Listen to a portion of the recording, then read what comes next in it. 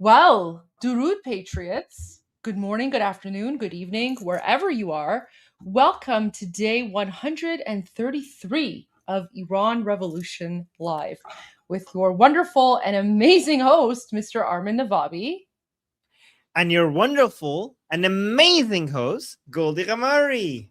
Thank you, Armin. 133 days. Wow. Wow. How are you doing? I'm doing good. President just very interested in seeing what President Trump said. He just came out again with some very new updates. So, Really? Goldie, what do you think is happening? Are we getting closer? I mean, as Iranians, we can't, we're all eager. Sometimes maybe a little bit too impatient to get back to military operations.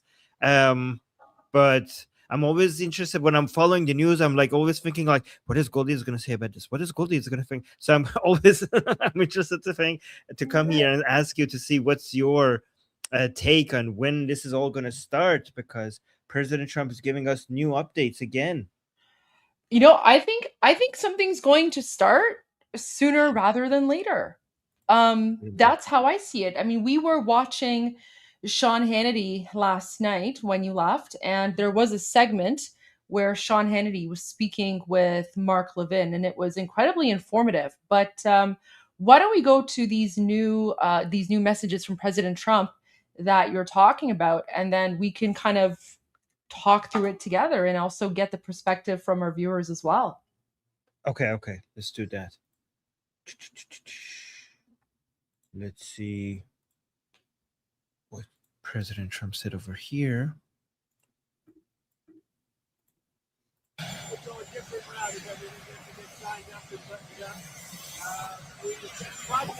So the audio is very bad, but I'm going to read the caption after. We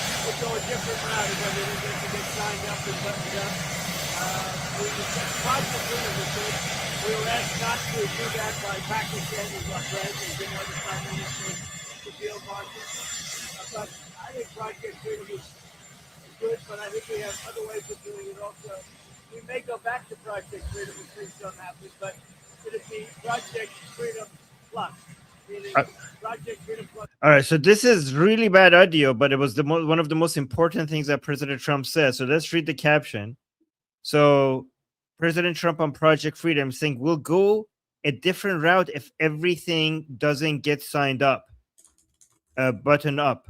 We may go back to Project Freedom if things don't happen, but it'll be Project Freedom Plus. So everybody is talking about this new plus part of Project Freedom. That's the new thing that everybody is referring to, meaning Project Freedom plus other things. Okay, so here's the thing. What are these other things? Can I just add something really quickly about the plus thing? Yes.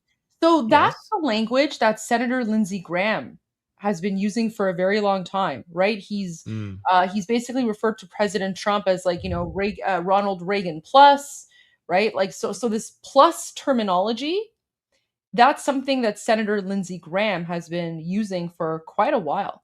He says President Trump is not an Obama president or Biden. He's like President Trump is Reagan plus.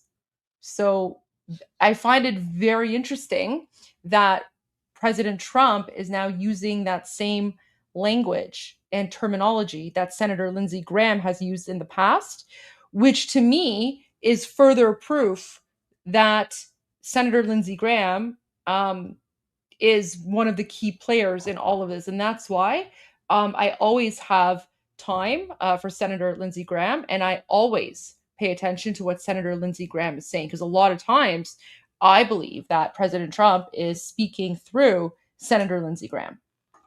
That's my thoughts on this.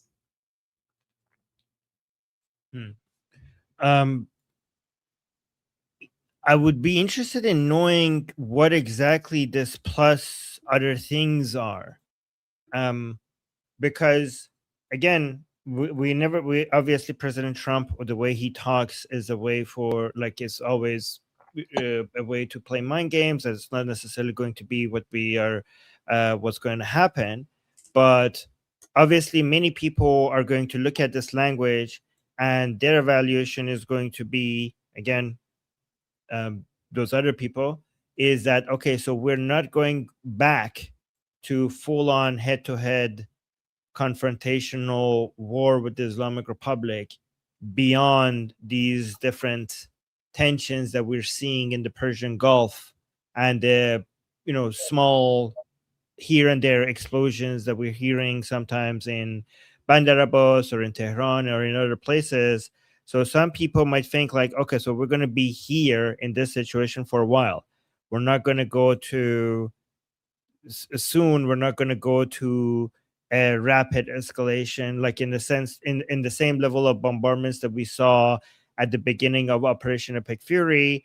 Some people's analysis is going to be this language is suggesting that again. That all I'm just saying is like before you take out your pitchforks, I'm just telling you guys what other people will take from this, which is also one reason why we're seeing a fall in Brent crude oil prices.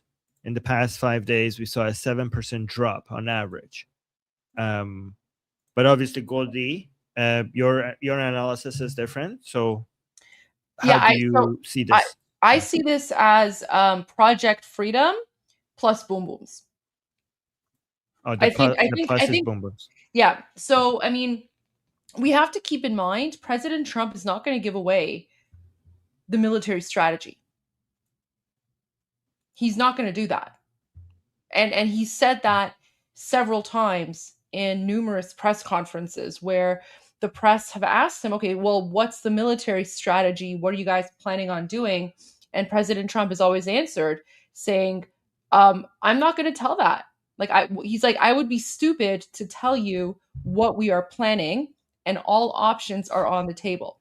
So for me, when President Trump is saying Project Freedom plus, to me that signifies that it's Project Freedom plus boom booms plus additional military operations. But obviously, he's not going to give that away, because why would he? Why would he want the Islamic regime to know what's going on?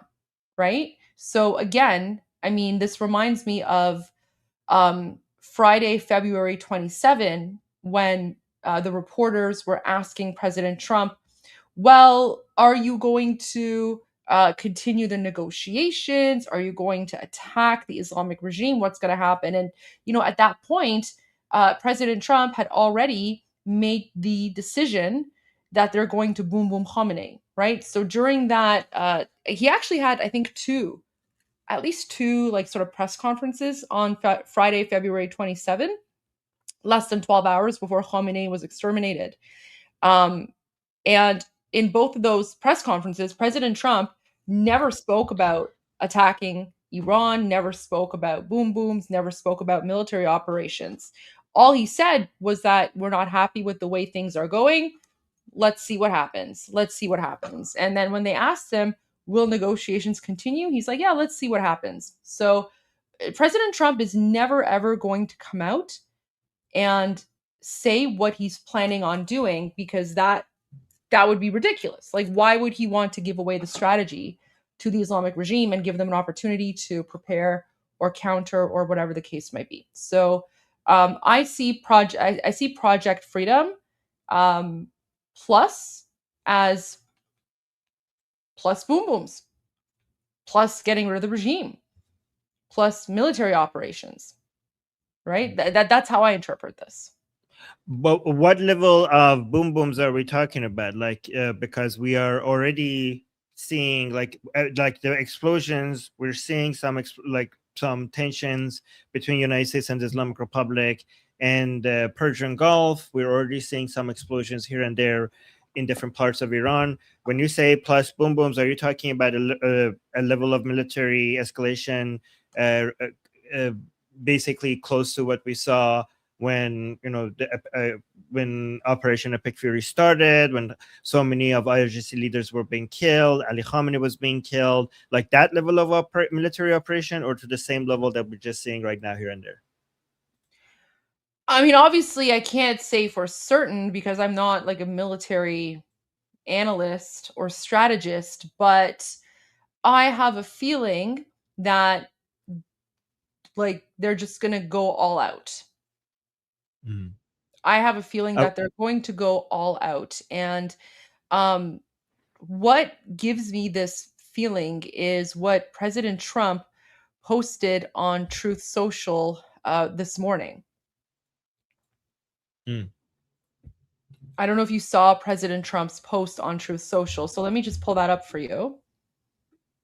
So this morning, he posted a link to an article, and he writes, very important. This is where our nation stands. President DJT.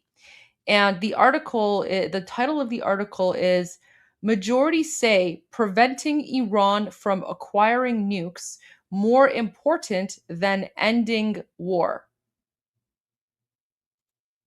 So to me, this indicates that President Trump is not interested in ending the conflict.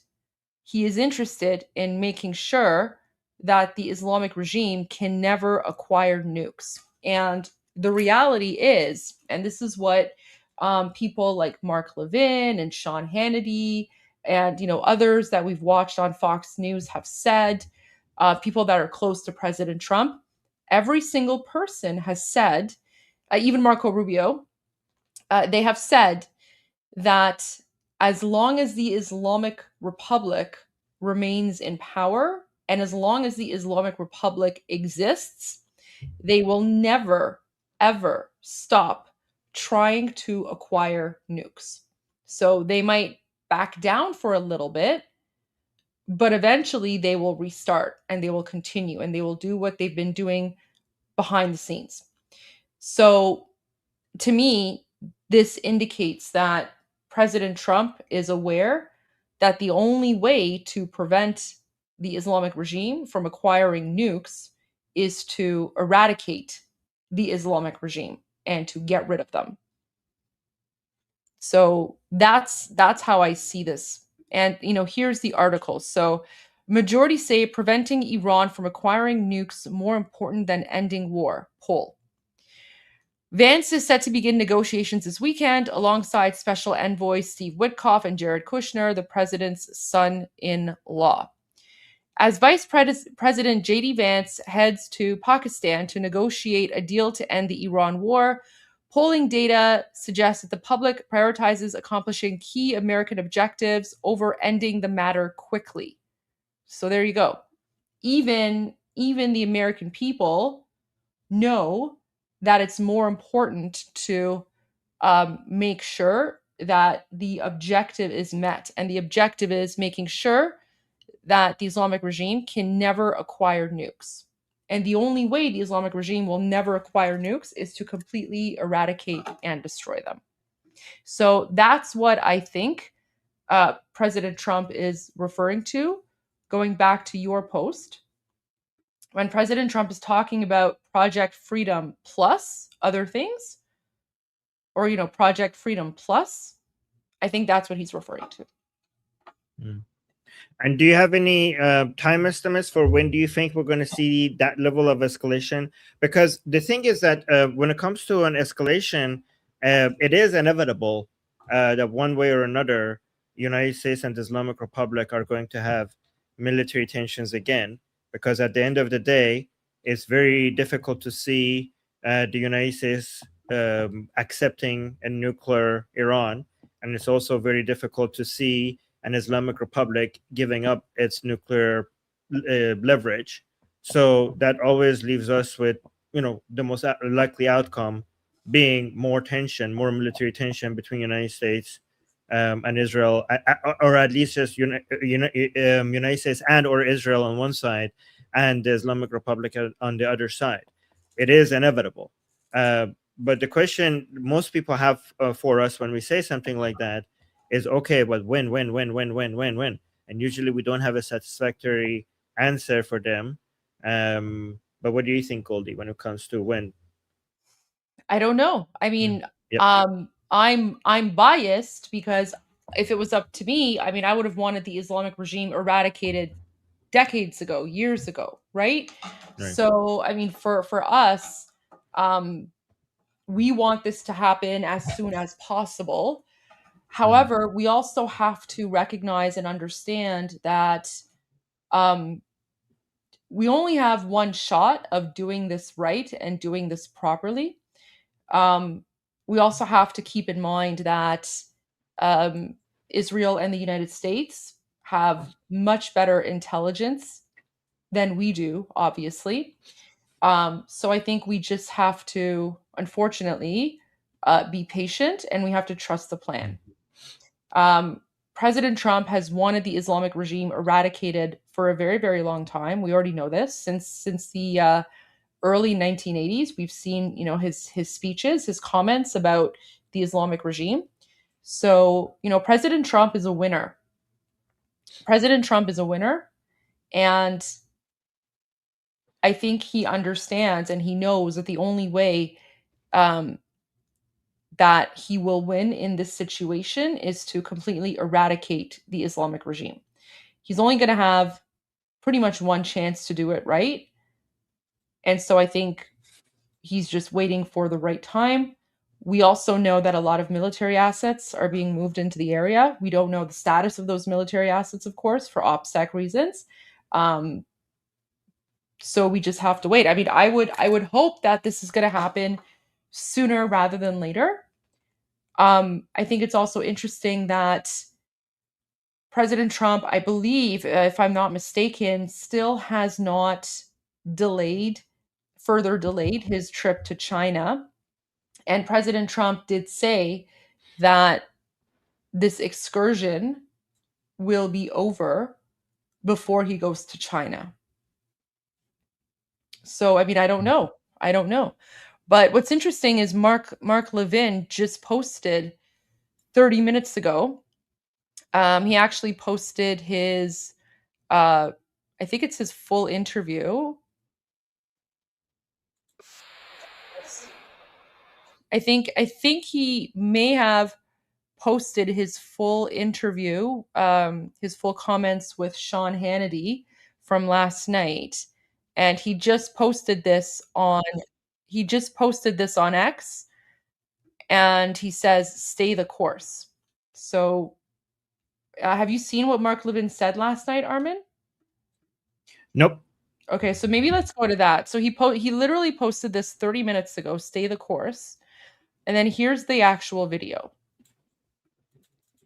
But this is a rigid regime. It's an ideological regime. It's not even like a communist regime or a fascistic regime. It is a barbaric Islamist regime, and they believe Allah, God, is telling them to do this. People need to understand this is not really a nation state regime. It is a revolutionary regime. And by revolutionary regime, I mean that their faith, as they practice it, tells them to conquer the world. So they're not going to give up nukes, even if they say they're going to give up nukes at some point. They're going to be right back at it. Is that not the history over the last 47 years? I think it is. So my view is, I agree with Secretary Rubio. I agree that we hit them when we have to hit them, but I don't think tit for tat's going to really handle it here. It's a good start. I do think we need to put the pedal to the metal, pick up where we left off militarily, keep choking them off economically. And for God's sakes, arm these people. We keep saying they're in a position to rise up. Well, they rose up. These people rose up like no people I've ever seen before, and they lost 50,000 of their fellow citizens, most of them young people. And as I speak to you tonight, they're being hanged one after another. They're being raped. They're being tortured. They're being butchered. What else do these people have to show where they make it clear they want liberation? All I know is this, and maybe I'm wrong, but I don't think so. When we armed the Afghan people, the Mujahideen in Afghanistan, it worked. When we armed the Angolan rebels, it worked. When we armed all kinds of freedom fighters in Central and South America during the Reagan administration, we pushed communism out of there, not everywhere, but in a lot of places. These people are ready to fight, but they can't fight with their bare hands when they're facing automatic weapons and tanks and so forth and so on. Can't we give them a chance? I read, and could be dead wrong, that Erdogan in Turkey has objected to the Kurds and so forth. All I know is this: there are other people who would rise up. There are other groups that can be armed. If there's not, we should have been working on them during the ceasefire. All I know is the CIA in the 1980s was up to the task in doing this, and we did it. Arm the people, give them a chance, keep the foot on their throat, and keep the military pressure on, and we'll get this over with, and we'll have a victory. That's my view. And guys, on Iran Revolution Live, you have been hearing about the solution needing to be arming the Iranian people for a very, very long time. And it's so great that now so many other people are talking about it.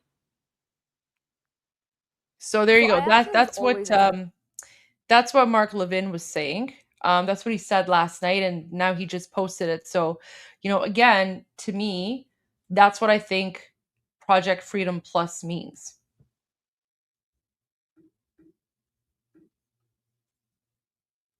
Right. And okay, hold on. There's another important update from President Trump that we need to listen to. This is very big.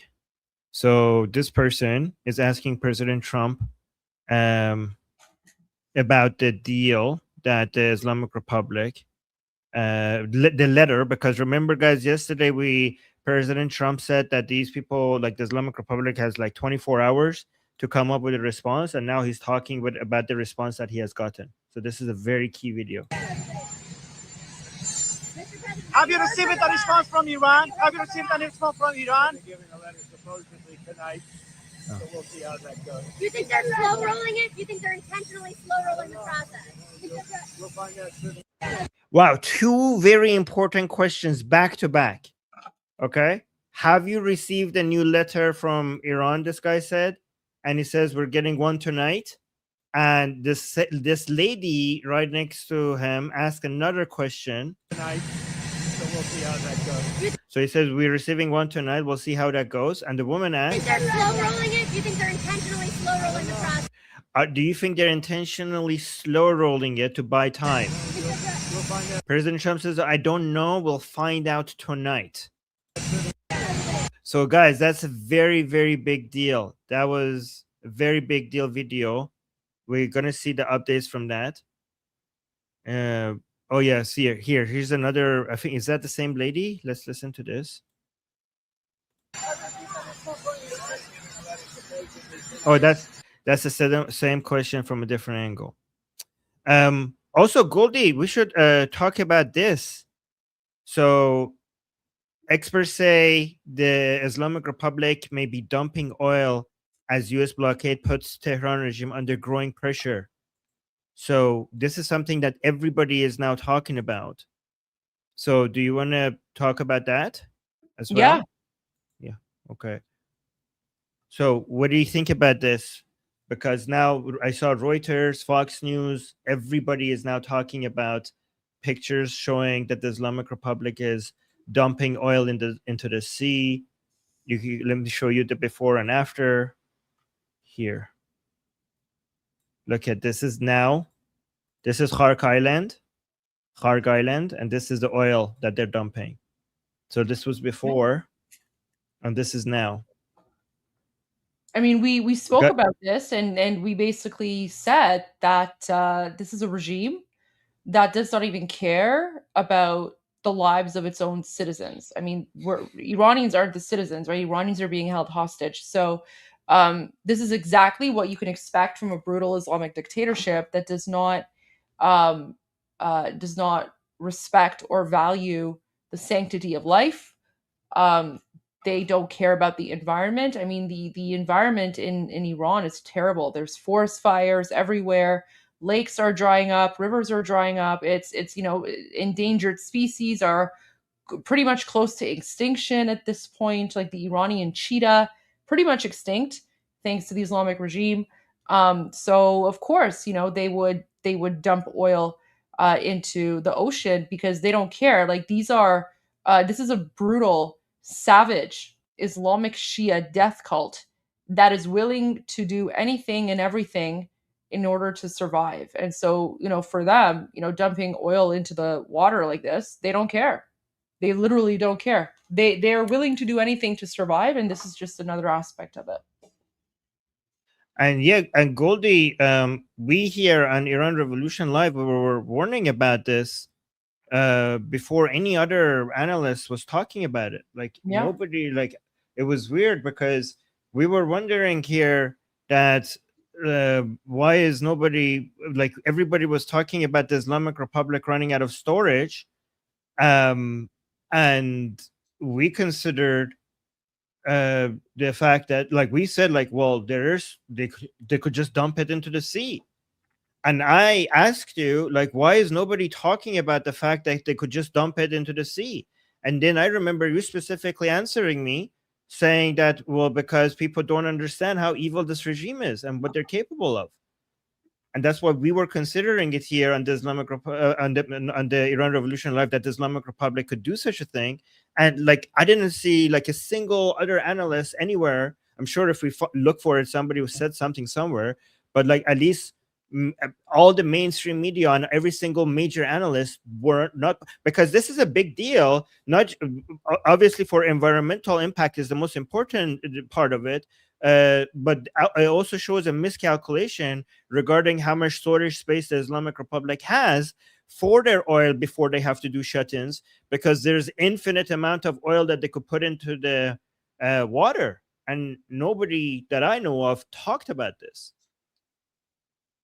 Yeah, I agree. And I mean, I remember the whole topic came up because it was one of our viewers who sent a super chat, who was concerned about the environmental impact. And it was one of our viewers, I think, who asked us, asked us if we think that the Islamic regime would dump oil into the Persian Sea if that meant its survival. And I said yes, and then you came back from the discussion group, and you basically said the exact same thing, without hearing my input first, because I mean, but Armin, that's important because sometimes people wonder, okay, well, how aligned, how aligned are people, or how much do people actually know, how much do they understand? And so, I think it's always very interesting, very fascinating for our viewers when, they ask me a question and I answer, and then they ask you a question and you give the same answer, right? Because I think it kind of gives people peace of mind. It's kind of like when that the other night when I was away, and then President Trump posted something, and then you gave your analysis. And I remember you reached out to me and you're like, Goldie, what do you think? And I told you what I thought on WhatsApp, and you're like, that's what I said. And I'm like, see, so we're on the same page here. So, and Yes, it's yes. not just you and me.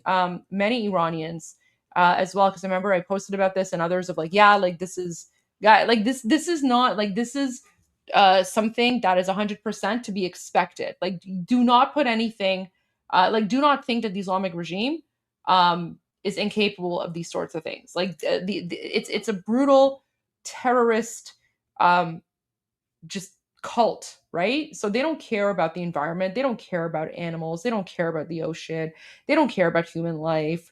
All they care about is their, Islamic Shia death cult and just conquering the world, right? They just want to go scorched earth. That's basically what they want to do, and that's what's happening here. Yeah. So, guys, this is why you need to take our warning seriously, because this was something that more people should have included as part of their analysis, and they didn't. And they didn't. And this is why you come here, because we were talking about we were talking about this for, like, we were talking about this first time on day 123. We basically brought this up to you.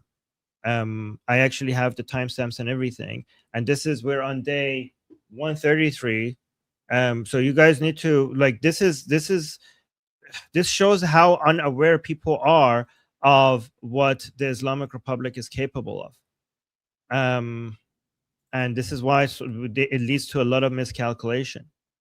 And this is why also, guys, when Goldie tells you that there is no way of negotiation with the Islamic Republic, it's not going to end in anything, that the only thing this Islamic Republic understands is force, is because Goldie understands the nature of this Islamic Republic, and that's why her voice out there warning people about this should be, you need to go amplify her voice even more than it is right now, because so many other people are are not paying attention to what how the Islamic Republic thinks and how they calculate and how they operate.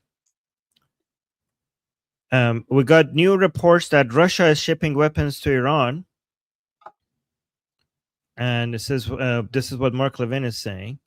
So Mark Levin seems to be really trusting this Jason guy. So I think that we should also follow like Jason as somebody to trust, because I think like if Mark Levin keeps quote tweeting this person, this man must be somebody important that we need to take into account. Okay, so Russia is shipping weapons to Iran. Imagine what they'll do if the regime survives after we leave. So, and China too. So let's look at this. Russia is shipping drone components to Iran via Caspian Sea, U.S. officials say. Okay, by the way, so many people were asking why wouldn't they just ship the oil from the Caspian Sea out to wherever they need to, like to China or Russia, to China or whatever. The problem is that the bottleneck would be the land. Most of the sources of oil of the Islamic Republic comes from the Persian Gulf. Getting the oil from the Persian Gulf all the way to north of Iran to the Caspian Sea will be very, very expensive, and it will be a huge bottleneck, and you don't have the capacity for how many millions of barrels of oil that you could transfer will be severely limited, right, to basically move it that high up.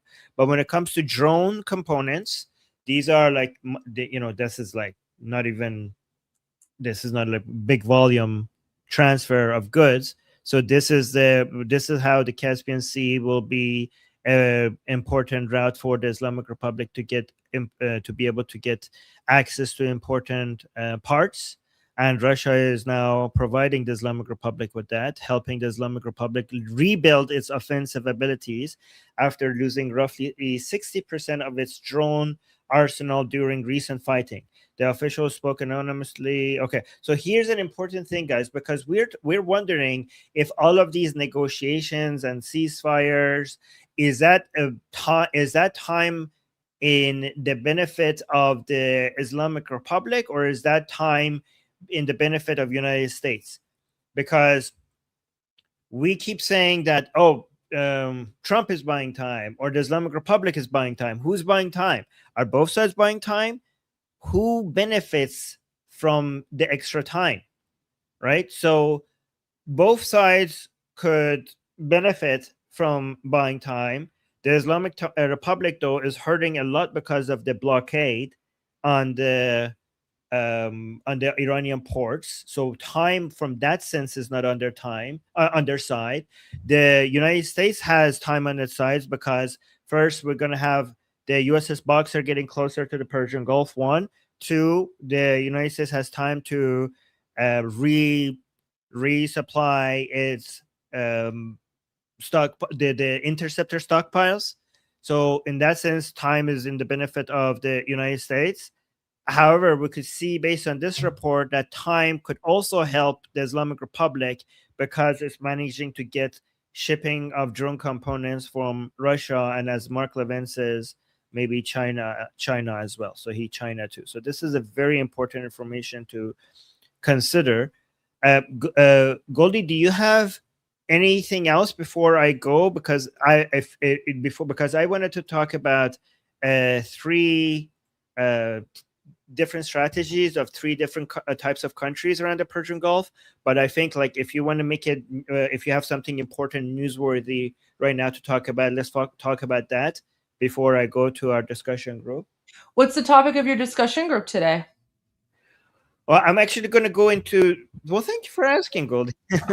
I'm always interested in knowing. Okay. I'm actually going to go into more detail about this. I'm going to put the countries in the. That's how the starting topic is, and then the rest is going to be based on the questions people ask. It will go into different directions. But I want to put the countries around the Persian Gulf into 3 different categories based on how they're responding to the hostilities of the Islamic Republic. So we're going to have one category of countries like Qatar and Oman, and then another group of countries like the UAE and Bahrain, and then the third category of countries like Saudi Arabia and Iraq. So Saudi Arabia and Iraq, yes. So three different categories and three different, because a lot of people, when we're talking about the countries around the Persian Gulf, the Arab countries around the Persian Gulf, they treat it as a monolith, as if they're all basically have the same concerns and responding in the same way. So it's good to create three different, and some people who don't, they put in two different categories, with Qatar and Oman in one category and UAE and Saudi Arabia in the same category, in the same camp. But I'm actually going to separate Saudi Arabia and the UAE in two different camps and provide three different categories and see if the people in the group agree with me on that. Okay. Sounds Yeah. very interesting. Yeah. I mean, in terms of breaking news, well, I was going to play, like, when you're gone, when you go for the discussion group, I was going to play Marco Rubio's full remarks from yesterday, because he met with Pope Leo, and then he had like there's a 23-minute video called Full Remarks. Marco Rubio speaks after meeting Pope Leo amid Trump clash over Iran war. So I was going to play that. And then the other thing that I was going to play, that we haven't really had an opportunity to play yet, but it's been on my radar, is the crown princess of Iran, Noor Pahlavi. She was at the Richard Nixon Foundation a few weeks ago. We never got around to actually playing that video, so I wanted to share that as well, with our audience. Okay. I forgot we have also super chats. Is it okay if I quickly go Oh through our yeah, super chats absolutely. before? Okay. Yeah. Okay. So Amir, thank you so much. 5 memberships to Liberty Politics. Thank you so much for that. And then we have KP saying, "Good afternoon, kids." Armin, find Max Afterburner for your daily guy stuff. Goldie, when you have time, check out how Iran's apocalyptic quest for nuclear weapons brought its own destruction. TBN Israel. It's intense. Thank you for the suggestions and for the support of the channel.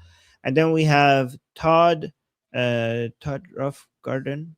Oh yes, it's saying, I am from the US. President Trump doesn't want to break the ceasefire. He wants Iran to break it because he is getting so much pressure from Congress. He's actually not getting as much pressure from Congress. Congress has tried to stop him, and he wasn't able to. He might get more pressure from Congress through the power of the purse after the midterms.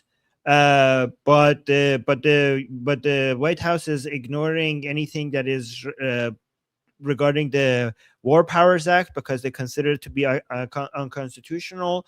But I don't know. We'll see how much Congress could pressure President Trump through controlling the spending. I don't know if they will be able to, but we'll see. But right now, they are not able to put that much pressure on him. After the midterms, we'll see. And then we have another super chat saying, is Cardboard Leader really cut out for the job? I'm afraid he'll fold under pressure as he's too one-dimensional. Okay, 99 NOFX. That was pretty good. I like it. Good joke. Thank you. And thank you for your support. Emil is saying, why is the international community radio silent on this environmental disaster? I don't know. They were silent about it before, but Goldie and I were mentioning that people should pay attention to it before it even happened. And now that it happened, you're right. Actually, we're not seeing as much of a backlash as we should be. That's a good point. 99 NOFX is also saying he's the perfect politician. Mushtaba meaning he's the perfect politician, stands exactly where you put him, never says the wrong thing, and you can recycle him if the economy tanks. Okay, that's another good one. Thank you. And then last super chat again from 99 NOFX saying Iran just unveiled Supreme Leader 2.0 now with 100% less depth, 25% more transparent. Okay, thank you so much for the jokes and the support for the channel. Okay, guys, I am going to put a QR code on screen. And guys, today's discussion group is open to all. And one day, one of these days, Goldie will honor us again with coming to our discussion group one day. Okay. Oh, you're muted. Muted. Yeah, 100%. I will do that for sure. I would love to join. But I just wanted to say, Armin, I really appreciate everything you're doing, and yeah, I will have to come join because I'm not going to be around tomorrow actually until very very late. So we're gonna have to figure out the schedule for tomorrow at some point when today's show is done. And to all our viewers, just giving you a heads up because tomorrow is Mother's Day, so I do have some plans scheduled for tomorrow. So I will still try to make it. It might be like super super late though. But Armin, you and I will figure something out for Okay. tomorrow. By the way, Goldie, when it comes to whatever plans you have for changing schedules and everything, I'm completely flexible. Thank I'm you. gonna always try to make it work with whatever you need. Okay, so appreciate that. Thank you so much. No worries, no worries. And also, guys, as somebody who doesn't have a mother anymore, I could promise you that when you lose your mother, you're going to regret not reaching out to her as much as you could have. Okay, so just wanted to let you know that. Just take it from somebody who has lost his mother, that no matter how much you talk to her, and no matter how many times you call her, and no matter how much you spend time with her, when you lose her, you're going to think to yourself, I should have called her more. I should have told her I love you more. I should have spent more time with her, and I didn't. Okay, so just letting you know. Okay, guys, Armin, again, your mom's. I know you're an atheist, but I'm not, and so your mom's spirit is always with you. So I just want you to know that. But what you should do tomorrow is you should, because your wife is a mother to your puppies, so you need to get your wife a Mother's Day gift on behalf of your puppies. So you should treat your wife because she's a mummy. She's okay, a yes. You know what? She'll love that if you like get her some gifts on behalf of your dogs and get her some like cards, Mother's Day cards on behalf of your dogs. She's gonna love that.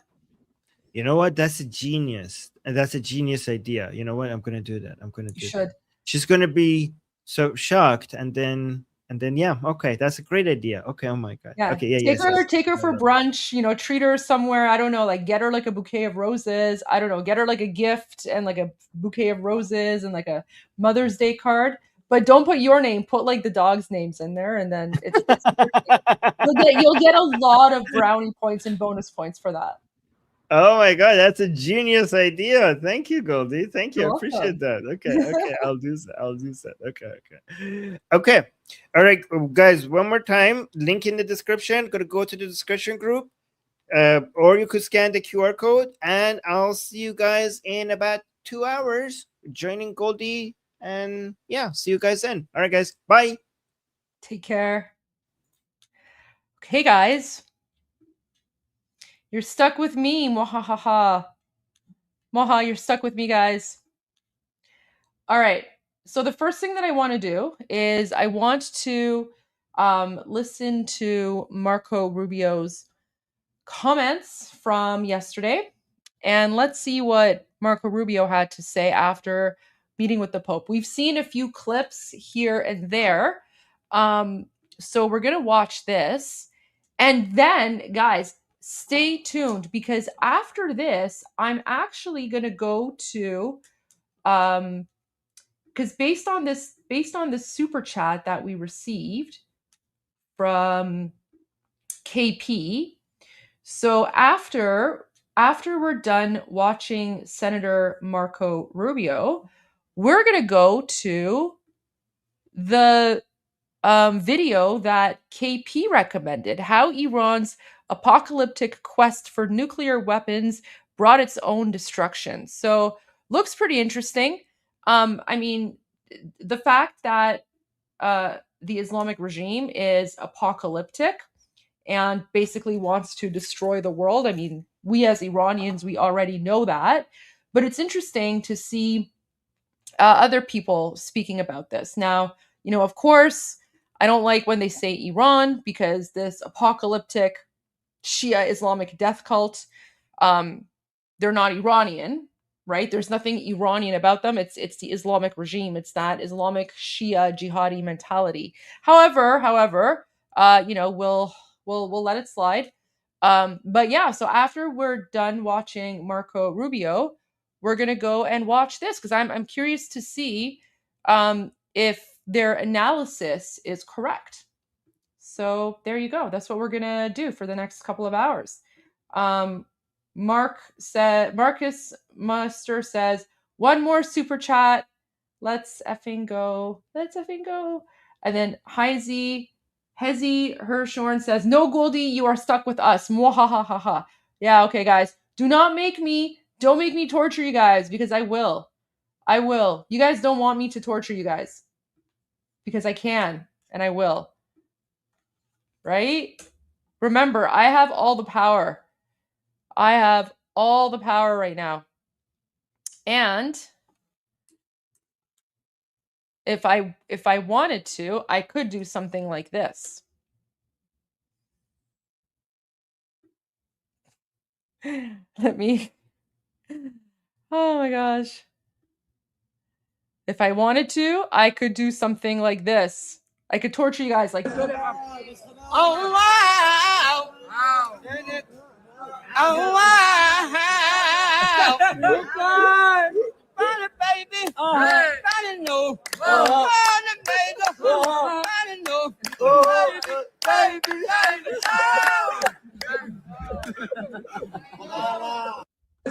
Yeah, I could just play the high Houthi guy for you guys. Yeah. See, now you guys actually wish I rickrolled you. Now you guys wish that I rickrolled you guys. You guys wish that I rickrolled you, because that even rickrolling is way better than this crazy dude. So, but okay, let's go to Senator Rubio, and let's go to Senator Rubio. All right, I think everyone's had time to scan the widget, so I'm going to change the layout here, and let's go. This morning, Mark. Okay, let's just go to questions. You ready? Hi, let's go. Mr. Secretary. Go ahead. Hi, yeah, thanks for doing this. I wanted to ask you first about your meetings yesterday with the Pope Leo. President Trump has had very harsh language and words for the Pope against the backdrop of the war in Iran.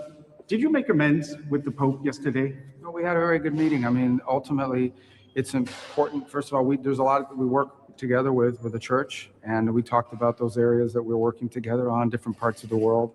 I know everyone's interested in, the other aspects of it, but I expressed, updated them on the situation with Iran, expressed our point of view about why this was an important, and the danger that Iran poses to the world, which is largely recognized. So obviously the Holy Father is a spiritual leader. He's the first and foremost. I mean, that's his role to play. And obviously the church has always interacted on behalf of a mission for peace and a respect for all of humanity. But at the end, it was a very cordial and important meeting, and it's important to share our points of view and an explanation and an understanding of where we're coming from. And I thought it was very positive. Secretary Rubio, you also mentioned talking about the Western Hemisphere with the Pope. And of course, the Catholic Church is instrumental in delivering humanitarian aid to Cuba. I wondered if you discussed that and whether there was any disagreement on U.S. policy towards Cuba. Oh, we discussed, I mean, we've provided $6 million of humanitarian aid, U.S. humanitarian aid that was distributed by Caritas, the Catholic Church agency. We're prepared to do more. In fact, we've offered the regime there $100 million of humanitarian aid that unfortunately so far they have not agreed to distribute to help the people of Cuba. So we did the hurricane relief, but we're offering more. And it's the regime that's not accepting it. It's the regime that's standing in the way of it. So we discussed that, and we hope we can do it because we do want to help the people of Cuba who are being, hurt by this incompetent regime that's destroyed the country and the economy. Secretary, can I ask about the meeting with the Pope? I mean, after this meeting with the Pope, which you described as cordial and productive, are you going to recommend to the president that he stops criticizing the Pope in social media? Why would I tell you what I'm going to recommend to the president? But beyond that, the president will always speak clearly about how he feels about the U.S. and U.S. policy. The president of the United States is always going to act in what's in the best interest of the United States.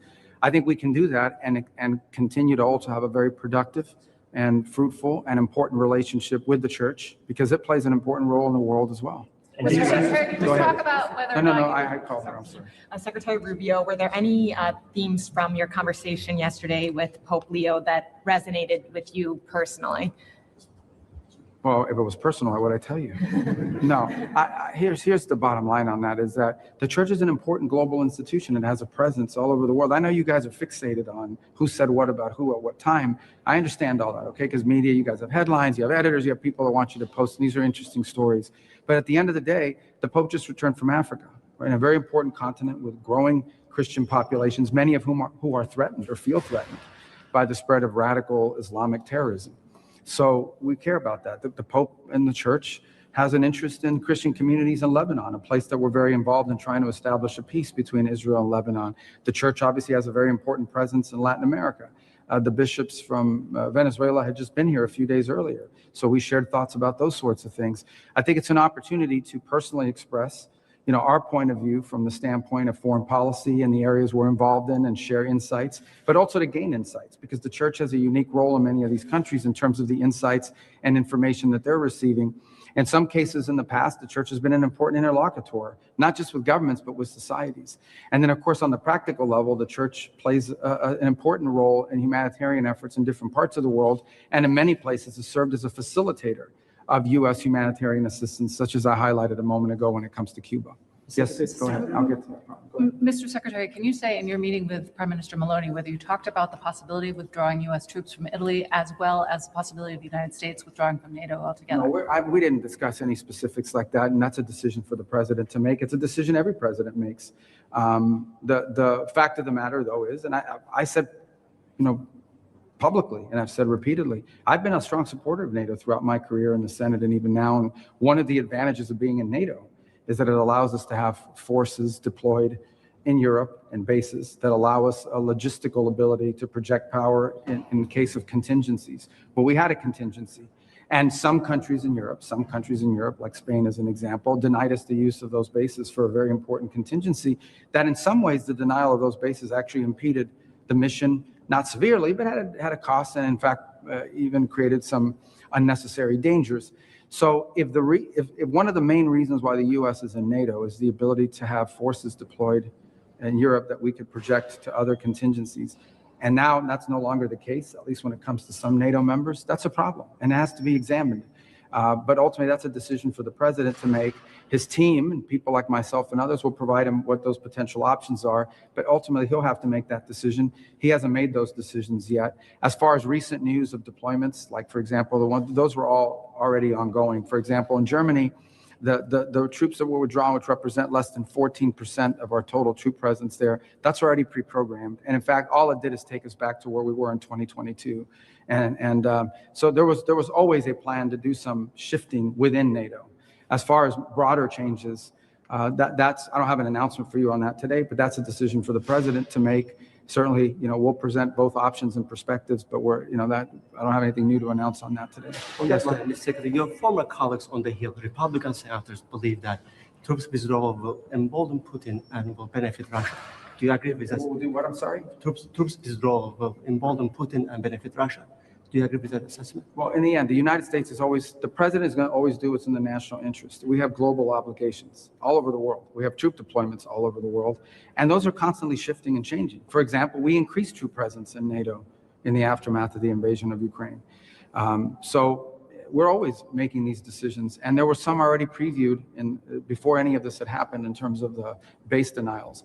But in the end, look, here the bottom line is we always, while we may be the most powerful country in the world and we may have the most resources, our resources are not unlimited. We have to always assign resources around the world, including military resources, on the basis of what serves the national interest. That's a decision the president has to make, especially within the context of recent developments by some countries within NATO and the stance they've taken towards the United States. But, no decision's been made on that yet. That's something the president's still working through. Have you managed to bridge differences on Iran, both with Rome and with mathematics? Yeah, I mean, I think everybody agrees that Iran having a nuclear weapon is unacceptable. I mean, I don't know of anyone who thinks it's a good idea for Iran to have a nuclear weapon except the Ayatollah. So I think the question is, what do you do about it? And the president's actually trying to do something about it. And so, I mean, I don't know what I don't think there's any disagreement that they can't have a nuclear weapon. I think the question is, what do you do about it? And, you know, we've had every American president says, oh, they can't have a nuclear weapon. This is the first American president that's actually trying to do something concrete about it. I don't know who would disagree with that. I mean, it's an important thing that has to be confronted. Can we talk to officials? An update on the status of negotiations with Iran? Well, we should know something today. I mean, we're expecting a response from them. We'll see what the response entails. The hope is it's something that it can put us into a serious process of negotiation. Obviously, we've seen the reporting overnight that Iran has established or trying to establish some agency that's going to control traffic in the Straits. That would be very problematic. That would actually be unacceptable. The normalizing of their controlling of international waterway is both illegal and it's just something that's unacceptable. And the world has to start asking itself, what is it willing to do if Iran tries to normalize a control of an international waterway? I think that's unacceptable. So, but we're expecting a response from them today at some point. We have not received that yet, as you know, in the last hour, but perhaps that will come. Their system is still highly fractured and a bit dysfunctional as well. So that may be serving as an impediment. I hope it's a serious offer. I really do.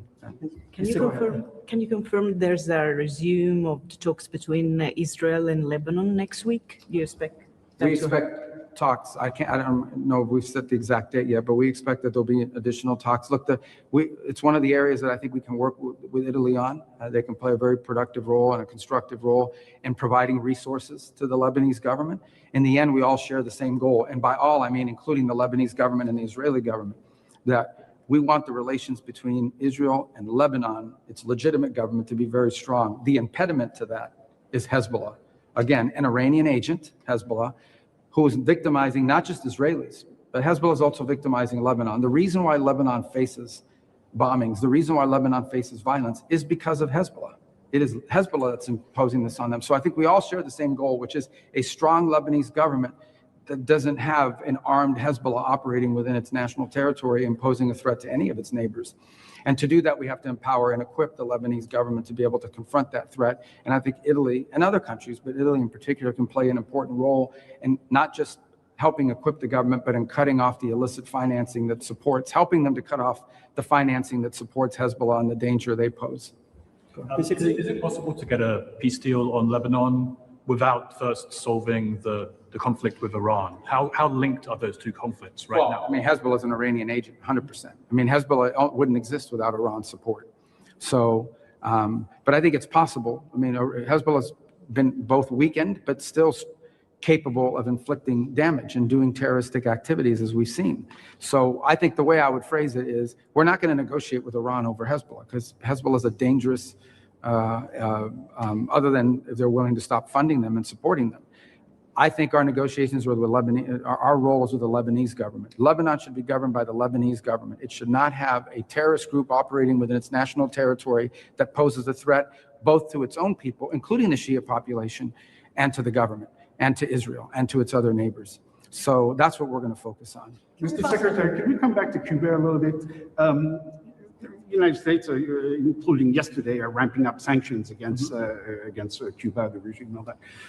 With the exchange with the Pope, did you feel any convergence of views on that and on the U.S. policy? Let me clarify something for you. Our sanctions are against a company named Gaesa. Yeah. Okay. This is a holding company set up by generals in Cuba that has generated billions of dollars of revenue, none of which benefits the Cuban people. Not 1 cent of it benefits the Cuban people. You understand this, right? I don't know if you know this.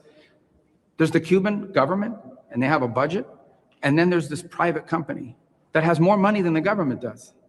None of the money in that company goes to build a single road, a single bridge, provide a single grain of rice to a single Cuban, other than the people that are part of Gaesa.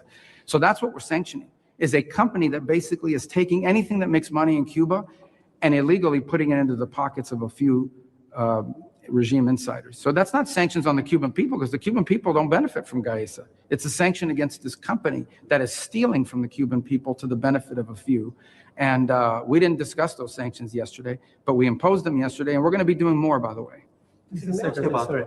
Many people thought that your was a mission impossible after the Trump's attacks, heavy attacks. Which mission? I'm sorry. The visit. Mission impossible? The mission, yes. Right. Well, what's your judgment at the end of the visit? Mission accomplished? We work with the Vatican on a lot of things. Our relationship between, for example, our mission here in the Vatican, like I told you, I mean, we're working together on humanitarian issues. We're focused on other issues as well. The president's perspective is clear. He thinks that Iran is a threat and it needs to be addressed. And that position remains unchanged. And I think we're capable of having that position and expressing that position clearly, and also working cooperatively, and as we have for centuries, as we have for decades, with the Vatican and with the Catholic Church, who has a global presence. Did you explicitly ask the Pope to stop his criticism of the Iran war? I'm not going to discuss what I talk about the Pope, but I'm not going to ask him. That's not the purpose of I told you guys before I even came here. And that is that we have a very strong relationship with the Vatican. We work with them on a lot of things around the world. This was a trip that had been planned even before all of these things had happened. So why just as an example, why would I not want to hear the perspectives of the most important, many cases, far-reaching, religious leader in the world, on his perspectives about what he saw on his trip to Africa, or what his bishops and others and agencies are hearing in the Western Hemisphere, or the plight of Christians in Africa, but also those in Lebanon, a place that, so of course we're going to engage with them on these things. That was the purpose of our meeting, and in that realm it was very, very productive, and it was a good meeting because we were able to talk about these different areas of the world where they have a presence, where they are engaged, and we are as well, and of course find opportunities to either continue cooperating where that already exists, like in Cuba, or expand our cooperation in other places where it makes sense. Is it fair to expect a phone call between the president and the Pope anytime soon? I don't know, maybe. I don't know. I mean, it could happen. Mr. May I ask you about Iran, if possible? You declared that Operation Epic Fury was over. Now, given all these military actions that we're seeing on the ground, what does over mean militarily? No. Operation Epic Fury was an offensive operation designed to destroy their missile launches, their Navy, their Air Force, and it achieved that, and their factories, and it achieved that. What you saw yesterday was U.S. destroyers moving through international waters being fired upon by the Iranians, and the U.S. responded defensively to protect itself. That's what you saw. I mean, that's separate and distinct from Operation Epic Fury. If you fire a drone or a missile at our destroyer, what are we supposed to do? Let it hit it? We have to respond to it. We have to knock down the missile, and we have to knock out whatever it is that launched that missile.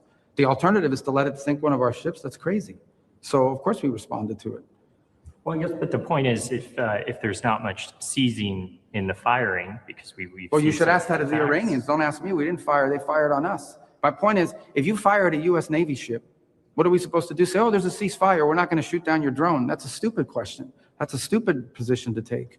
Of course we fired back at them. They were shooting at us. That's what I would expect to do. Only stupid countries don't shoot back when you're shot at, and we're not a stupid country. Do you expect that or have you conveyed any red lines to Iran where, if the ceasefire or whatever you call it, if they cross the red line is clear. If they threaten Americans, they're going to get blown up. I mean, that's how much clearer can you be than that? If you are a missile launching guy, whatever they call that job, and you're sitting there and you fire a missile at the United States and we saw you fire it, we're going to hit you. Of course we are. Who doesn't do that? Unless you want to get your ship sunk. I mean, we're not going to let our ships get sunk by the Iranians with their little, their drones that they're firing. They don't have a Navy anymore, but they bring out these little Boston whaler fishing boats and they try to swarm you. We're going to blow those boats up if they're coming towards our boats. I don't know if that's a red line, but I hope they know it is by now. So if I were one of these Iranians on a fast boat and they tell you, hey, your mission is to go after a U.S. destroyer, you're probably not going to survive. I think that's a red line. Can I ask about the European reaction? Does anybody have any questions? This guy's like a monopoly over here. Yes. The president has expressed disappointment in support or lack thereof in Europe. Was there any discussion today in your meeting with Prime Minister Maloney or Foreign Minister Tahani about them providing escorts in the Strait of Hormuz? No, we didn't get to that level of specificity about what they. Here's the bottom line. Okay, everybody says Iran is a threat. Everybody says that Iran can't have a nuclear weapon. Okay. But you got to do something about it. The president's trying to do something about it. And I don't understand why anybody would not be supportive of that. And he doesn't understand, and rightfully so, somebody would be supportive of that. But here's a more fundamental problem. Iran now claims that they have a right to control an international waterway. They claim that they have a right to control it. What is the world going to do about that? Is the world going to accept that Iran now controls an international waterway? Because if the world is prepared to accept that, then be ready. Because there's like 10 other countries that are going to start doing the same thing in their international waterways, or in international waterways near their countries. That's an unacceptable thing that they're trying to normalize. So if the answer is no, we don't think Iran should be able to control the Straits of Hormuz, then the next question is going to be for everyone, well, what are you going to do about it? What is the world prepared to do about it? And we're trying to do something about it diplomatically. We have a resolution at the United Nations that we're trying to move forward, in which the world and the UN will have an opportunity through the Security Council to vote and say, we are not going to allow them to mine the straits. We're not going to allow them to try to control the straits. And by the way, you have a bunch of humanitarian aid that's trapped inside the Persian Gulf and needs to be released and has not been able to move. We're going to give the world a chance to pronounce itself on it. And if Russia or China or some other country decide to veto it, then you know what the impediment is. But the fundamental question every country, not Italy, every country needs to ask themselves is, are you going to normalize a country claiming to control an international waterway? Because if you normalize that, you've set a precedent that's going to get repeated in a dozen other places. And if the answer is no, we don't want to normalize it, then you better have something more than just strongly worded statements to back it up. And that's the point I've made in all of my visits, not just here. I didn't come to Italy just to make that point. I would say that to any country that complains about the straits, because that's what we potentially are facing unless we get a good deal from the Iranians, and we're waiting to hear that today. Mr. Secretary, can I move to Taiwan, actually? I'm sorry to geographically go around the world. Okay. Parliament just approved a pretty big, massive defense bill today or last night. There was a little bit less than what the president of Taiwan was asking for, but nonetheless, it's a big bill, including money to buy U.S. arms. What is your reaction to that, if any, and specifically in the context of the trip you will be doing with the president next week in China? Well, all I would say in context of the trip next week in Taiwan in specific is the United States, our policy remains unchanged. You know, we don't want to see any forced or compelled change in the situation now. I think it would be destabilizing to the world. It's our position on that has been, you know, we've heard obviously the Chinese position, but we've made our position on that clear as well. And I imagine that will be discussed in the trip, but I don't think it'll be a feature of our trip, but it'll certainly be an item that's discussed. We think it's to the benefit of China, the United States, and the world writ large that there be stability in the straits there. And that continues to be our position. That's the one we'll continue to stand by and advocate for. All right, I have time for one more. We got to leave. About Ukraine before you go. Yeah. You spoke with Lavrov recently, and they targeted kindergarten in Ukraine even after they advocated for ceasefire. Where does the negotiations stand? Well, right now the negotiations aren't. We've tried to play a mediator role in that. So far, it has not led to a fruitful outcome for a variety of reasons. We remain prepared to play that role if it can be productive. We don't want to waste our time and invest time and energy into an effort that's not moving forward. But if we see an opportunity to act as a mediator that brings both sides closer to a peace deal, we'd like to see it. Our position at the end of the day is that this war is a tragedy. Both sides are paying a very heavy price for it, both economic and obviously at a human level. It's destructive. We're against it. And anytime you tell me about strikes and people, or every time I hear about these things, it just reminds us of why this war needs to end. And while we're prepared to play whatever role we can to bring it to a peaceful diplomatic resolution, unfortunately, right now those efforts have stagnated, but we always stand ready if those circumstances change. Okay, guys. Yeah, and then I got to go, and I apologize. One on Africa. I mean, the president committed last year to personally intervening to help try to end the war in Sudan. Mm-hmm. The Pope, in one of his addresses, called this one of the world's greatest tragedies. Did this come up at all in your discussions? And do you see any movement? Well, we discussed Africa broadly, and of course, Sudan being an incredible tragedy. We've been heavily engaged through that Quad process. Obviously, Sudan has become in some ways sort of a proxy engagement between multiple countries who are behind some of the elements that are fighting. There are other countries that are not directly involved but have allowed their national territories to be used as a way to ship weaponry. We recently had a pretty positive announcement for the first time on a statement of principles, but we have to give it some action. What we've really been focused on in Sudan is sort of establishing a humanitarian ceasefire that allows us to provide aid to people that are suffering tremendously there, but not doing so at the expense of a broader deal. So we do want the humanitarian ceasefire where we can identify a number of communities that are safe havens for the distribution of humanitarian aid for what is one of the world's worst humanitarian crises ever. But you can't do that unless you have the security to be able to provide the aid. But we don't want that to be the final outcome. In addition to the humanitarian corridors and the humanitarian sites, we need to bring this conflict to an end. And the way to bring this conflict to an end is for the countries and the parties who are supporting the fighting elements to force these elements toward a peace deal that ends this conflict. And as I said, we've been very involved in that Quad process, invested a lot of time in it, continue to be engaged on a daily basis, and in fact have people in our bureau in Africa, as well as our special envoy, Saad Boulos, involved almost daily on this topic. So, okay, guys, I got to run. I apologize. Were you surprised by your Italian origins? Mr. Secretary, were you surprised by your Italian origins?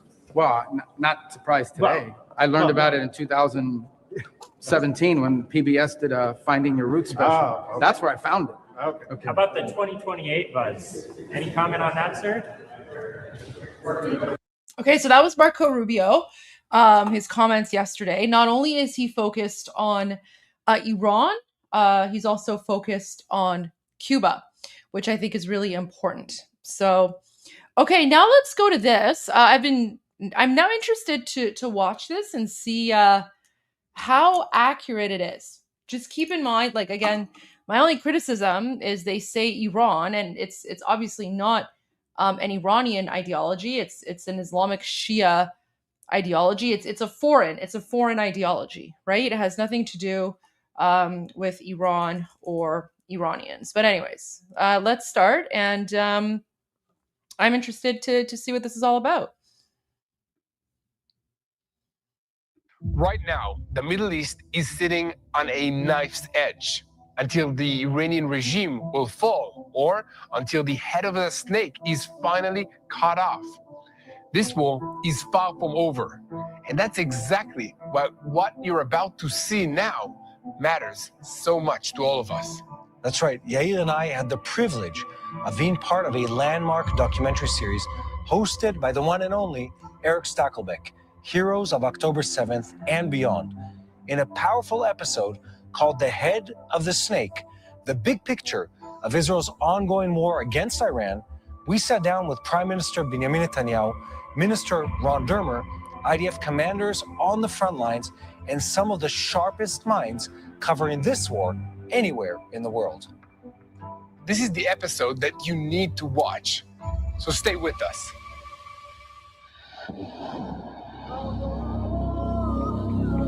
The regime began to give the Mein Kampf in the mosques and in schools. Iran is no ordinary enemy. It's the head of the snake. Our assessment was that it would take them less than a year to create not only a nuclear device, but possibly 1 or 2 nuclear bombs. They're looking to do massive damage to the global economy. Remind you some words from the Nazi final solution. Israel is defending Western civilization.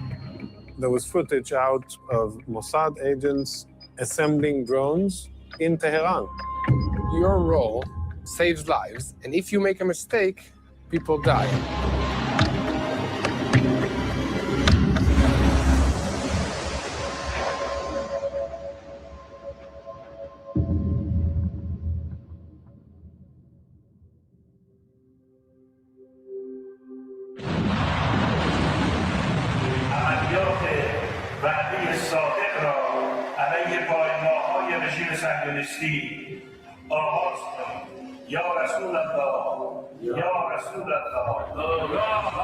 On April 13th, 2024, for the first time ever, Iran struck Israel directly.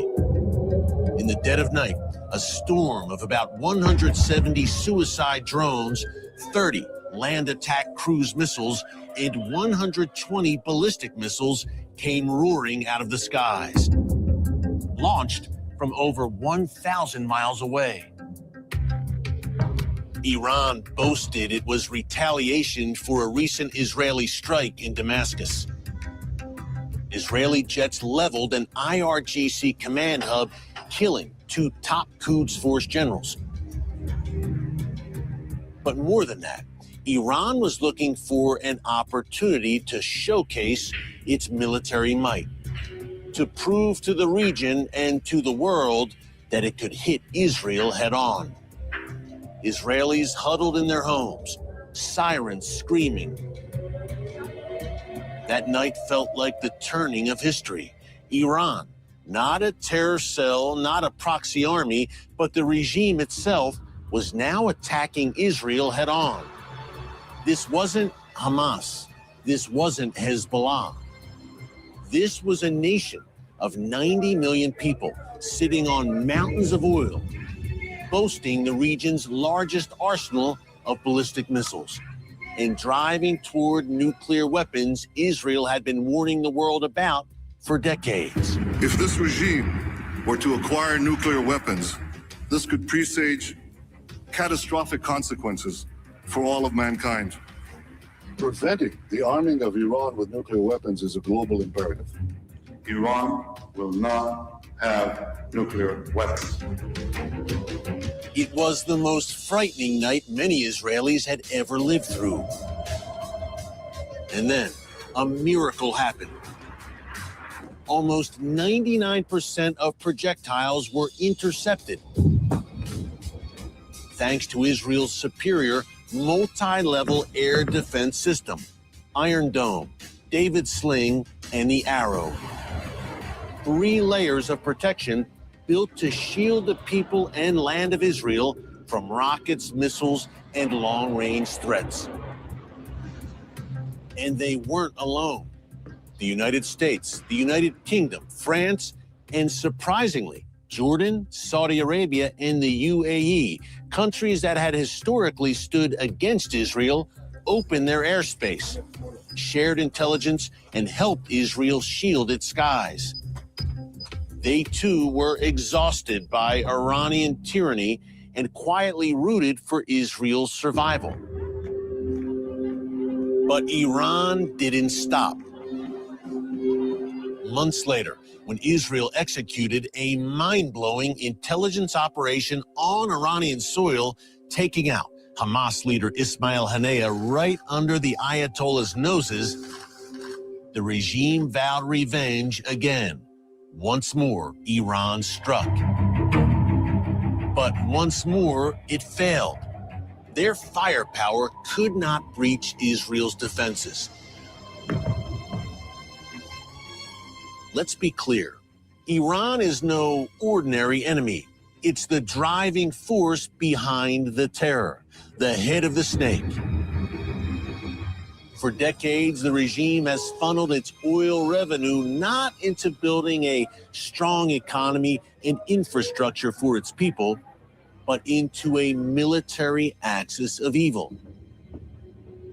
Weapons factories, missile sites churning out self-destructing drones, cruise missiles, solid and liquid fuel ballistic weapons capable of striking capitals hundreds of miles away with nuclear warheads if unleashed.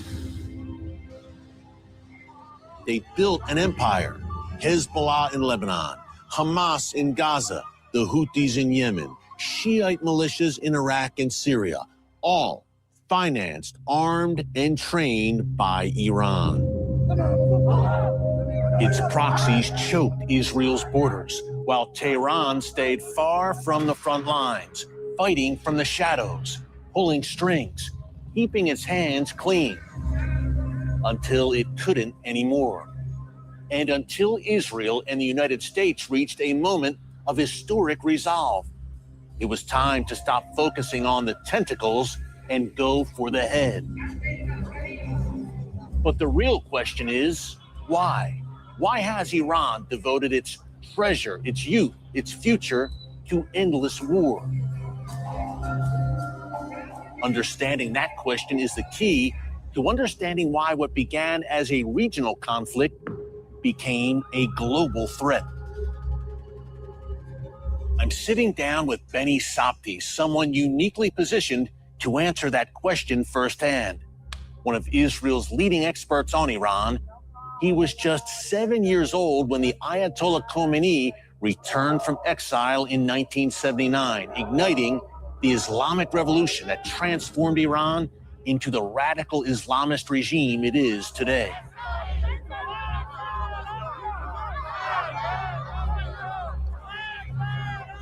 Benny, you were born in Tehran. You lived through the Iranian Revolution. But how was it growing up in Iran before the Ayatollah, and then talk about the changes after he came to power? Actually, he wrote a book, The Rule of Islam, and most of the book is based on Mein Kampf, on the book of Hitler. Just before the revolution, there were 120,000 Jews in Iran. That's true. They had good life, they had jobs. An ancient community, by the way, from biblical times. Yes. Esther, Mordecai. Yes, 2,500, 600 years of ups and downs and pogroms and other things, but it was a secular and free country, and Jews had prosperity, and also Christians and many other minorities there. So actually, guys, if there's ever a movie that you want to watch, this one, like a lot of Hollywood movies about Iran, I don't recommend because they're like, super inaccurate or whatever.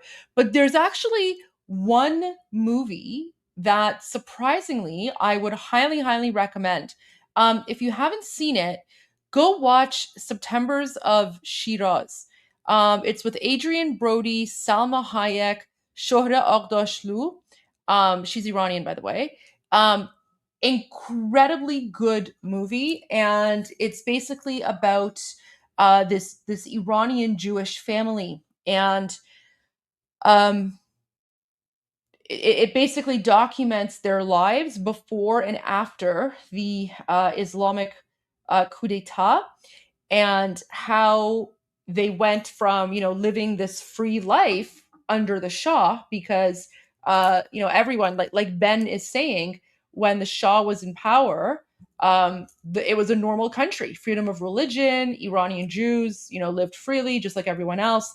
And it was only when the Islamists took over in 1979 that they began persecuting Iranian Jews, confiscating their assets, confiscating their property, and a lot of them had to escape. And I believe Septembers of Shiraz might be based, I think it's based on a true story. Like it's based on a true story, loosely. So definitely highly recommended. Go watch Septembers of Shiraz, and it exposes that Islamic Shia fundamentalist ideology. And it, of course, shows how life was like before and after. So there you go. I just wanted to put that movie recommendation in there because it is actually really good. All these changed in a few months by propaganda, false propaganda against minorities, a lot of anti-Western slogans. They took over the Israeli embassy. No one was there, so they couldn't take hostages, but they wanted, like what happened in the American embassy. Of course, 444 days they held those US hostages. Exactly. And you know what Iranian regime said about that? They said that this was the real revolution, not the physical on the streets. Taking the US embassy, we have to listen to them. They said that the revolution was not complete unless we took the US embassy. And the regime began to give the Mein Kampf in the mosques and in schools. They began to give it to every child. And we understood that we have to run away to escape. To Israel. Of course. We connected a smuggler that brought us by foot to Pakistan, and from there flying to Europe and there to Israel. It took 2 weeks. Thank God you're here. Yes. You mentioned Mein Kampf. Hitler laid out to the world in the 1920s what... Oh my God, you see? So even Ben and his family had to leave Iran. Because prior to 1979, Iran was a haven for Jewish people. Aside from Israel, the only other country in the Middle East where Jews could live freely without being persecuted was Iran. up until 1979, before the Islamic Shia death cult mentality took over. There's so many guys, so many stories like this. He planned to do. No one listened. The Iranian regime has done the same over the years. They've laid it out. As you said, listen to what they say. They mean what they say. The first rule of war, Sun Tzu, know your enemy. Just look on IRGC symbol. They have the world and a gun on that. We want to take the world, exporting the revolution. The other thing as well, guys, this is why, like, for us Iranians, it's very frustrating when people call it the Iranian regime or the Iranian Revolutionary Guard Corps, because when you look at this symbol, there is nothing here whatsoever that symbolizes Iran or says Iran in any way, shape, or form. This is Allah, which is Arabic. This is like a gun. And then this is the name of the IRGC. It's Sepah Pastaran Enqilab Islami. So it's basically the Islamic Revolutionary Guard Corps, right? So they talk about the Islamic Revolution. There's nothing about Iran. Not even the name of Iran is mentioned here. So this is why we Iranians say that we're occupied, right? We're under a foreign occupation by an invading Islamic force. Is the most important thing. They come with the money, they establish free kindergartens, they establish mosques, and they begin to bring the propaganda. Wait, did you see that? Like, guys, like, this is why we say that the women are even more vile and evil than the men. Establish mosques. Look at this. Jihadi, this woman with a gun. The women are even more cruel and evil and depraved than the men. And they begin to bring the propaganda. We are the good ones, Jews are the bad ones, and they brainwash you. You go to heaven to meet some virgins, I don't know. So they do it in Lebanon, they do it in Syria, in Iraq, in everywhere. They do it in Europe, Islamic centers. And also in US, the IRGC is in everywhere, inside Iran and outside Iran. They have 16 propaganda organizations. The IRGC, that stands for Islamic Revolutionary Guards Corps. Yes. You know what is missing in their name? Iranian. Where is Iran? We had to understand it in 79. Another organization that have no name of no country in his name, Hamas, Harakat Mukawama Islamiyah, the Islamic movement. Where is Palestine? It truly is a global revolution. Exactly. It starts in Iran, it spreads throughout the Middle East, to Europe, to America. That's the ultimate endgame. Like the IRGC symbol, if you don't export the revolution will die. Why is this regime so obsessed with destroying the world's one and only Jewish state? It's not about Israel. It's about the West. All the other ideologies, democratic, liberal ideologies. They say, I am the right, all of the others are wrong. So we have to destroy them. So the terror program and the propaganda, these were the main things that hit Israel and West. And when terror doesn't bring the answer, you go to the missile program. The nuclear program is, again, another upgrade. We cannot destroy Israel, not by terror and not by missiles. Okay, so we have to do something that can be final. Remind you some words from the Nazi final solution. Again, we are there. April 13th, 2024, it was the first time the Iranian regime directly attacked Israel. And in doing so, they brought the wrath of Israel upon their own heads, really. Just incredible accomplishments. I mean, they literally know where the Iranian generals sleep.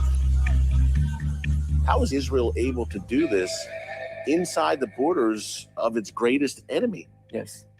The reason of that is because the Iranian people hate their regime. The Iranian people loathe this regime so much that they were willing to work with Israel. It's not about money. It's about I'm hating this regime more than the risk of cooperating with Israel. So, guys, Ben's English isn't the greatest. Obviously, he, as you guys can tell. So, what he meant by that is that, so what he means there is that the Iranian people hate and despise the Islamic regime so much that they're literally willing to risk their lives and cooperate and work with Israel in order to help overthrow the Islamic regime. So that's how much they hate the Islamic regime, willing to risk their lives. And guys, if you remember in previous shows, we've shown you footage and documents and evidence that supports this, that proof of Iranians working with Mossad, giving them information so that Mossad can target IRGC bases and checkpoints. What happened next will be studied in military academies and debated by analysts for decades. A mission known as Operation Rising Lion and a war named the 12-Day War. Who would have believed that after 20 brutal months of war, Hamas in the south, Hezbollah in the north, missiles from Yemen, drone swarms from Iraq, that this tiny country, just 77 years old, would turn and take on the heart of evil itself. But as the war dragged on, Israeli intelligence discovered that Iran was on the brink of delivering a fully assembled nuclear weapon. Not just one, but the foundation to build many. At the same time, new intelligence revealed a massive missile production factory in development, one designed to produce 20,000 new ballistic missiles over the next few years, each capable of carrying a warhead. With Iran's missile arsenal already exceeding 3,000 precision-guided ballistic systems, most capable of reaching distant targets with lethal force, the threat was not hypothetical. It was real and urgent.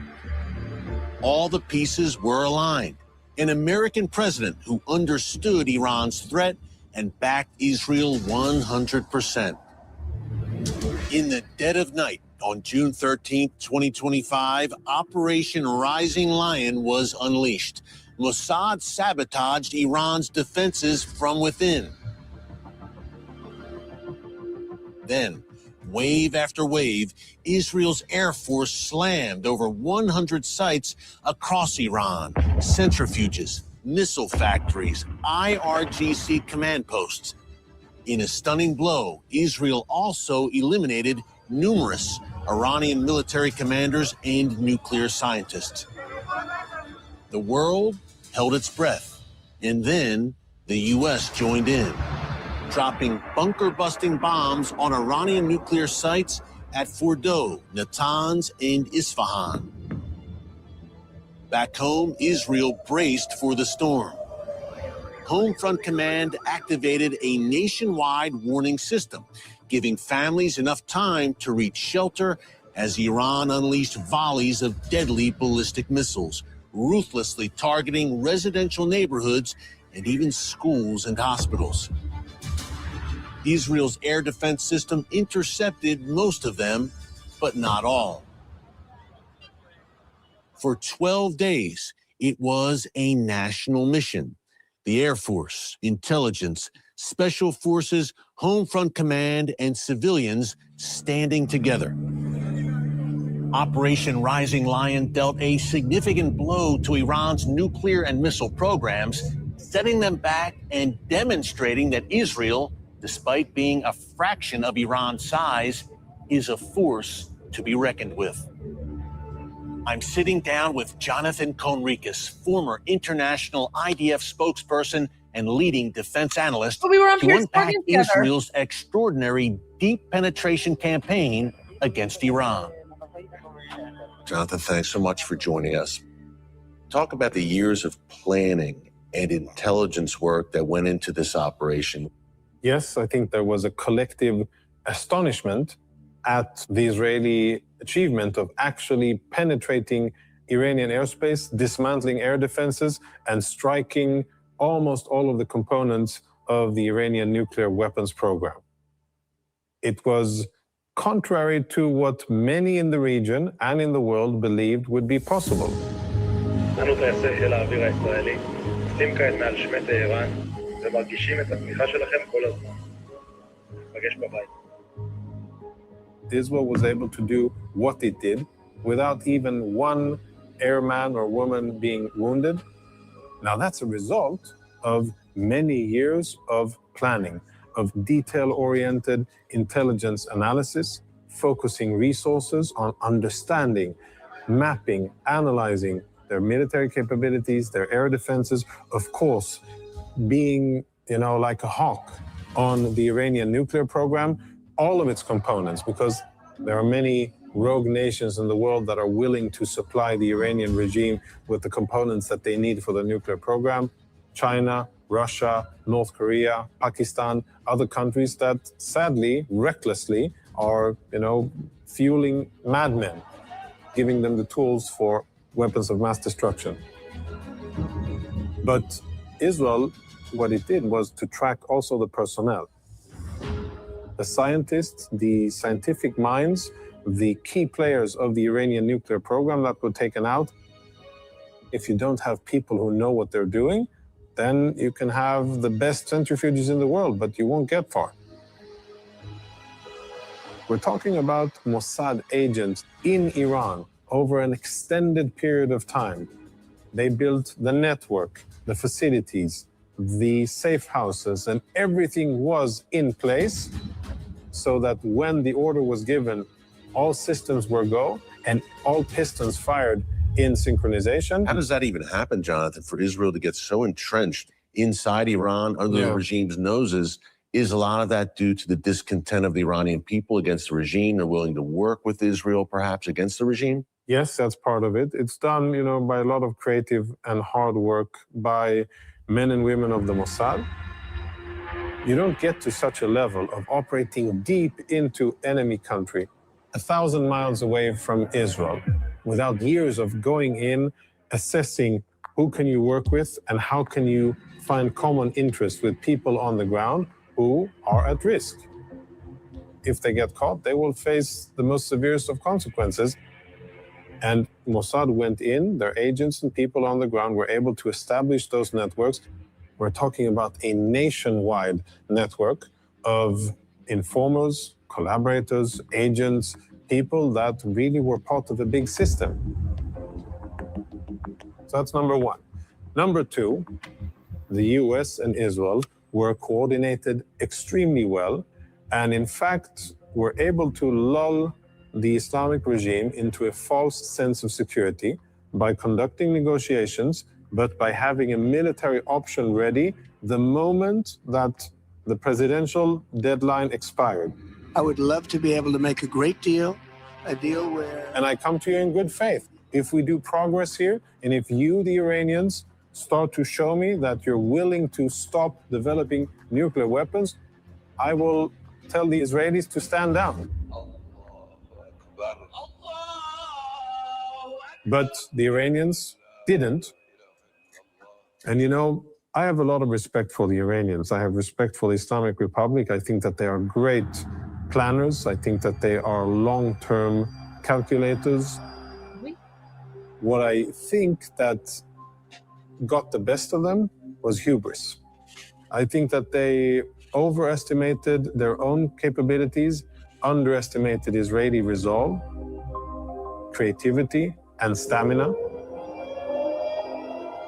And I think they did the worst thing that anybody in combat can do. They started to believe their own propaganda. And they started to believe that they can defeat Israel. When we return, I'll be sitting down with Israel's Prime Minister Benjamin Netanyahu as the region stands at the edge of its most defining moment in decades.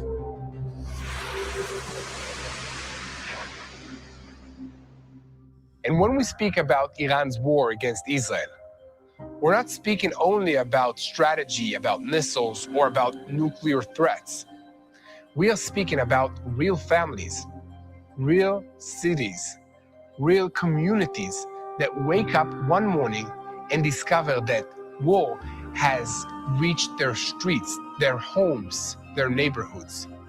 That's exactly what happened in Dimona, an Israeli city in the middle of the desert. Meir Panim's branch in Dimona was hit after a direct missile strike in that area. The building suffered severe structural damage and is now completely unsafe to use. What was once a place of warmth, dignity, and daily meals is now filled with broken glass, debris, and instability. More than 470 residents were displaced because of this attack, and thousands of homes were affected. And right in the middle of all of this, Meir Panim, a lifeline for so many people, was directly impacted. Inside the building, ceilings are at risk of collapse. Electrical and plumbing systems have been destroyed. Entire sections of the facility need to be rebuilt from the ground up. And yet, the meals that they provide to those that depend on them did not stop coming. Even without the building, even in the middle of the crisis, the teams continue to provide food every single day to the people who depend on them. But emergency operations are not enough. Now, we need to rebuild. Not only to restore what was lost, but to bring this place back to life, a fully functioning, dignified space where people can once again receive meals with respect, consistency, and care. Government support may cover part of the damage, but it will not be enough to restore the heart of this place. That depends on us. So today, as we tell the story of a regime that turned its resources into missiles, we also want the opportunity to answer with something very different: compassion, rebuilding, and hope. If you want to stand with the people of Dimona, an Israeli city in the south of this country, in the desert, and help rebuild this place of hope, we invite you to give today. You can visit bless-israel.org. Again, that's bless-israel.org. And be part of restoring Meir Rebuild. And as we return now to the story of Iran, remember this contrast. One side builds missiles to destroy Israel, our land, our people, and those who stand with her. And then the other side is rebuilding life from the rubble and investing in the future. This is a war between good and evil. If you were to ask any Israeli leader, any high-ranking general before Israel's war with Iran, what the greatest existential threat to Israel was, the answer would have been immediate: Iran's nuclear program. For years, Prime Minister Benjamin Netanyahu stood before the world at the United Nations, warning of that very danger. Who could forget the moment in 2012 when he held up that cartoon diagram of a bomb? This is a bomb. A red marker in his hand, drawing a line and telling the world this is how close Iran is to the bomb. A red line should be drawn right here. And this is where they must be stopped. Speech after speech, year after year, Bibi hammered home the same message. Iran's nuclear ambitions were not just Israel's problem, they were the world's problem. The threat was clear. Iran's program wasn't about peaceful energy. It was about enrichment, uranium stockpiles, secret facilities buried deep underground, and the ultimate prize, a nuclear warhead. Moreover, to allow this to a regime that has bullied the entire Middle East for decades with an ideology hell-bent on world domination through extremism would be catastrophic. Israel always knew this day would come. Every general, every intelligence officer, every leader understood that at some point, Israel would have to neutralize Iran's nuclear program. I'm sitting down with Prime.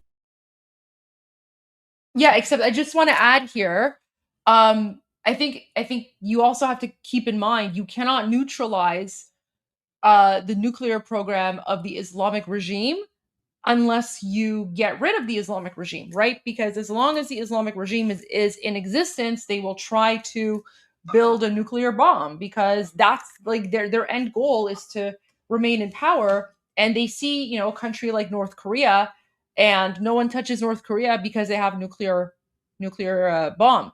So unless and until you eradicate the Islamic regime, they will never, ever, ever stop trying to build a nuclear bomb and gain control of a nuclear bomb, because that would ensure their survival. Minister Benjamin Netanyahu to understand the full implications of a nuclear Iran. Mr. Prime Minister, thanks so much for joining us in Jerusalem and hosting us.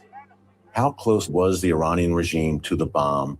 And when did you get the sense that the United States would join the fray and assist in destroying Iran's nuclear program?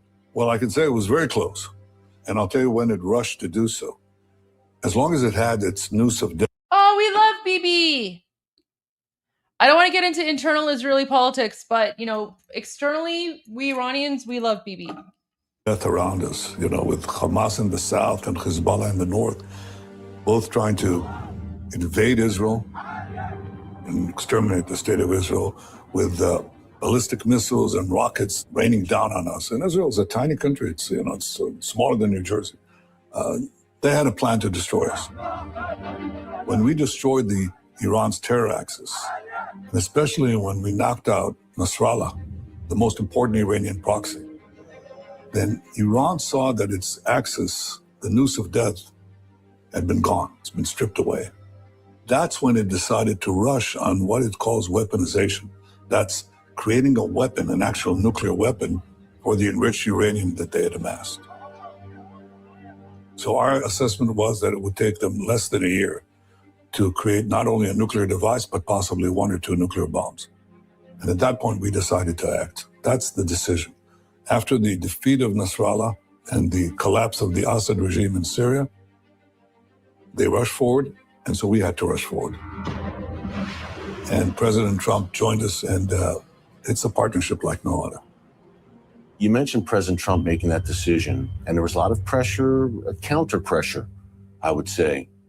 Can you tell us why the Iranian nuclear program and the Iranian terror axis in general is a threat not only to Israel, but to America? First of all, that regime started out just the very first days.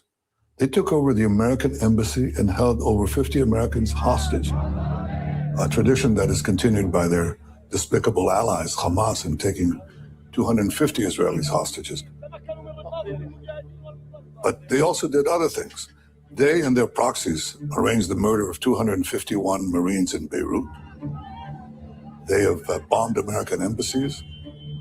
They have killed and wounded thousands of Americans in Iraq and Iran. All the time they chant death to America. Iran, its plans for destroying America are first to take over the Middle East, and Israel stands in their way. Then to continue to Europe, but ultimately to build intercontinental ballistic missiles that can reach the United States. Right now they're building an ICBM of 8,000 kilometers. That's the present threat. They add 3,000 to it, 3,000 kilometers to it. They reach New York, Washington. Where do you live right now? Texas? It'll take a little more time. But all the eastern seaboard of the United States will be under Iranian nuclear blackmail. That's what Israel is fighting. And what came next would leave no doubt that being held under Iranian blackmail, whether in Tel Aviv or Tokyo or New York, was something the world could no longer afford to ignore. The 12-day...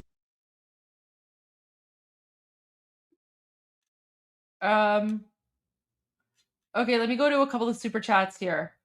Push-ups. I found an old copy of MEK Speaker Ali Reza Jafarzade's book, some wacky stuff in there. They claim Khomeini stopped war with Iraq for fear of MEK. Yeah, guys, the MEK is basically a communist, Marxist, Islamist death and sex cult. So they're all insane, and yeah, I don't recommend reading anything by them. They're literally insane. It's just like it's the weirdest propaganda.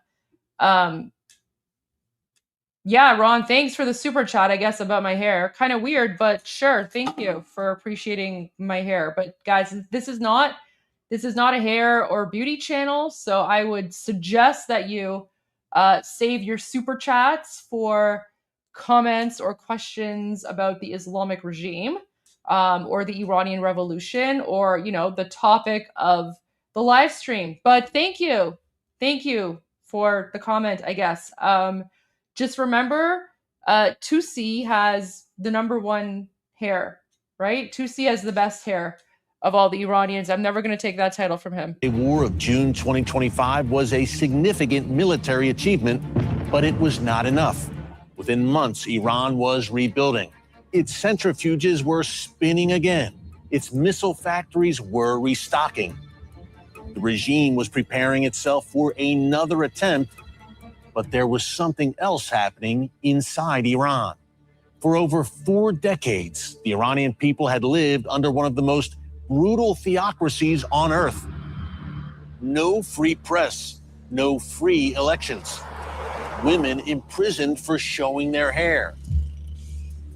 Dissidents hanged in public squares. An economy destroyed by a regime that spent its people's money on missiles and proxies while its citizens went hungry. Generation after generation growing up with no future, only the regime's revolution. By January 2026, they'd had enough. Millions took to the streets, and the regime did what it always does when its people demand freedom. It opened fire. Tens of thousands killed in a single savage crackdown. Students, workers, mothers, shot down for daring to say no. The world watched in horror. The head of the snake had been wounded. It had not been severed. And now it was devouring its own people. On February 20. So, I mean, like, the Islamic regime has been devouring its own people, the Iranian people, for a very long time because they don't actually consider us their people. They basically see us as a nuisance. They would rather replace us. And that's what they've been doing for the last 47 years. They've been trying to ethnically replace us by importing a bunch of, like, people from Afghanistan and Pakistan and, like the Hezbollah and Iraqis and, all these people that they've been importing because they want to, it's basically like a long-term form of genocide. Like they are intent on destroying not just the Iranian culture, but the Iranian identity and the Iranian people. They want us gone because we are resisting their Islamic jihadi ideology. So they don't consider us their people. They consider us their hostages. They consider us their slaves. They consider us their tools. We're just a means to an end for them. They view Iran as an ATM, and they have basically been using Iran's resources to export their terrorism, their Islamic terrorism in the Middle East and around the world. So that's why they're brutal and savage towards us, because they don't see us as one of them, right? Because remember, in their ideology, in their religion, they are allowed to murder non-Muslims. They're allowed to murder the infidels in the name of Allah and Islam and jihad. So that's what they've been doing. We're not their people. We've never been their people. 28th, 2026, that changed. In the pre-dawn darkness, right. 20's own people. On February 28th, 2026, that changed. In the pre-dawn darkness, Operation Epic Fury and Operation Roaring Lion were launched simultaneously. The most powerful joint American-Israeli military operation Within hours, Supreme Leader Ali Khamenei was dead. Iran's air defense network, built over decades, shattered in a single night. Over 11,000 targets struck across Iran's 31 provinces. 80% of Iran's missile launch capacity destroyed. Its leadership hunted, one by one, with surgical precision. Within weeks, Iran's navy was at the bottom of the sea. More than 2/3 of its weapons production facilities demolished. Its nuclear program struck repeatedly. Its above-ground infrastructure heavily damaged, its path to a bomb set back by years. But a regime that had held power for nearly half a century wouldn't go down quietly. It closed the Strait of Hormuz, cutting off 20% of the world's oil supply overnight.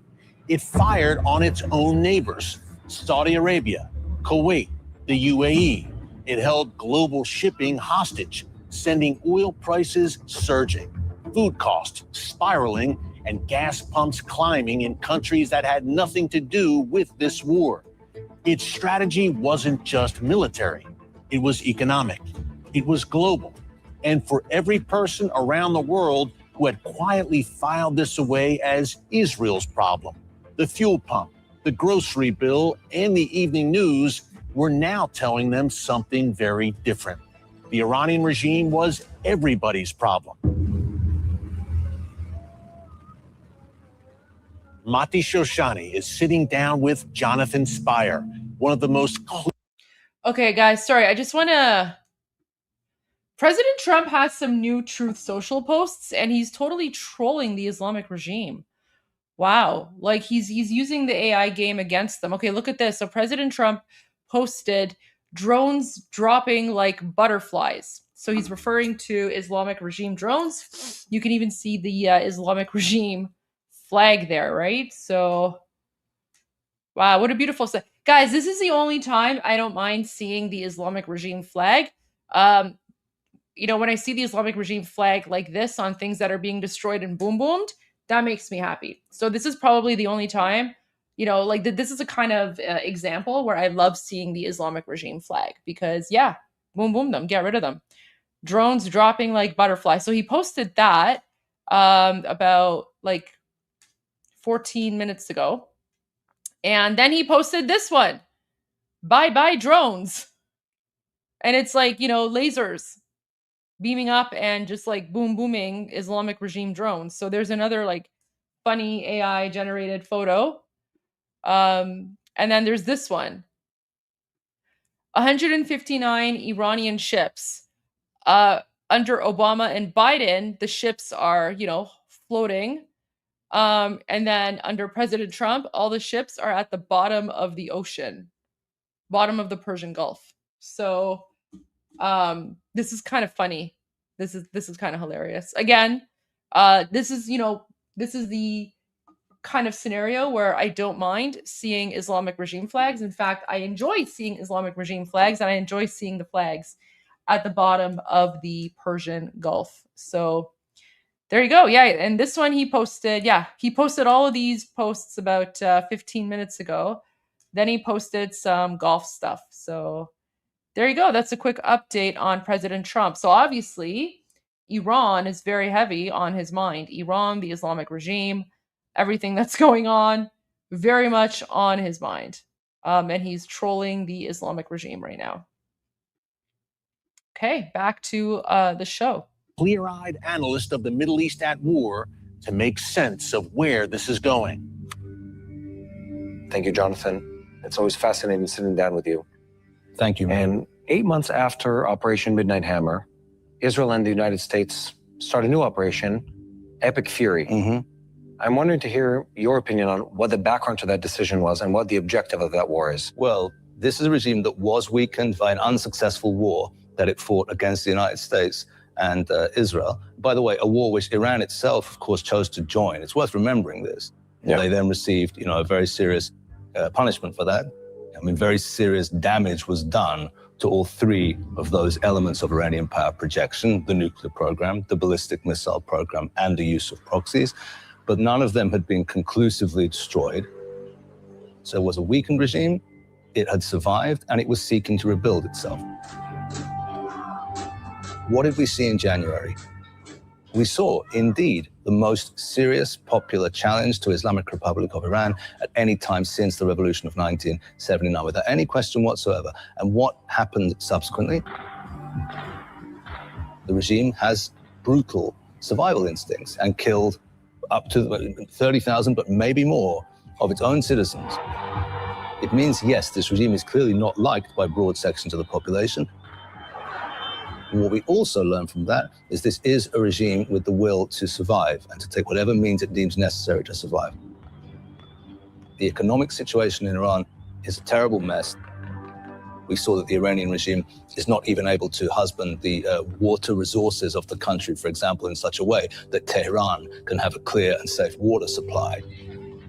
So yeah, I'm sure that boosted the confidence to say, yeah, it's a good and opportune time to initiate another chapter of that ongoing contest and to prevent this regime from rebuilding its strength. And from this point of view, the operations have been a clear success. Very clearly, the regime has been massively weakened on all fronts. Yeah. You know, the achievement is very apparent. The question only is the question of regime survival. They also have a toolbox. They've taken control effectively of Strait of Hormuz. By doing so, they're looking to do massive damage to the global economy. This is an ongoing battle, which will only end with the fall of the Islamic Republic of Iran. And that therefore, until that comes, there will be additional chapters. At the end of the day, that's the kind of ballpark strategic view, which I think both the administration and the government of Israel understand well. Let's shift gears a bit. I want to talk about the opening notes of this campaign. Israel, together with the United States, remove the Supreme Leader Khamenei and a very substantial number of other leaders within, let's call it, the apparatus of the Iranian regime. Yeah. What led up to that moment? Well, Israel's penetration of these systems on the intelligence level has been nothing short of astonishing. To know when the Supreme Leader and other key members of his cabinet are going to be in a particular room at a particular time and vulnerable. To have that ability speaks to years of effort. So now what Israel has shown is that those capacities and those abilities didn't just apply to non-state actors, to paramilitary organizations. They have also been applied to the systems of governance and state inside Islamic Republic of Iran itself. It's a deeply repressive state that watches its population very carefully, and nevertheless, Israel has managed to penetrate it to nothing less than an astonishing degree. So the Iranians do something very, very odd in my mind, at least. They start attacking all their neighbors. Yes. Where does that come from? What were they hoping to achieve? When you hear the Iranian propaganda talking about this, what they tend to emphasize is they're attacking areas that have United States bases. So the initial justification for it was, well, we're at war with the Americans. The Americans have assets in our neighborhood, so we're going to hit at them. And this, I think, has profound implications for the economic futures, apart from anything else, of those Gulf countries. So the notion is they would put pressure on America to stop. Now, has that happened? Actually, it may turn out that the Iranians very seriously miscalculated in this regard, and that what they're actually going to produce, and there's some evidence of this, is that the Gulf countries cleave closer to America and maybe even to Israel also. They might be saying, hit them harder, take them out, make sure this doesn't happen again.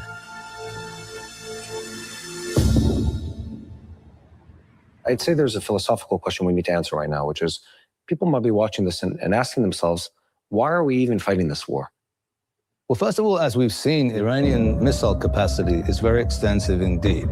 It can't stretch to the United States, of course, but it can stretch to, United States allies in Europe. They can come under the direct threat of this regime, and we're seeing this regime is quite prepared, indeed, to strike at them. So this isn't a local problem. The other thing I think we have to bear in mind, I think most Americans do consider themselves to be in a long and global contest with the People's Republic of China and its allies. The Islamic Republic of Iran is able to do what it does to a considerable extent because of its relations with China and to a lesser extent with Russia. It's not, of course, that the Chinese are sending naval forces to assist the Iranians in the Strait of Hormuz, although I would note that evidence has emerged of them providing significant materials called sodium perchlorate, an essential component for rocket fuel, to the Iranians in real time. Right now, ships heading out from China, reaching Iran. If America continue to prosper and flourish, as we all hope it will in the decades ahead, it has to successfully meet the Chinese challenge. This element with Iran is the Middle Eastern component of that Chinese challenge, and I think it should be seen as such, and it's vital not to forget that broader picture.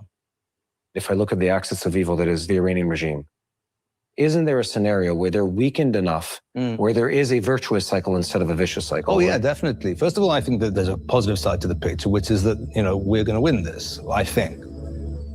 Why do I think so? Because I think that our side is the one which can bring prosperity to societies, which can bring chances of development to populations. And at the end of the day, these turn out to be, in the longer term, the most important thing. The other side can only bring poverty. It brings poverty and impoverishment along with a claim to bring honor and dignity, and it's able to sort of fire up crowds, to acts of aggression. That's its very great capacity, and that's not insignificant, but it cannot bring development and it cannot bring prosperity.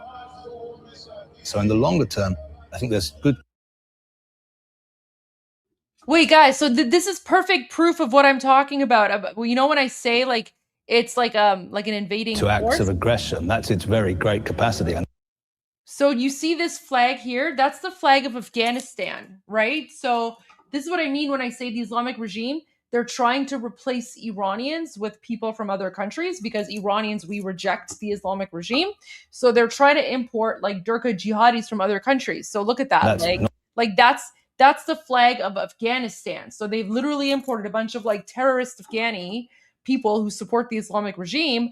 And they pay them to come out. So guys, I guarantee you, this crowd, at least half of them, if not more, aren't even Iranian, right? This crowd is the vast majority of them. These are people imported from other countries who are here to support the Islamic regime. And it's basically an invasion. Yeah, that's the flag of Afghanistan right there, right? So they're waving the flag of Afghanistan. Yeah. not insignificant, but it cannot bring development and it cannot bring prosperity. So in the longer term, I think there's good cause for optimism. In terms of what you just asked about, also, yeah, that's why it's so important that the Iranians come out of this current round weakened. Because yes, that I think will cause China and Russia, other potential allies to distance themselves. They may well say, yeah. Yeah, by the way, I'm seeing someone comment, it's happening in America. 100%, it's happening in America. It's 100% happening in America, and you guys need to wake up, and you need to fight back, right? Listen, and I'm saying this as an immigrant, right? I'm saying this as an immigrant from the Middle East to Canada, right? Listen, immigration is great. Immigration is great if it's done properly and if it's done for the right reasons, right? What's happening right now is mass immigration.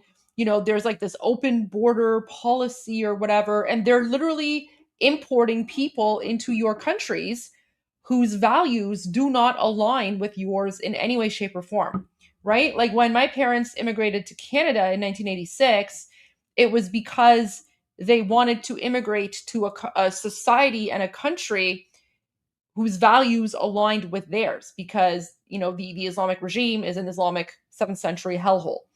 That should be the purpose of immigration, right? Immigration should be about wanting to bring people to your country who can contribute in a positive way to make the country a better place, to improve the country. Also, you want to bring people into your country whose values align with your own. Why would you want to bring in people into your country whose values don't align with your own? That's just so stupid. That's stupid, right? But that's what's happening. And now, because there's been this increase in mass immigration in the last 10, 15 years, all of a sudden politicians have to cater to the Durka jihadi Marxist communists, right? Because they have become a political voting base. Yeah. Canada today is not the Canada today is not the Canada that my parents immigrated to back in 1986. Totally different, right? Totally different. And it's wild. It's wild, but that's what's happening, right? I mean, immigration has to be done right. if people want to immigrate to a new country, they need to assimilate into that country. They need to align with the values of that country. And if you don't align with the values of the country, don't go there. Go to some other country whose values you align with, right?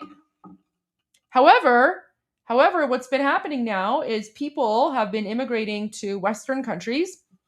They bring their own set of values and beliefs with them. And if you say, okay, that's not cool, that doesn't align with our values, you're the ones who are being accused of Islamophobia or racism or, xenophobia or, whatever, right?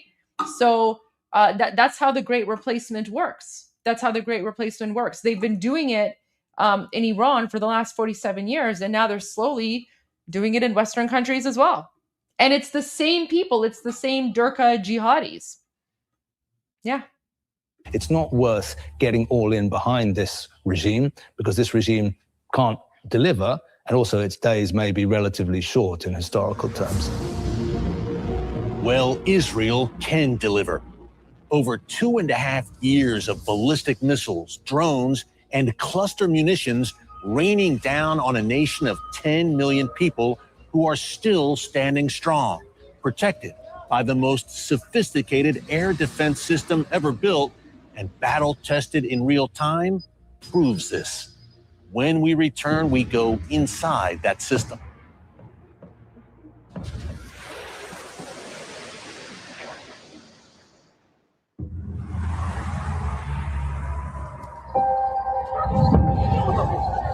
No country on earth has built what Israel has built, an air defense system like no other. Because Israel puts the protection of every single civilian life as its highest priority. The contrast couldn't be starker. Iran spent decades and billions on Russian and Chinese air defense systems, sophisticated on paper, gone within hours of Israel's opening strikes. Twice. And across over 2.5 years of ballistic missiles, cluster munitions deliberately aimed at civilians, and thousands of drones, that shield held. Yair Pinto is sitting down with one of the brave soldiers guarding Israel's skies, intercepting incoming threats. I just wanted to say, I'm actually really enjoying this documentary. That's why I'm not commenting a lot. I mean, you guys remember when we tried to watch that documentary last night, like I was interrupting every 10 seconds because I was calling out like Durka nonsense or, some ignorant comment that like stupid guy with the stupid hat was making, right? But I'm actually really enjoying this. That's why I'm not interrupting as much. I'm not speaking as much because this is good. Like I actually just subscribed to the channel. Like this is really good. This is really good. I mean, obviously there's like certain nuances that, they don't have or see, which is fine, right? But this is really good information, and like I'm really enjoying adding sort of commentary or some more background info or more context from the Iranian side. But so far, like this has been really great. Like I'm really enjoying this. Ensuring the nation's safety. Shalom, Major Al. Thank you so much for coming here and sharing from your experiences throughout this war. First of all, can you let us know what is your job? First of all, thank you for having me. I'm a reservist officer. I'm a part of the interception team in the Aero Battle Management Center. We have several types of weapon systems, each dedicated to different capabilities. Iron Dome, for example, is very famous for its very successful abilities against those short-range rockets from Hamas and Gaza Strip and from Hezbollah in Lebanon. It also focuses on UAVs and those air-breathing targets. We have David Sling for specific targets, particularly from Hezbollah. The Aero weapon system is in charge and dedicated to intercept MRBMs and long-range ballistic missiles. These are the ones that are launched from over 1,000 kilometers away, and particularly the ones launched from Iran against Israeli civilians. Let's go behind the scenes of what it takes to intercept all these missiles? So MRBMs, those are the medium-range ballistic missiles. They have what's called a booster, a very large, about a bus-sized type of a canister that has the fuel that the missile needs to leave the atmosphere. And once that booster separates from the re-entry vehicle where the warhead is, where the munitions is, it creates what we call ballistic picture. It creates a complicated picture. So a lot of what we do is utilizing our technologies to detect those many objects, those many targets, and then to differentiate exactly what we need to intercept. There's a great deal of adjusting the proper defense capabilities, the proper interceptor to the proper target, and then using those interceptors to provide the widest defense and the most deep defense. Basically, your role saves lives, and if you make a mistake, people die. The majority of these systems are entirely manual, entirely operated by soldiers and officers from the air defense battalions. We have a big screen in the Battle Management Center that counts the numbers of missiles coming in. We train not to freak out when those numbers start ticking up. There's a great deal of importance of the operators to be ready, to be vigilant. There are a few lives that were lost that will forever be in our hearts. We treat every single one of those names and every single one of those people as a reminder of why we have to continue training, to continue to be as best as we can in what we do, to try to minimize, to try to prevent, to try to save those lives. That is the difference between Israel and the Iranian regime. One is committed to protecting every life. The other is committed to its own power. I mean, Islamic regime, but okay. No matter the cost to its people, no matter the bodies in the streets. For too long, the world chose to look away. It swallowed Iran's propaganda. It demonized Israel while embracing the theocracy. It called the victim the aggressor and the aggressor the resistance. That's true. The Trump administration refused. Not out of obligation, but from shared conviction that a nuclear-armed, terror-sponsoring Iran serves no one's future. What is being built through the fire and the cost and the exhaustion is something the Middle East has never had. The possibility of a region no longer held hostage by one regime's 47-year campaign of destruction. That possibility is worth fighting for. Wait, what was that? Destruction. Do you guys see that? Do you see this? That's like, yeah, that's Palestine. And not only that, there's like MEK people there too. So see, like the whole Islamic regime, the Islamic regime, its foundation is the fake Palestinian cause and Yasser Arafat. This is why the Palestinians are against us Iranians, because we're trying to overthrow the Islamic regime. Meanwhile, the Islamic regime came to power with the support of the Palestinians. Like, it doesn't get much clearer than this. Like, guys, like what more proof do you need? What more proof do you need that the Islamic regime is an invading force? That possibility is worth fighting for. I'm sitting down with Ron Dermer, Israel's former ambassador to the United States and one of the chief architects of that historic partnership. Minister Dermer, thanks so much for joining us here at the Israeli Embassy. It seems that the U.S.-Israel relationship is at a new level now, at a very crucial time, obviously. Yeah, the partnership between President Trump and Prime Minister Netanyahu has been critical. The closer we stand together, the more powerful our alliance, the greater the prospects for peace in the region and for security. This is peace through strength in real time. I remember when we did the 12-day war against Iran, you had the German chancellor who said Israel's doing the job of all of us, for us, right? It's the one that's getting its hands dirty. Israel is defending Western civilization. When Iran goes, the whole idea of this radical Islamic ideology having history at its back will also go. And I think it could mark a sea change in the region. That was one of the great sources, the great source of instability, carnage, chaos in the region. It's all coming from Tehran. If that changes, the whole Middle East changes, and we move away from war, and we rapidly move towards peace. There's a growing chorus of criticism, even from the right here in the United States, some segments of the right, I should say, saying, well, it's a one-way relationship. America gets nothing from its relationship with Israel. Actually, years ago, I had the privilege of being Israel's ambassador to the United States, and the first Independence Day speech I gave on our Independence Day said Israel is going to be the most important ally of the United States in the 21st century. And that sounds like a big statement coming from an ambassador of a country the size of New Jersey. There is no daylight between our two governments. Why did I say that? Imagine you're the president of the United States, and you can only choose one ally for the next 50 years in terms of security. Only one. And when you think about security, think about a military that can defend itself by itself, a formidable intelligence service, a cyber capability, and also the capability to build weapons, both offensive and defensive weapons. So who's your ally?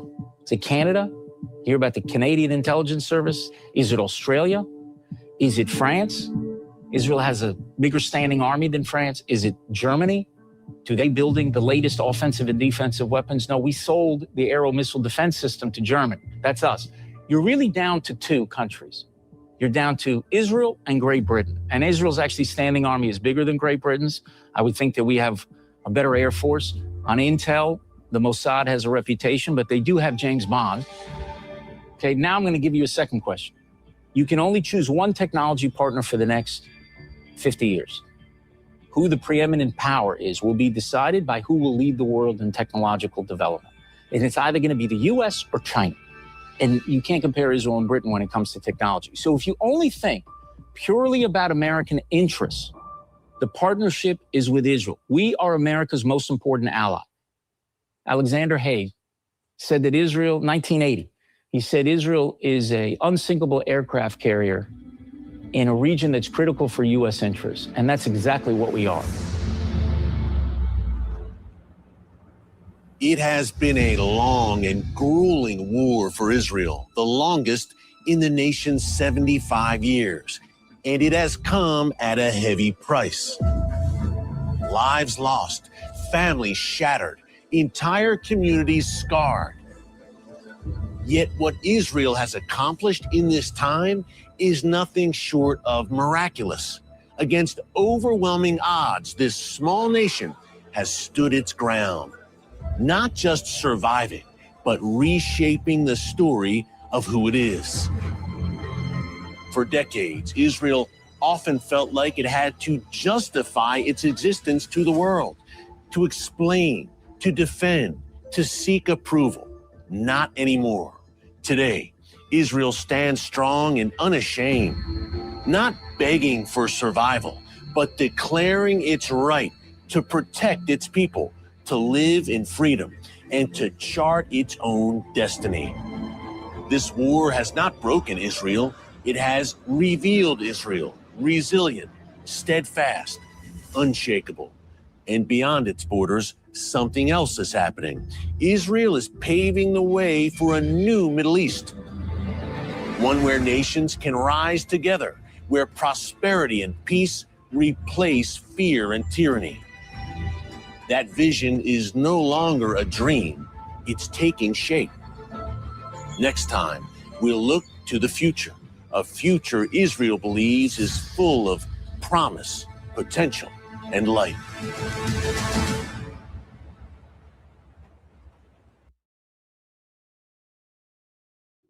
Wow, that was really good. I really, really enjoyed that. Okay, let's go to some super chats really quick. Vicky McCollum, we can't win if the IRGC is still in charge of Iran. I 100% agree. The only way we can win, all of us, is by eradicating the Islamic regime and, allowing the Iranian people to reclaim the country. Wiley Coyote, breaking Goldie's rule, your hair looks fine. Thank you. Thank you. Wile E. Coyote again, a quiet goal, the unusual. Yeah, I mean, like, if the documentary is good, I'm not gonna say much, right? Like, I don't like to speak just for the sake of speaking. I'll speak if I have something to say. Of course, I have a lot to say when it comes to Iran and the Islamic Republic and the Iranian Revolution, because there's a lot of fake news and disinformation out there. But no, this documentary was pretty good. Like, I definitely enjoyed that. I mean, there wasn't really, like, for me, there was no new information, right? So everything they were talking about, I already knew. But I don't mind watching these sorts of things with you guys so that I can let you guys know if, you know, it's informative or if it's missing any commentary or context or anything like that. So no, this was great. I would definitely recommend this documentary. I subscribe to the channel. Yeah, so I mean, this particular documentary was pretty good. I definitely enjoyed it. Yeah. KP, thank you for showing this video. We must wake up to the fact that the story is presently being written. I agree. It's choice going forward. Sit on our hands, do nothing, or demanding this regime succumbs. I agree, because the Islamic regime, it's not just a threat to Israel. It's not just a threat to Iranians. It's a threat to the Middle East and the entire world. And that includes Americans, because they have this like sick jihadi ideology. Okay. We're now going to go to Breaking Point, because I haven't seen this, and this is from yesterday. And I'm interested to know what's going on right now. And I'm keeping an eye on the news as well, obviously. But let's watch this for a little bit, because I want to see what's going on. State Marco Rubio said earlier tonight, we are awaiting what Secretary of State Marco Rubio said earlier he hoped would be a serious offer from Iran following U.S. peace proposals earlier this week. This, of course, comes as U.S. forces disabled 2 additional Iranian oil tankers trying to breach the American blockade of Iranian ports amid new exchanges of fire in and around the Strait of Hormuz. White House correspondent Aisha Hasni has that live from the North Lawn. Good evening, Aisha. Brett, good evening to you. At this hour, there is no announcement from the White House about a potential response or potential deal with Iran. Iran's foreign minister is saying that the Iranians will not bow to U.S. pressure as the U.S. continues to enforce its military blockade on Iranian ports. These are gold star moms.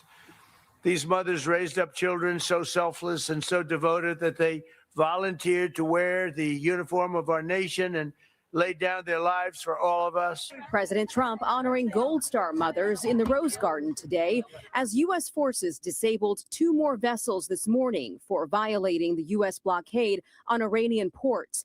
It's the latest attack in a tit-for-tat between the 2 nations.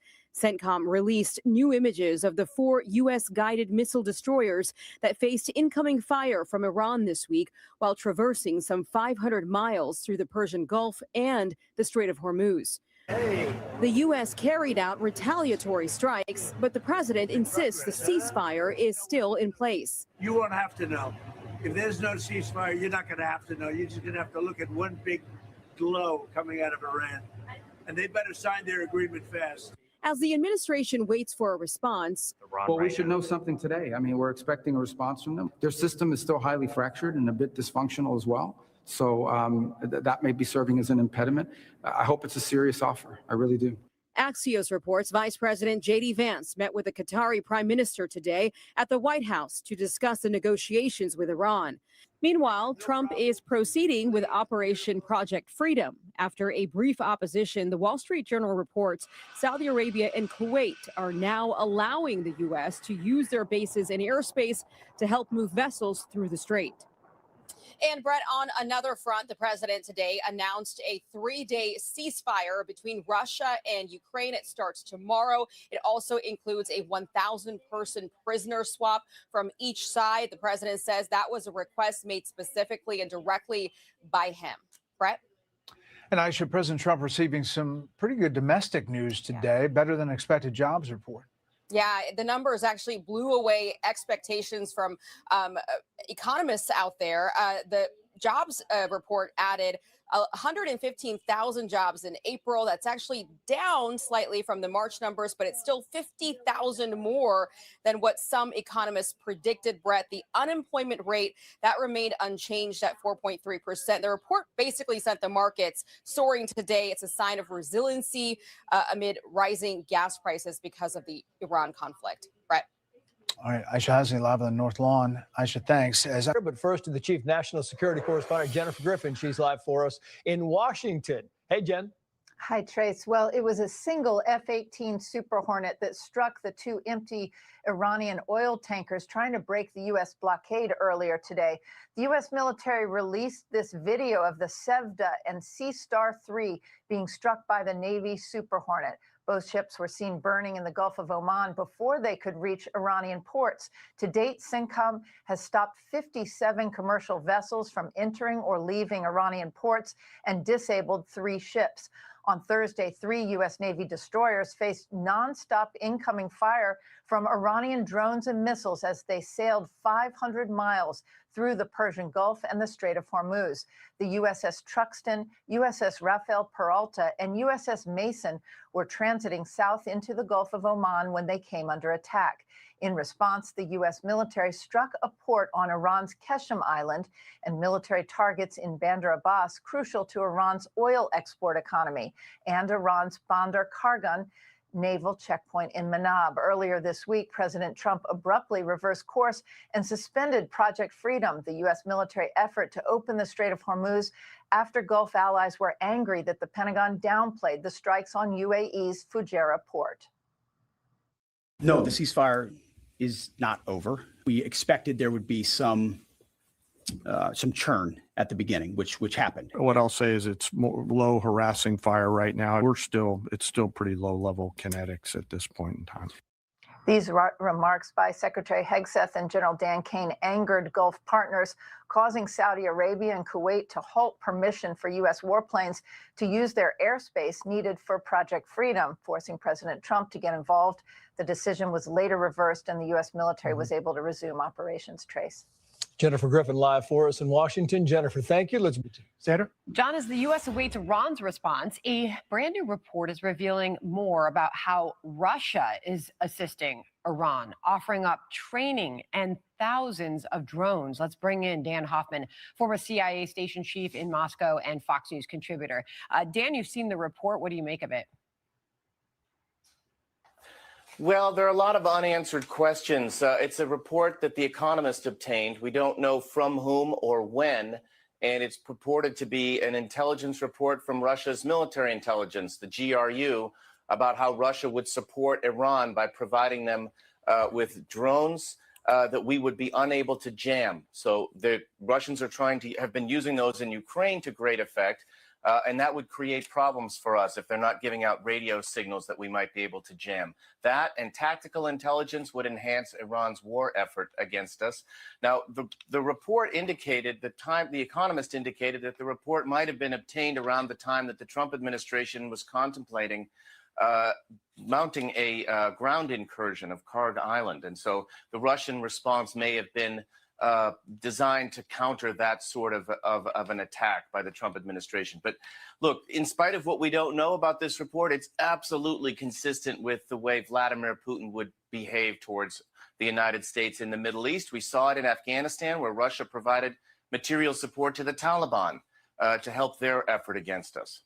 Here is some of the report from The Economist on the secret document, Dan, revealing what they say are Russia's plans to aid Iran. The secret plan involves Russia providing Iran with 5,000 short-range fiber optic drones of the sort used in the war in Ukraine, an unknown number of longer-range satellite-guided drones, and training to use both sorts. Here's more from The Economist report. It details, Dan, fiber optic drones, by contrast, have transformed the battlefield in Ukraine by creating large gray zones in which vehicles and soldiers in the open are attacked remorselessly. Instead of being guided using radio signals, which can be jammed, operators control them through thin wires that spool out behind them. Operators can use them to conduct pinpoint attacks at ranges of over 40 kilometers. So considering all of this, Dan, How could or should this change or alter our strategy, the United States strategy with Iran? Well, I think we've already been factoring this into our strategy. Look, the Russians have been unable to deter the United States from launching the attacks on Iran. Russia was unable to do anything when their ally Bashar al-Assad was toppled from power. He's now living in Moscow. I'm quite sure that the Iranians have been asking the Russians for help, and I'm sure we're detecting that, collecting on that through our intelligence sources from CIA and other agencies. So I don't think this would be much of a surprise to Director Ratcliffe as well as President Trump.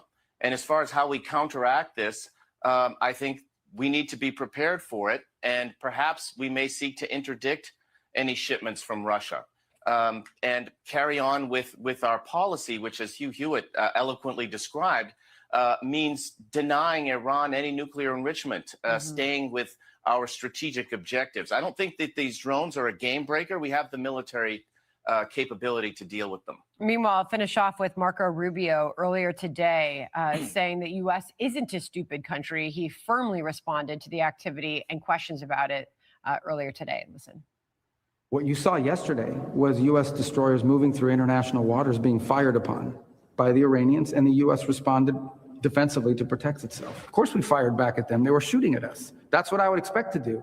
Only stupid countries don't shoot back when you're shot at, and we're not a stupid country. Dan, I'll give you a final thought on that. Yeah, look, there's lots of ways to deal with the drones, and whatever Iran has left of their ballistic missiles, that's at the point of attack. Hit the launchers, hit the sites where the drones are being launched, and we'll have the intelligence to do that. Got it. Dan, always a pleasure. Thank you so much. Dan Hoffman. All right. Thanks. John?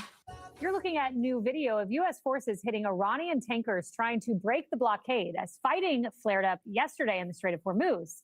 Iran shooting drones and missiles at American ships during that, and the U.S. hitting back by decisively striking Iranian military targets. President Trump telling an ABC reporter the ceasefire is still on because those strikes are just a, quote, love tap. Meanwhile, President Trump continues to insist that Iran cannot have a nuclear weapon, as many presidents before him did. And it looks like the D.C. construction workers who are fixing up the reflection pool agree. These guys are fantastic. So they're doing the job. They're working hard. And does anybody think Iran should have a nuclear weapon so they can blow you up? No. It's a very important thing that we're doing, right? So everyone knows that. Well, that is everyone except the former Vice President, Kamala Harris. When you look at this war in Iran, which the American people do not want, which was not authorized by conference, but even if it was, it should not have been initiated. He talked about obliterating, and then he said, oh, he did. It's all just...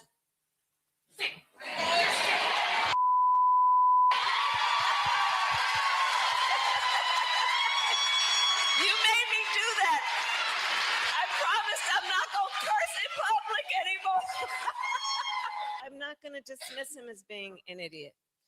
He's dangerous. Jessica, in an October 2024 60 Minutes interview, Kamala Harris was asked who the greatest adversary to the world was, and she said, Iran. And now it's just BS. No, the way Donald Trump is going about taking away Iran's nuclear capacity, which we haven't even seen that come to fruition, is what she's saying is BS. Not that Iran isn't a real threat. Everyone knows Iran is a real threat. They have been for 47 years. And we know that Netanyahu pitched the same war to Joe Biden and to Barack Obama, and he only got Donald Trump to bite. So, that's what she's saying here. The idea that we're in the midst of a ceasefire because it's just a love tap isn't backed up by reality. Iran says we're not in a ceasefire, and it does take two to tango with a ceasefire, right? You need both people to be committed to the fact that you're trying to find a way to peace and with these talks. And now apparently we may get a 30-day pause so that we can hopefully get a bigger deal. I hope that that's the case. But what we have seen at each juncture of this, where we hear from our administration, Iran, they're on the back foot, all this economic sanctions, they're being totally crushed, they're going to fall tomorrow. No, the next day, the next day, the next day. Now there's this new CIA report that Iran could survive a naval blockade for 3 to 4 months. 3 to 4 month timeline on this. They have dug in. their foreign minister was in China this week, showing the support that they're getting and that they're uniformly on the same page with them. We know that China can prop them up. They can certainly give them the money that they need to keep surviving here. And so I don't really know where all of this is going. I want to remain glass half full. I hope that we get a compromise, a sparkly deal. I'm sure you, and I have some sparkles on my jacket today. But the imminent collapse of Iran that we were promised has not come to fruition. You know, Jesse, when Joe Biden was asked what the message to Iran was, he said, don't. Kamala was asked, she said, don't.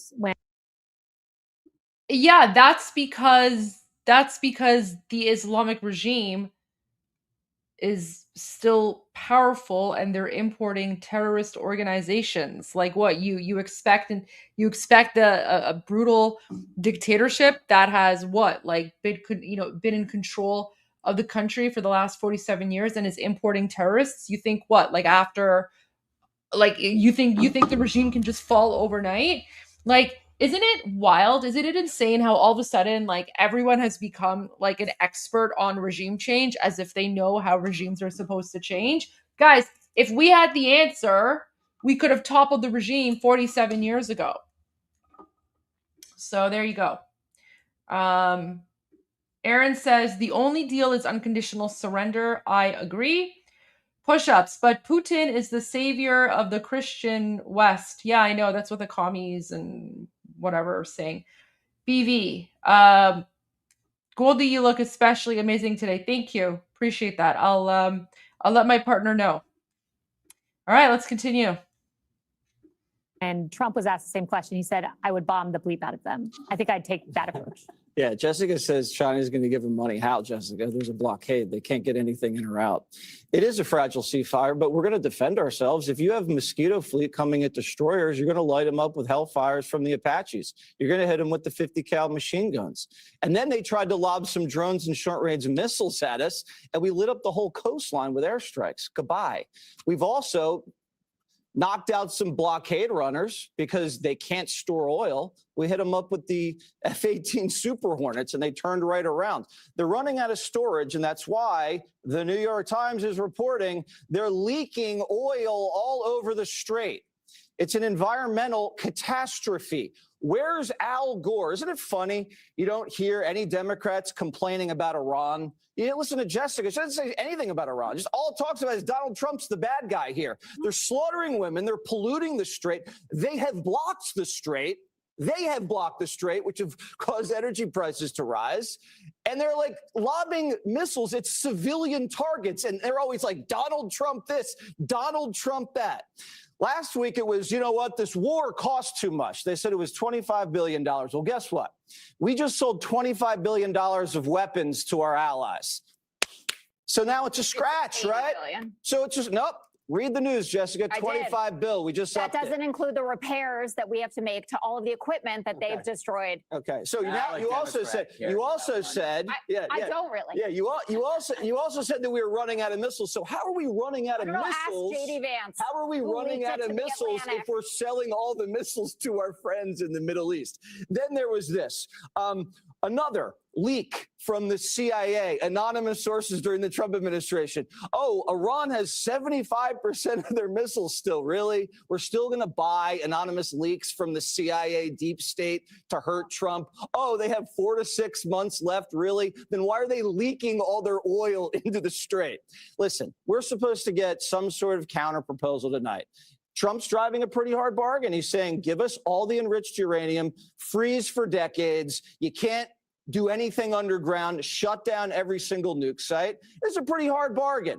So it's going to take a little while. I don't know what they're going to come back with. No one knows. But if they don't, you still have bridge and power plant day. You could still take Carr. You could still lop off a few layers of the leadership. I'm willing to play this out. I think we have the upper hand if you look at the economy. Emily, you made the great point today that we follow moment by moment what happens on our TV screen, but we do not know what's happening behind the cameras in the diplomacy. Indeed. And I think the reason that critics are calling this, a violation of the ceasefire and whatnot is because they're not used to the fact that he's actually using de-escalating rhetoric, and it's combined with deterrence. Usually, he's the one that's sort of escalating in his rhetoric. He is threading the needle of strength and restraint right now. And we know that he has significant deterrence. That's the U.S. military, and that's been how we've been acting this entire time. But right now, he's trying to control the political temperature. And that's a good thing. So I'm not quite sure why those on the left are decrying this and sort of looking at his dismissing of it. Not that it's insignificant militarily, but that he's saying, look, guys, I'm trying to signal to Iran that they're acting out and they will absolutely meet the heat if they continue doing this. I'm showing them what's going to happen. But it's a preview. It's not some type of explosion. And I think he wants Iran to know that America can hit back instantly and decisively while also signaling to voters and markets that this isn't an endless war and that we're not going to be there for months. So this is what you do when you correct a puppy. This is what you do when you course correct a ship. And we're seeing it in real time in these up to the moment updates, which I think for some reason seem to be catastrophic to those on the left every 30 seconds. But to us, it's, as you said earlier, it's how we make the sausage. Yep. Greg. Well, I'm going to be honest, my personal opinion, feel like this story is getting old. I mean, it reminds me of, this Iran story reminds me when you have relatives come stay and first week's great, second week, then I just want to get back to my den. I want the place to myself. You don't want a bored Greg Gutfeld because then I'm up to no good. The things I do when I have, oh my God, it's horrible. But that's my personal opinion. But I trust the guys in charge. If they need a few more weeks to drain Iran's economy, I'm going to give it to them because they've been pretty good on everything else. They're not lying to me. I mean, it's quite a change from the old administration. I mean, why are we listening to Kamala Harris? Remember, she told us she was the border czar. What did she do? And also, I don't know what the Democrats really want. What do they want? Like, if they could tell Donald Trump, get out of Iran now, is that what you want him to do? You don't know what you want. Trump's just doing what the Dems promised they would do, but never would, which was get rid of the Iranian threat. So it's always deeds versus words. The Dems fill the air with these words, but then there's no action. Meanwhile, the border is closed, crime is dropped, Maduro's locked up, drug kingpins and boats are dead. Iran's mulch. What drives Dems crazy is Trump did these things and made it look easy. And that kind of makes them look really, really stupid because they were like, we can't do this. How could he do that? It's just called having balls and knowing how to do things. And when you work in real jobs, you do know how to do things. That's the problem with Democrats, Jessica. They don't know how to do anything, and it makes me sick to my stomach. And right now, I'm essentially just talking. I gathered that. All right, well, on to this Fox News alert. Secretary of State Marco Rubio says the U.S. expects a response from Iran today to a possible peace proposal. In the meantime, he says the message is clear. If the Iranians threaten Americans, quoting here, they are going to get blown up. What you saw yesterday was U.S. destroyers moving through international waters being fired upon by the Iranians, and the U.S. responded defensively to protect itself. That's what you saw.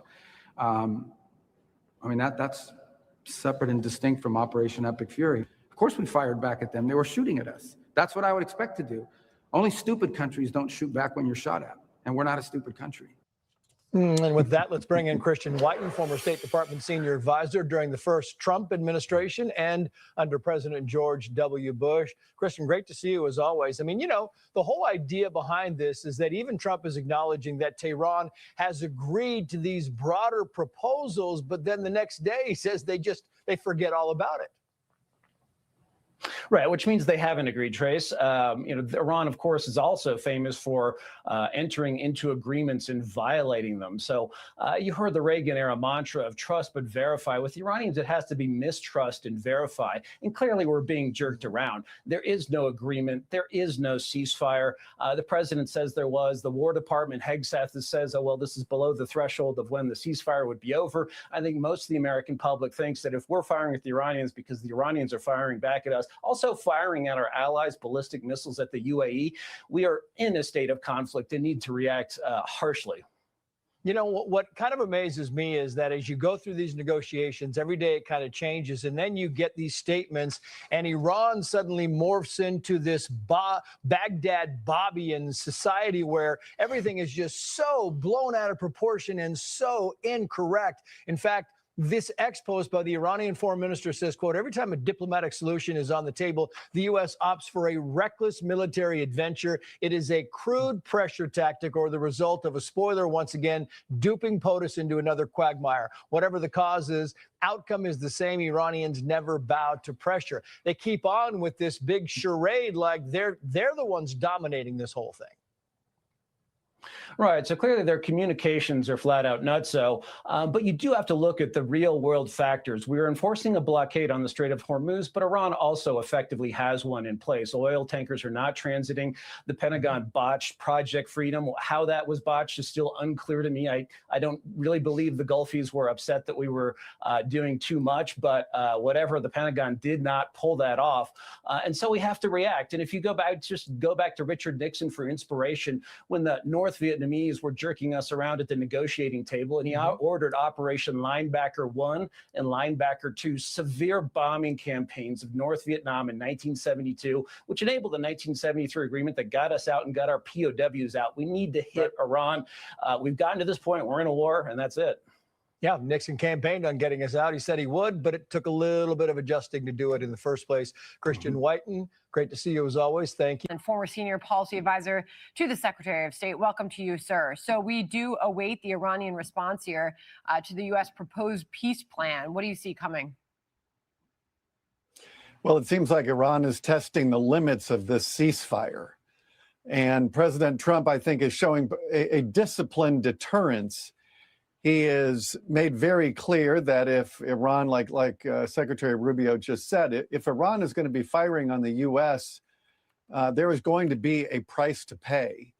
And so I think that's the dynamic while we await the Iranian regime's response to the Pakistan diplomacy. What I think the president is doing is again, building up the economic and military deterrence that's going to be required to get the kind of a deal that ends Iran's nuclear program, takes care of the highly enriched uranium in the country, and gets the Strait of Hormuz open without the Iranian regime running the Tehran toll booth that would net them $125 million a day. So this is going to be very difficult diplomacy. This was never going to be easy given this regime. What I would just say is that if this is how the Iranian regime behaves without a nuclear weapon, it's an entirely different world if they were to have one. You know, we put this together for our audience to take from it what they do, and you can tell us what we should make of it. This is an expose from the Iranian foreign minister on the latest on the negotiation posture. From just a short time ago. Every time a diplomatic solution is on the table, the U.S. opts for a reckless military adventure. Is it a crude pressure tactic or the result of a spoiler, once again, duping POTUS into another quagmire? Whatever the cause's outcome is the same. Iranians never bow to pressure. What do you make of that? Well, it's pretty ironic to be hearing the Iranian regime lecture the world about reckless military adventures.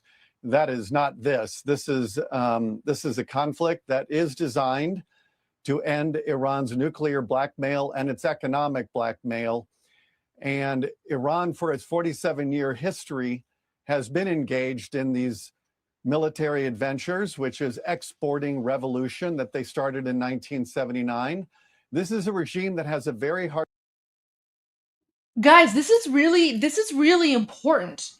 This whole line of how the Islamic regime is exporting its revolution, right? Guys, those of you who've been watching us for a while now, and even those of you who were watching Armin and I, on our various channels before the Iranian Revolution began, one of the things that we kept on saying is that this Islamic regime, it's not satisfied with just the borders of Iran. They're expansionary.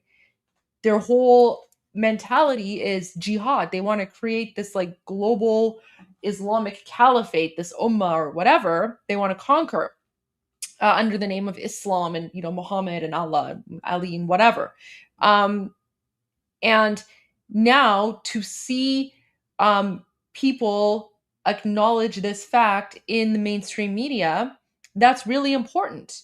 So people are waking up to this reality because when we Iranians have been saying it, a lot of people don't believe us, or they're like, oh, like you guys are conspiracy theorists, or you have no idea what you're talking about, blah blah blah. But it's true, and the fact that we're now seeing people understand and acknowledge this is really important. This is really important, and I think that this is a very significant shift in the narrative. Economic blackmail, and Iran, for its 47-year history, has been engaged in these military adventures, which is exporting revolution that they started in 1979. This is a regime that has a very hard time simply being at peace with its neighbors. And I think if you were to poll our Gulf partners and Israel, all they would like to see is an Iran that is at peace with its neighbors and is not pursuing a nuclear weapon. But instead, for 47 years, they have been sowing terror and violence, chaos. This regime has killed over 1,000 Americans and has injured so many thousands more. And they want to get a nuclear weapon. And President Trump, I think, deserves a lot of credit for not managing the problem, as other presidents have tried to do, but is trying to end Iran's path to a nuclear weapon. Perfect. I want to end with this. This is Marco Rubio responding to questions about the U.S. strikes on Iran, describing them as self-defense. Let's listen. What you saw yesterday was U.S. destroyers moving through international waters being fired upon by the Iranians, and the U.S. responded defensively. Of course, we fired back at them. They were shooting at us. That's what I would expect to do. Only stupid countries don't shoot back when you're shot at, and we're not a stupid country. Did he need to explain that? Well, President Trump is sending our Navy through international waters in a peacekeeping operation to open a choke point that was created by the Iranian regime. It is simply unacceptable to allow one country to choke off 20% of the world's oil supply just because it feels like it. This is international waters. The president is protecting a principle, a bedrock principle of freedom of navigation in international waters. I wish the rest of the international community were as frustrated over Iran's behavior, but they're not. They seem to be spending most of their time criticizing the operation when they should be helping it. But I think at the end of the day, we have to respond to any of these attacks. We're going to continue, I think, to maintain escalatory dominance while keeping the path open for diplomacy. That's the best formula right now. Got it. Brian, appreciate your time today. Thank you very much. To take you through the week, and what a week it's been here on Friday. Remember where we started on Monday? That's when the president launched Operation Project Freedom. That idea was to help the U.S. Navy to escort commercial ships through the Strait of Hormuz. But later on that day is when the IRGC launched the drones and the missiles at U.S. naval assets. So then by Tuesday, that was put on pause. And then on Wednesday, the U.S. responded by hitting some of those tankers, these empty vessels we showed you yesterday, more than 1,000 feet long on the open seas. You had that F-18 with the Gatling gun on the nose of that plane go after the rudder for the ship, and it rendered it useless there on the sea. And then you've got Thursday, where the U.S. launched the self-defense strikes at Iran that Lucas was just showing us. We'll show you right now. Jimmy's showing the back wall here. And the map that Lucas was referring to is right in here in this elbow of water. You see it stretch around here in the Strait of Hormuz. You have 3 U.S. naval vessels that were here in the Persian Gulf and through the Strait of Hormuz. They were the ones that apparently were the targets of the Iranians. Here at Bandar Abbas, there was a reaction, naval checkpoint at Kragan here, and also the island of Qashem that we've been watching for some time. Keep in mind, the blockade starts down here, okay? It stretches from Oman to the border where Pakistan meets Iran. That's where it's been, and it's been very effective, stopping more than 70 vessels from going in and out of Iranian ports. Want to bring in Dana and Michael Allen with us, former National Security Council Senior Director. Michael, welcome back to our show today. Marco Rubio earlier today said he expects a response from Iran on the latest peace proposal or peace idea or ceasefire, end of the war. We haven't seen it yet. Now it's in the evening in Iran. What would you expect, Michael? Well, I think they'll get back to us, but I'm not sure that we should expect that it will reflect the kind of concessions, the kind of compromises that President Trump says he needs. I think President Trump's blockade of Iranian ports is the right thing to do, but it has a longer fuse. It's a slow burn. And I think what the president ought to do is resume what he was doing Monday, which is helping by way of the U.S. military, commercial vessels to get through the Strait of Hormuz. It will be costly. It won't be costless anyway, and it is more risky, but it is the most direct way to negate the power that Iran has over us right now by way of being able to threaten and dominate this international passageway of commerce and oil. So I think we've got to go back to that, what we did earlier this week, and break the strait open. Okay, Michael, I have a question because obviously there's the United States and we're covering this from our perspective. And I'm curious, though, about the UAE, the Emirates, what they're thinking, because they have civilian targets who are being hit by Iran, or Iran is attempting to do that.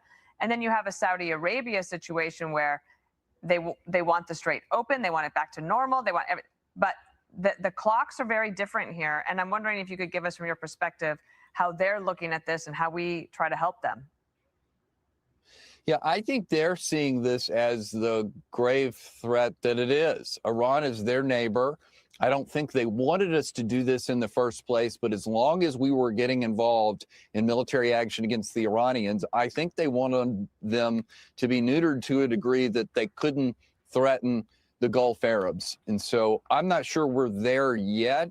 I know the UAE is thinking about its own retaliatory actions against the Iranians, but I think they want us to stand in, finish the job, and help protect them, because that's sort of the tacit or explicit arrangement that we have with a lot of these countries in the region. Michael, so we'll see if the president addresses this. He's going to be in the Rose Garden at noon Eastern time, so 2 hours from now. We'll cover that obviously live when that happens, and maybe we'll get some commentary on what we've been reporting on. But in the meantime, a week from today, the eyes of the world are going to be on Beijing, and the president was asked about that trip last night. Mr. President, is your trip with China still going ahead? Yeah. Which companies you have a very good relationship with President Xi. We've had a great economic time. China has been great for us economically, but not for other presidents. But we've done very well with China.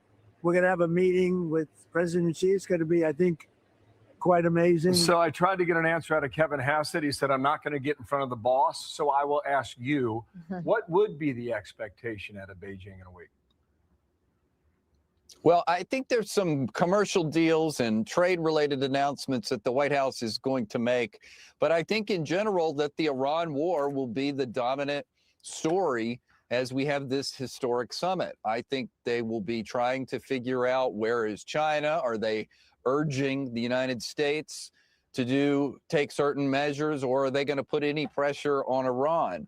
By the way, I think one of the reasons the president didn't want to declare the ceasefire broken was that he is on the way to this summit, and I think he wants to try and get to this world stage without us being again resumed in a kinetic hostilities situation. But all of this is going to come to a head, I think, in Beijing, and we're going to see news and discussion of what China is going to do in the Middle East. Michael Allen, thanks for being here. We have so much to cover, and thank you for always answering our text messages as well. Yeah, thank you, Michael. Thank you. A live look at the White House, where any minute from now, President Trump is expected to speak at the Angel and Gold Star Moms Luncheon in the Rose Garden. Mother's Day may be the focus of the event, but we'll be listening to see if the president provides any updates on the situation in Iran as we await Tehran's response to the latest U.S. peace proposal to end the war. We'll bring you President Trump's remarks when they happen live. Hello, everyone. This is Outnumbered on this Friday. I'm Kayleigh McEnany. Here's my co-host, Harris Faulkner and Emily Compagno. Also joining us, Rosanna Escato, Fox 5 New York anchor and host of The Underground Economy on Fox Nation, and Guy Benson, Fox News political analyst and host of The Guy Benson Show on Fox News Radio.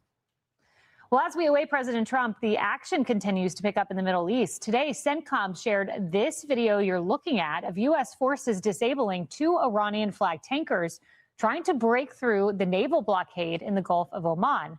This, as the U.S. says the ceasefire continues to hold. Meanwhile, Secretary of State Marco Rubio with an update on when Tehran may respond to the latest peace proposal. Well, we should know something today. I mean, we're expecting a response from them. We'll see what the response entails. The hope is it's something that it can put us into a serious process of negotiation.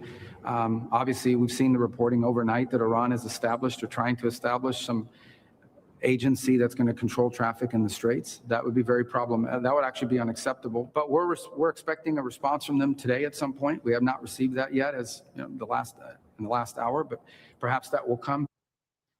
President Trump also issued this warning to Iran if they don't sign a peace deal. The talks are going very well, but they have to understand if it doesn't get signed, they're going to have a lot of pain. How close would you say that you are to a deal right now with Iran? Could happen any day. Could, and it might not happen, but it could happen any day. I believe they want the deal more than I do. You know, Guy, everything that is coming from the White House these days, and it's important, I think, a note, is expressed that there could be an Iran deal, and then there's always this kind of tepid note at the end, you know, if they step up to the table, if they follow through. And you get the sense that there is this realization that we are not dealing with a rational actor here. And we all wait to see if this is, in fact, the moment you get the deal. But I think the tepid tone is merited. Yeah, and we've never been dealing with a rational actor in the Iranian regime. And despite the decapitation of the top of the regime, next man up level has been seemingly equally intractable and deranged. I mean, it's sort of confusing, I think, for a lot of Americans to see not just the blockade continuing, but earlier the United States, this was yesterday, quote, responded with self-defense strikes against Iranian targets after they attacked our ships. So technically they're calling this the ceasefire still underway, but it doesn't really feel that way. And unless this regime out of nowhere decides, okay, we will agree to all of these crucial demands from the United States, I would not be surprised if we see a reignition of Operation Epic Fury, at least on some level here. Yeah, I wouldn't be surprised either. And Harris, one thing that's increasingly clear, and really from the very beginning, is Iran, I guess, is not interested in self-preservation because they've stared down the greatest hegemonic power in the world, the United States, and yet they're still trying to break through a blockade after they've lost their Ayatollah, their Navy, so on and so forth. What's brilliant about what you just said, though, no, they don't have any kind of fear around losing all of their people because it's not about them. It's about the IRGC. It's about the military. It's about this sort of dedication, sick obsession, if you will, to rule just completely through radical Islam. I mean, and if you're Islam in that country, if you're Muslim in that country, and there are many other religions in that country of Iran, beautiful nation of 93 million people, that isn't you necessarily, but there are about 1 million or so of those people who are there to kind of keep that propped up too, in addition to the IRGC, which is why it makes it so complicated. I like everybody else, I wonder, who the heck are we dealing with? Like, who's actually at the table? Are they the same group every time we go? Is it who Vice President J.D. Vance saw? Was that a different group than we're dealing with now? It's all over the road, but it's very dangerous right now because we are trying to hold a position of defense, only hit them. Our rule of engagement is only hit them when they hit us, but their neighbors are getting hit. And the Abraham Accords, that's what I'm really worried about now. Our friends in that region that they are hitting now. And the UAE and Saudi Arabia and those neighbors having to say just a couple of days ago, look, we're going to choke off the airspace to you, to the United States, because what they are doing is actually a violation of the ceasefire to them. Then the president smooths that out. There's only so much of that capital that we're going to have. We need them. And General King, Lieutenant General Kellogg, they're right. Carg Island, 90% of their income, you take that, you choke everything off economically, and then perhaps also give the people a better chance for a revolution Mind you, they don't have any weapons, but they will outnumber everybody on the ground. And so how long does that take? I don't know. I think you have to do what Guy said. You got to step in now. Why wait? You know what they're going to do. I think that's an important point you make, too, about the UAE. I mean, it was the attempt to go through the blockade, Emily. And then with the UAE, you saw the 15 ballistic and cruise missiles at one of the UAE's ports. And that's been one of the standout features from the very beginning. You had many of the Gulf states standing down and not saying, we're with the U.S. In fact, we don't condone this. And yet Iran attacks them. Yeah, and also coinciding with their independent decision to leave OPEC, right? So there's a restructuring happened where every nation state is essentially protecting themselves, persevering, while also strengthening the alliances with us, to your point. Yeah. Keep in mind, too, there's a big clock in the sky for Iran, not for proverbial sense in sort of the obvious realm, but also for the oil storage. And so they are abutting a serious parameter here that they only have so much time for. We can go all day. We can go all week, we can go all year, and then some. And I think this entire time we've seen the braid between the military might of the United States, the leverage diplomatically in negotiations, the pressure from the Gulf Arab states there, obviously the reaction from NATO, but I think that sort of that trifecta approach, that's the pressure that they need. We've seen before what happens when we lift sanctions. There's no obedience here. There's no compliance. It's just a spinning out. So here, that's why I think we see the dance and the tango of using those two parameters. But I think the up-to-the-minute media coverage, frankly, does no one any favors. I think it feeds into the exhaustion of this. So it would do well to sort of take a beat and let it play out, because by the minute we're seeing them in their newly resurged weapons, where are those from, sort of acting out again. So I think while this dance is happening, it may look sort of ugly at times, but thank God for our allies and for the patience that the United States has in terms of that flexibility that Iran doesn't. Yeah, and Rosanna, President Trump has said every step of the way, if we don't get this signed, they're going to have a lot of pain. But the question I have is if Iran even cares about that pain. I was talking to former Special Forces individual yesterday, great hero of our country, and he said to me, look, they're willing to sacrifice their own people. Right. That's who we're. Okay, guys. So I'm gonna go to one of my favorite analysts. And basically, I'm going to take a little bit of a break. So we're going to go to my favorite analyst. I know that I can play this video and I can turn off my camera. I don't have to worry about a copyright strike. So the title of this video is called Exposed: The Fake Meeting Between Pezeshkian and Mojtaba. And it's liberty politics. So let's see what Mr. Navabi has to say about this fake meeting between Pezeshkian and Mojtaba. And I'll be listening. I'm just going to grab something to eat. And I think Armin's still eating, so he'll be back soon as well. Came out from Iran. And news came out from Iran that many people are not paying attention to. Even the people who are covering it are not really paying attention to what this really means and the consequences of it. And I think this piece of information tells us a lot about what's going on behind the scene with the Islamic Republic and the power between the different camps of the Islamic Republic fighting for survival against each other. My name is Armin Navabi. I'm an Iranian political activist with deep connections to activists against the regime inside Iran. In this video, I want to bring attention to the news regarding President Pezeshkian coming out and mentioning that he met with Mojtaba Khamenei. Most people didn't cover this, and the people who did cover it, I saw that the interest was what this is about, whether Mojtaba is alive or not, whether he's in a coma or not, whether he's healthy or not. That was the main angle that people were covering. But there is a lot more to the story. First of all, it's important to realize how we got to this meeting. President Pezeshkian, up to this moment, has not seen Mojtaba Khamenei.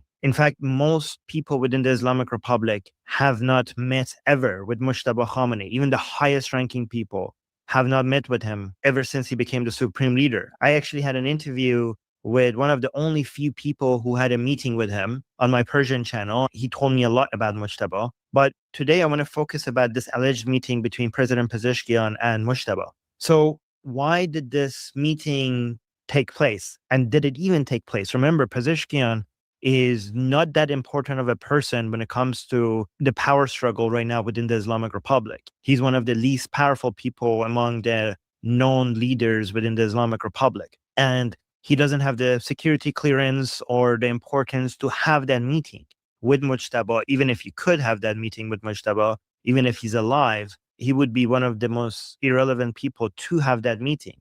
We got to this point because President Pezeshkian was desperately trying to find a way to stop the head of IRGC, Vahidi. There were constant reports with regards to President Pezeshkian being angry with Vahidi attacking countries around the Persian Gulf, especially the UAE and even Oman. President Pezeshkian has been trying to and failing to reach out to the countries in the region and try to make peace with them, trying to figure out a way to fix the damaged relationship between the Islamic Republic and the countries in the region.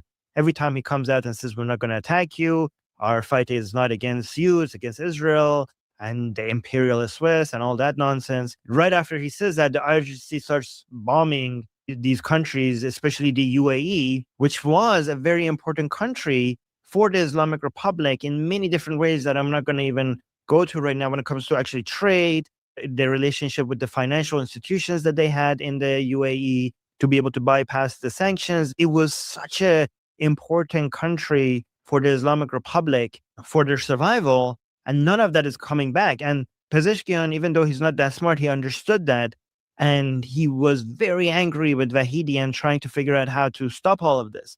But obviously, the president in the Islamic Republic doesn't have much power, if any power. And he was basically looking for Mujtaba, trying to find out where he is, trying to find out how he could have a meeting with him so that he could use Mujtaba to stop Vahidi, because he didn't have any leverage over Vahidi. So eventually we got to a point where he came out and he said that, oh, I had a meeting with him. ما خدمت رهبر عزیزم رسیدیم. نزدیک 2 ساعت 2 ساعت و نیم هم خدمتشون گفتگو داشتیم. اولا باید خدمت شما بگم نگاه ایشون، نوع برخورد ایشون واقعا یه انسانی بود صمیمی و متواضعانه. از یه رهبر آدم یه چنین برخوردی به آدم بکنه، ایشون یه چنین حالتی داشت واقعا. Here's what happened after this claim. Iran International came and said that this meeting was fake, that President Pezeshkian is lying. So the tweet that they put out there is just part of the story, because I was watching Iran International in Persian while I was eating, and I remember when they went over this and they gave the details, I actually had to go back and just stop eating and just go back and listen to it a couple of times, because it was incredible. Iran International is claiming that they got access to leaked information from a meeting of top IRGC commanders, being shocked that Pezeshkian is saying this and clearly saying in that meeting that President Pezeshkian is lying. So not only President Pezeshkian is lying, this lie was not an order that came to Pezeshkian from IRGC. This is an extraordinary development, because Pezeshkian doesn't have the personality to go and maybe challenge the greatest powers within the Islamic Republic. So either he is deciding to improve his influence within the Islamic Republic by claiming that he met with Mujtaba and Mujtaba was very nice with him, which is very unlike his character, unless something has changed about him, or he's getting the order from somewhere else. So remember, if IRGC is surprised that Pezeshkian is saying this, and they seem to know that this is fake, that he's lying, so it wasn't IRGC that got him to do this. So what are the other main sources of power within the Islamic Republic that could give such an order to Pezeshkian to say such a thing, and why would they? Let me give you a scenario, and by going through this, you're going to really better understand the power dynamics within the Islamic Republic and what this could mean. So remember, in my previous videos, I told you that the main factions within the Islamic Republic are 4. We have the intelligence security network that we actually refer to as the Beit Rahbari, which means the office of the supreme leadership. These are the people within the circle of the supreme leader. So within this first group, the main person is obviously the supreme leader, Mujtaba Khamenei. But remember, last time I included another main figure within this group, which is Hossein Taeb. And I told you that we're going to come back to this name at some point. And today is the day that you need to learn more about Hossein Taeb. And maybe at some point I'm going to make a video dedicated to Hussein Taib, because he's the kingmaker. He was and still is the kingmaker within the Islamic Republic. So the next main faction right now is the negotiation facing track, with the main person in this group being Ghalibaf. Ghalibaf as the head of the parliament, the speaker of the parliament, but his main source of influence is him being IRGC connected and having a certain camp within IRGC loyal to him. Not all of IRGC, but certain people within IRGC. Pezeshkian also belongs to this camp. However, his main source of influence is his association within this camp. He's not a source of power. He's belonging to this camp, gives him the influence of this camp. Arakchi is supposed to be in this camp, but we got reports that he's now more loyal to Vahidi, which is the third camp, and he's not really taking commands from Ghalibaf anymore. So let's go to the third camp. The third camp was the military corps, which is mostly the IRGC. The main people within this camp are Vahidi as the main person, but also remember people like Zolqadr, people like Abdullahi, people like Nejat, people like Musavi. There are other very important people within this camp, but the main figure right now is Vahidi. And the fourth camp is the ideological pressure camp, which we refer to as the Paidari camp, but the main person here being Saeed Jalili. But now, the most powerful faction is number 3, the military corps, because they have the most money and they have the most weapons. Their soft power is lacking. They have soft power in the sense that IRGC is popular among regime supporters as an institution, but this power is lacking in the sense that they don't have a charismatic figure where pro-regime people could point to and say, oh, we love this guy, we will die for this guy. They don't have that figure in there. Nobody would point to Vahidi, be like, oh yeah, I'm going to go die for Vahidi. This lack of having a charismatic figure within IRGC means that the second most powerful... Guys, it's Arminception. Oh wow, Goldie, what an honor! You thought I was worthy of playing and for the filler. That's so sweet. Well, not even a filler. Like, I just thought this was really interesting. I was playing Fox News earlier for a little bit, and then I decided I saw like this popped up on my YouTube feed, and I was like, oh, let's go to one of my favorite Iran analysts and experts and see what he has to say. So, wow. Yeah. Thank you, Goldie. Wow, Goldie. I figured if I play this, I won't get a copyright strike, right? So, but people are enjoying it. Well, thank you. Oh my God, Goldie, you can always, whenever you need, that's such an honor that you're thinking that this is. Thank you so much. Well, so appreciate of course, that. obviously. Like, I mean, this is great content, and I think it's really informative. So, why not? Oh my God. Yeah. Thank you. Okay. Thank you. Anyways, we'll save the rest for later when you're gone. But welcome back. I haven't taken a break at all whatsoever. So if you don't mind, I'm going to take maybe like 15-20 minutes to quickly eat something, and I'll be here in the background. Okay, sounds good. Okay, I got you. Okay. All right.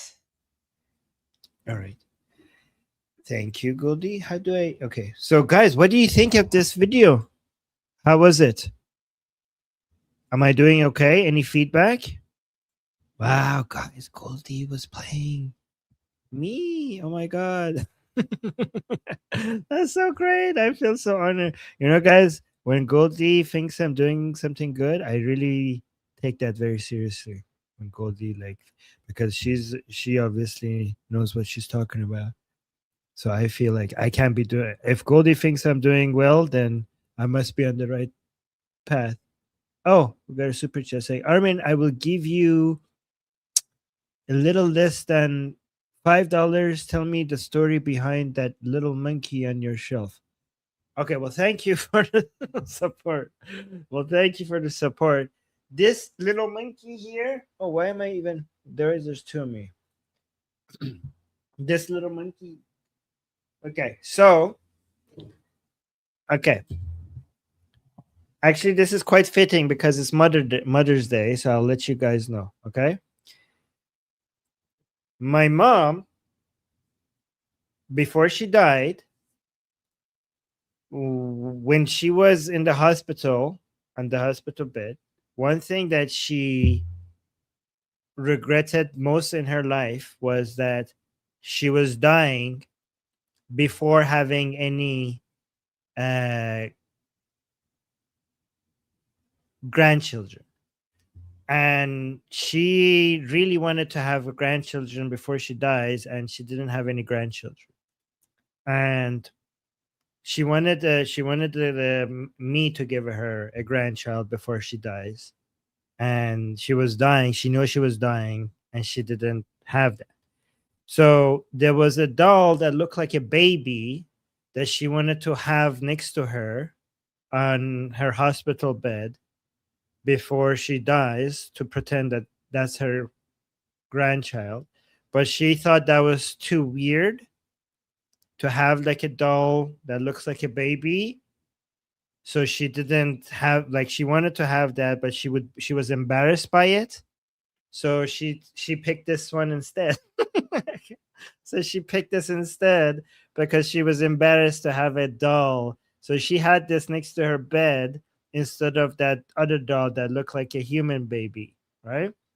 So this was next to her on her last days before she died. So that's the story behind this.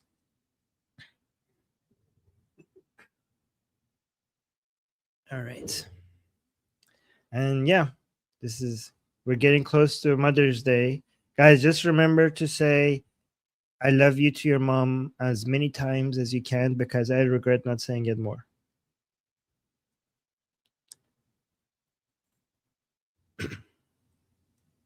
All right. All right, let's see what else we have here.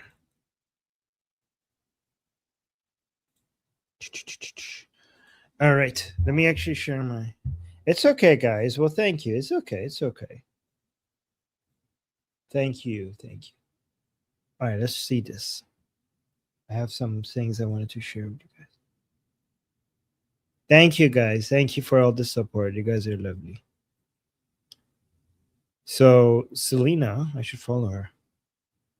Okay, yeah, this is what we're all waiting for. Selena, good morning. Yeah, good morning to you. The U.S. is still waiting for Iran's answer on those peace talks. The president has said a response was supposed to come last night, but as of now, nothing. And Iran's foreign ministry is now saying they're not bound by America's deadlines. But here's what we know is on the table: a one-page proposal from the Trump administration that gives both sides a month to work through the thorniest issues, including the future of Iran's nuclear program. And during that window, the U.S. would gradually lift its blockade on Iranian ports if Iran allows ships to move freely through the Strait of Hormuz. But for now, the U.S. is still enforcing that blockade. And on Friday, American forces opened fire on 2 Iranian oil tankers. The Pentagon releasing this video. In the video, you can see the tankers getting hit with smoke pouring from the back of the tanker. Iran is calling those strikes a reckless military adventure. The war is now in its 10th week, and President Trump is pushing for progress before he leaves for Beijing in just a few days, early next week. Gio. 10 weeks in. All right, Selena, thank you so much. Wow. So, guys, I think the Americans need to respond. If we don't hear something positive, something like positive in the sense of the Islamic Republic is serious about bending the knee and surrendering to the Americans, this is it. This is it. Because I don't know, it's going to be hard to see, because it's going to be hard to, in my opinion, it's going to be hard to explain the Islamic Republic constantly be giving more time to come up with some surrender offer, and then missing deadline after deadline after deadline after deadline without getting a significant response from the Americans. And I think like a lot of the people are getting tired. I mean, not just the Iranian people. I think here the people who are getting wants the military operations to start in a big way. The Iranian people, the Israeli people, and now even the UAE, especially the UAE. I think everybody is getting tired with the Islamic Republic just playing these games, right? So we have a red line. You missed the deadline. There should be consequences. And look at this. Actually, this is a good segue. Mark Levin is saying, let's go, let's get this done. Breaking, Israel is pushing for strikes on all of Iran's energy infrastructure within 24 hours. Is this Hebrew or English? English. That are intercontinental. Oh my God, it's English. Fantastic. Thank you. Let's listen to this. Iran is developing now ballistic missiles that are. Wait, is this new? I mean, Mark Levin just posted, like, quote posted it, so I think it's new.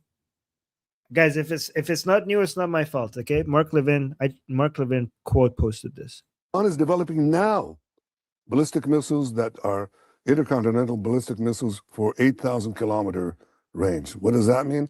They add another 3,000 kilometers, and they've got under their atomic guns, in New York City, in Target, Washington. It's not new. Boston.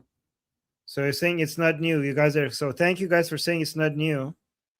Miami, Mar-a-Lago. Okay, so that is a very great day. Oh yeah, I remember this video. So why is Mark Levin posting it like this? Let's go. Let's get this done. Why did Mark Levin think that this video is new?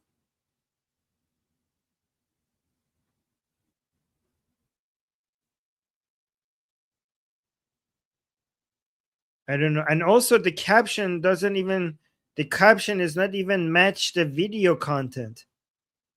Who is this guy? Like, why are we trusting this person?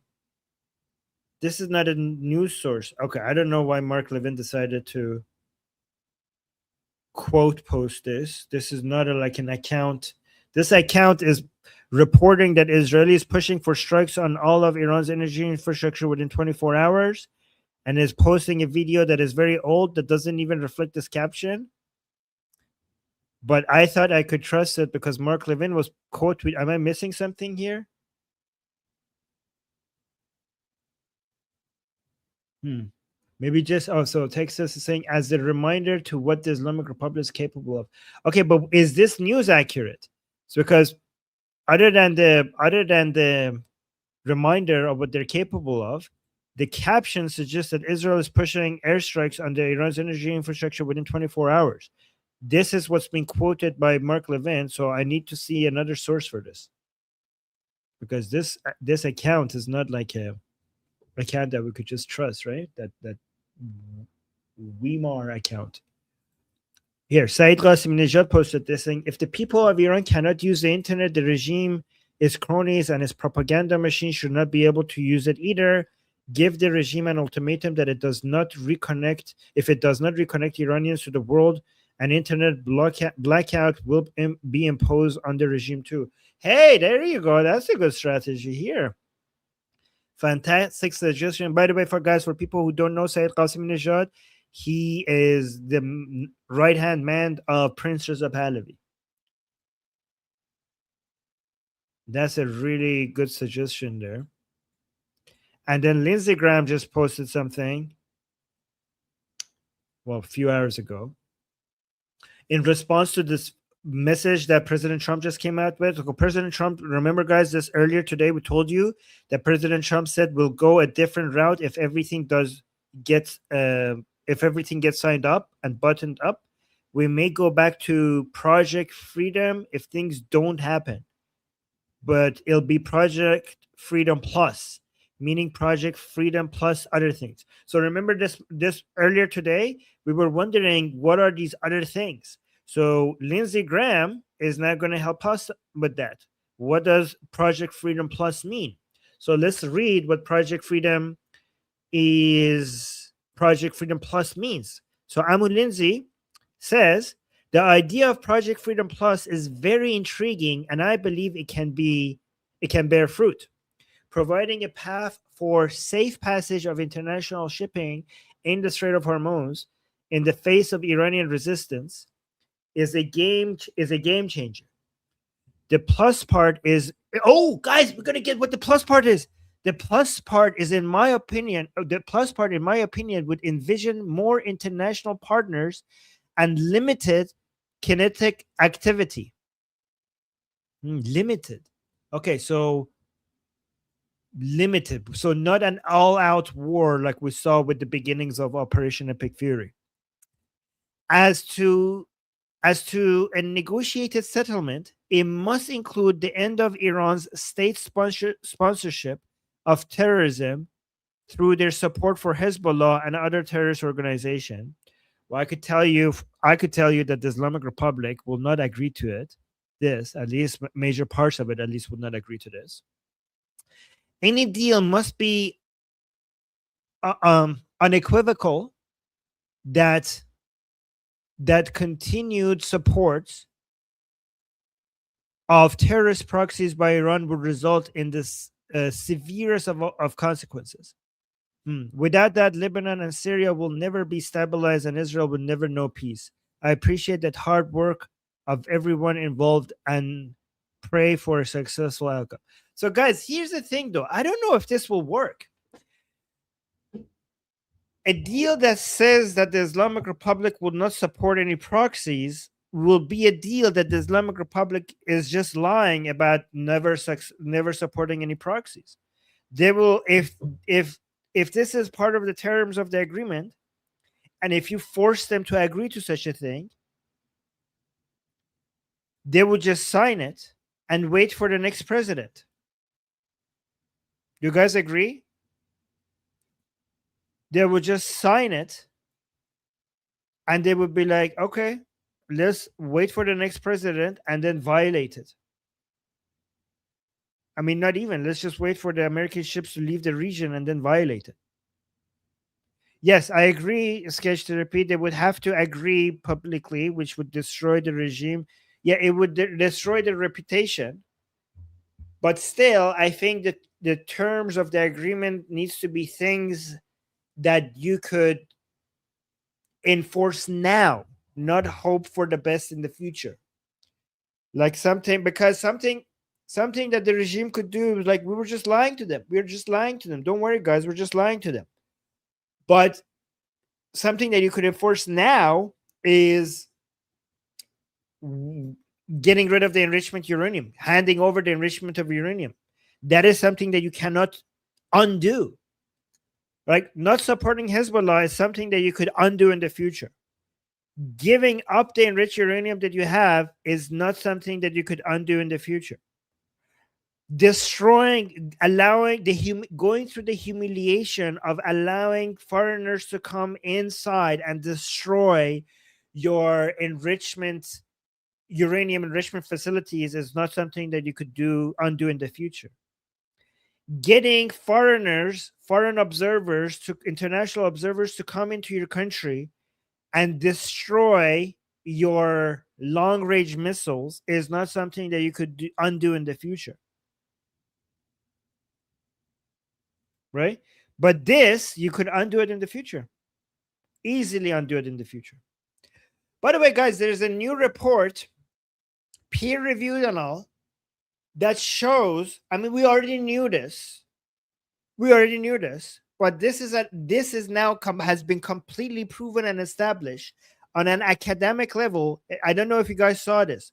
A report just came out that shows, you guys know what I'm going to say? That the Islamic Republic was directly involved in October 7th. They were directly involved in planning and executing October 7th. Directly involved. And Hezbollah. So, like, we already, again, guys, you're saying in the chat, we know. I already started with we know because I knew you guys were going to say that. I knew already you guys in the chat saying we know. I already predicted that you guys were going to say that. That's why I started with saying we already knew. So see, I knew what you guys were going to say. But this is at a different level. Oh, yeah, I did. Okay, good. You're saying I didn't know about the report. But yeah, we already knew. We already knew that the Islamic Republic was involved, like, obviously. Okay.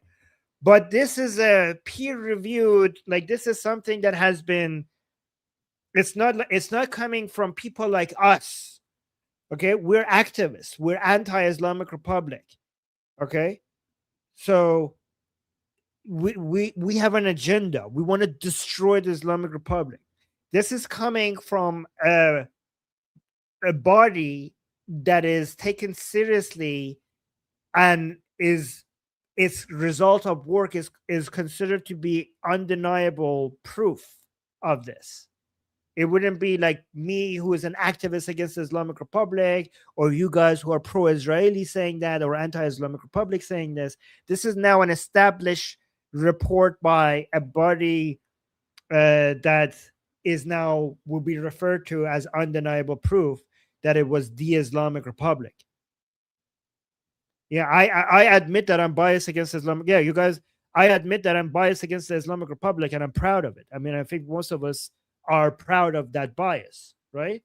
But it's important that we have institutions and organizations that don't have that bias to also put a stamp of approval on this claim for us to be able to now get more action against the Islamic Republic. And now, given that we now have that,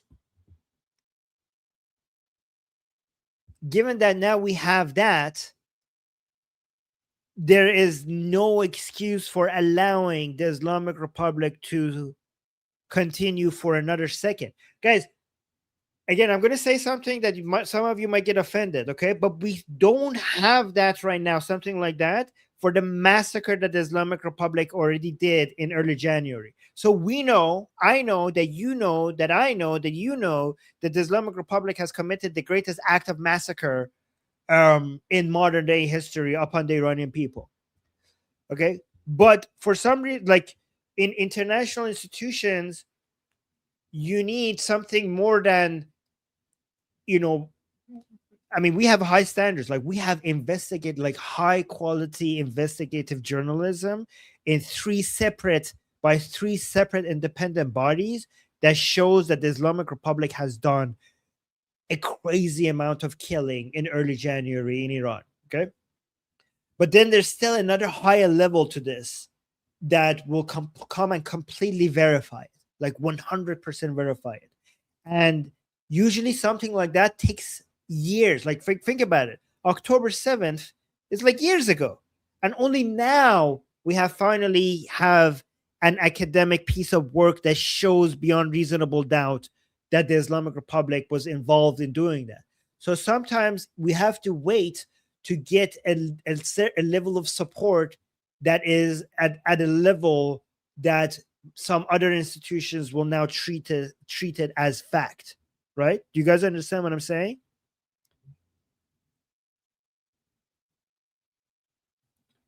So different institutions have different standards to what they will consider, and I think it's important. Okay.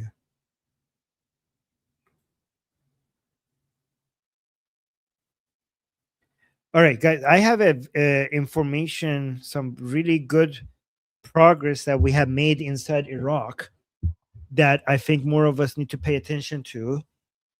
Let me know if you want more information like what I'm about to tell you, because what's happening, like we're not paying close enough attention to Iraq, and I think it's very important, okay? So look at this. So guys, Iraq may be preparing to abandon one of the Islamic Republic's most important proxy networks under mounting US pressure. This is big, guys. This is big. Like the Islamic Republic is losing, it already lost Syria, is losing its influence in Hezbollah, in Lebanon, because of this new government, because of the new political dynamics in Lebanon right now. And Hezbollah's constantly reduced political power within Lebanon. And now we're going to go for Iraq as well. Iraq is one of the most important areas for the Islamic Republic. And the US is playing a very, very good strategic game here right now in trying to cut the level of influence that the Islamic Republic has inside Iraq. So we need to pay very close attention to this. And I suspect that this is going to become bigger news at some point, okay? So it's saying a new Iraqi initiative aims to disarm or fully integrate Iran-backed militias inside the PMF. So guys, PMF is Hashd al-Shabi. It's Popular Mobilization Front, or in Arabic, Hashd al-Shabi, okay? So they're trying to integrate Iran-backed militias inside the PMF or or the PMF or Hashd al-Shabi into Iraqi state apparatus.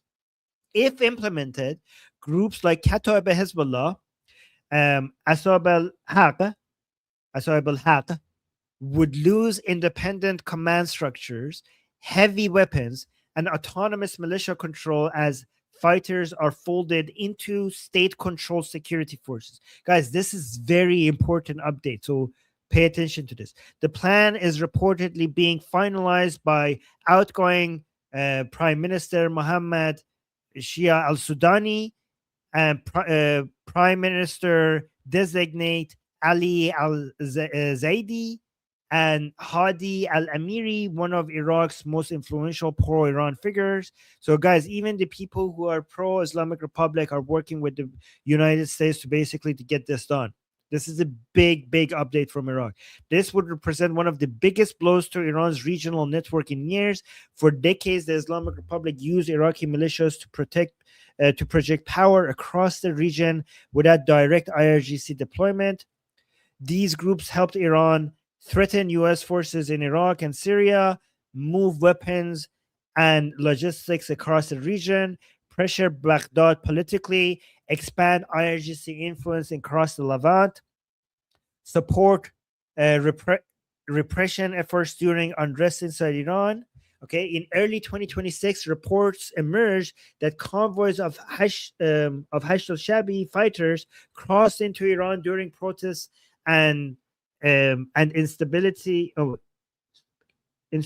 raising protests. Okay, I think raising fears they were being used to reinforce regime crackdowns. Okay, actually, this has actually been confirmed that in the crackdown, in the massacre that we had in early January, many of the people who were killing the Iranians were part of these militias, right? So this is why this is very important for Iran right now, because if we could somehow weaken Hashd al-Shabi, that means the Iranian people inside Iran will have a better chance in being successful in their uprising.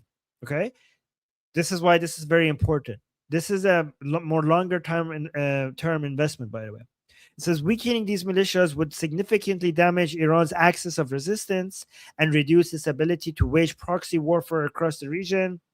Says for the US, this would represent a major strategic victory. Iran-backed Iraqi militias have launched hundreds of attacks on American interests since late 2023. Neutralizing or integrating them into the Iraqi state will reduce threats to US personnel and weaken Iran's leverage inside Iraq.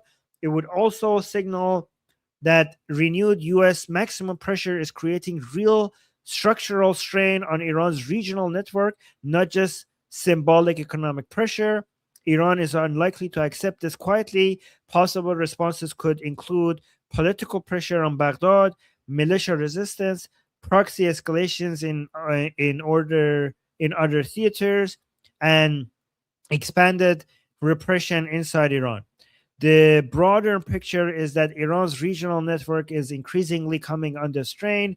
Oil exports are being targeted.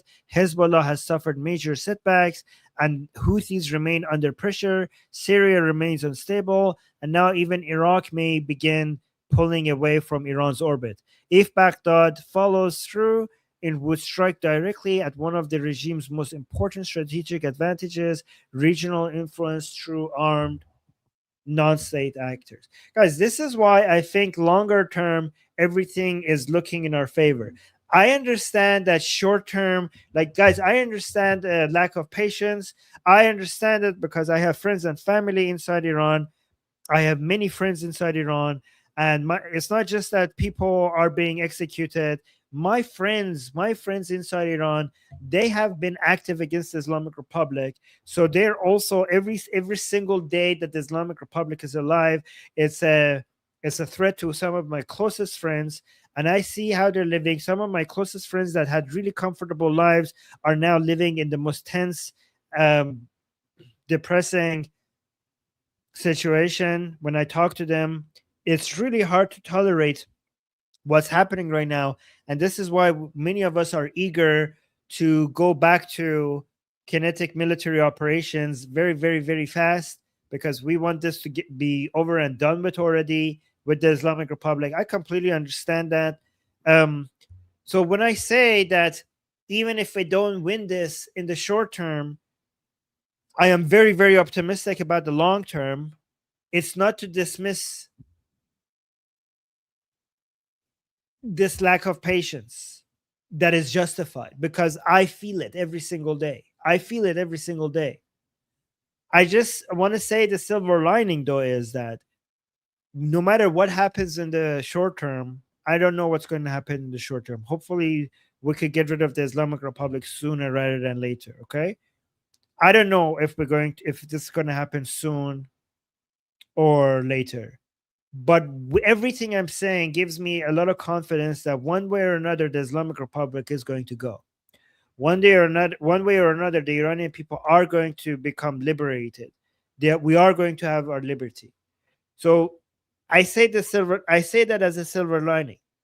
The bad news is that I don't know when this is going to happen. Maybe it's going to happen tomorrow. Maybe it's going to happen a lot later than now. That is not something that is easy to accept, in my opinion, given how much people are suffering, given the poverty that we have to deal with right now, given the executions that we have to deal with on a daily basis. Okay. But the silver lining, however, to me is that everything is moving against the Islamic Republic. Every time I hear a news like this, if I read a news like this, I could tell like everything is moving in the opposite direction that the Islamic Republic wants. Everything. And there's no way that I could think of that the Islamic Republic could survive all of this.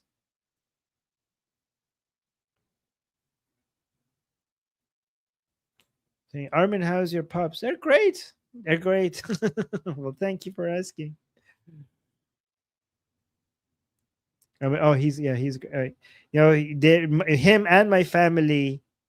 Not just him, but it's not just my pups. It's like everybody. Like I have. So it's it's him.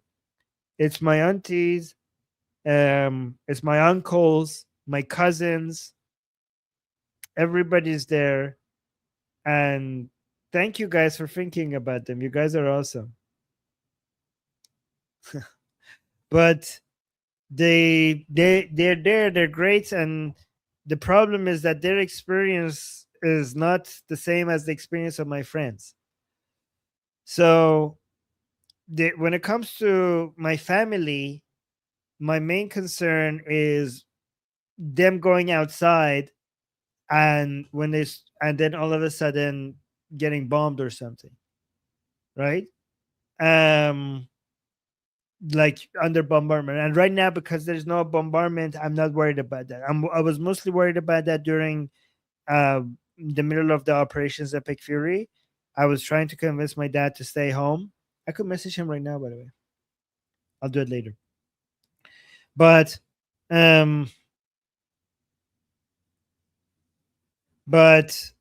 my friends are now the main people that I'm worried about, because my dad is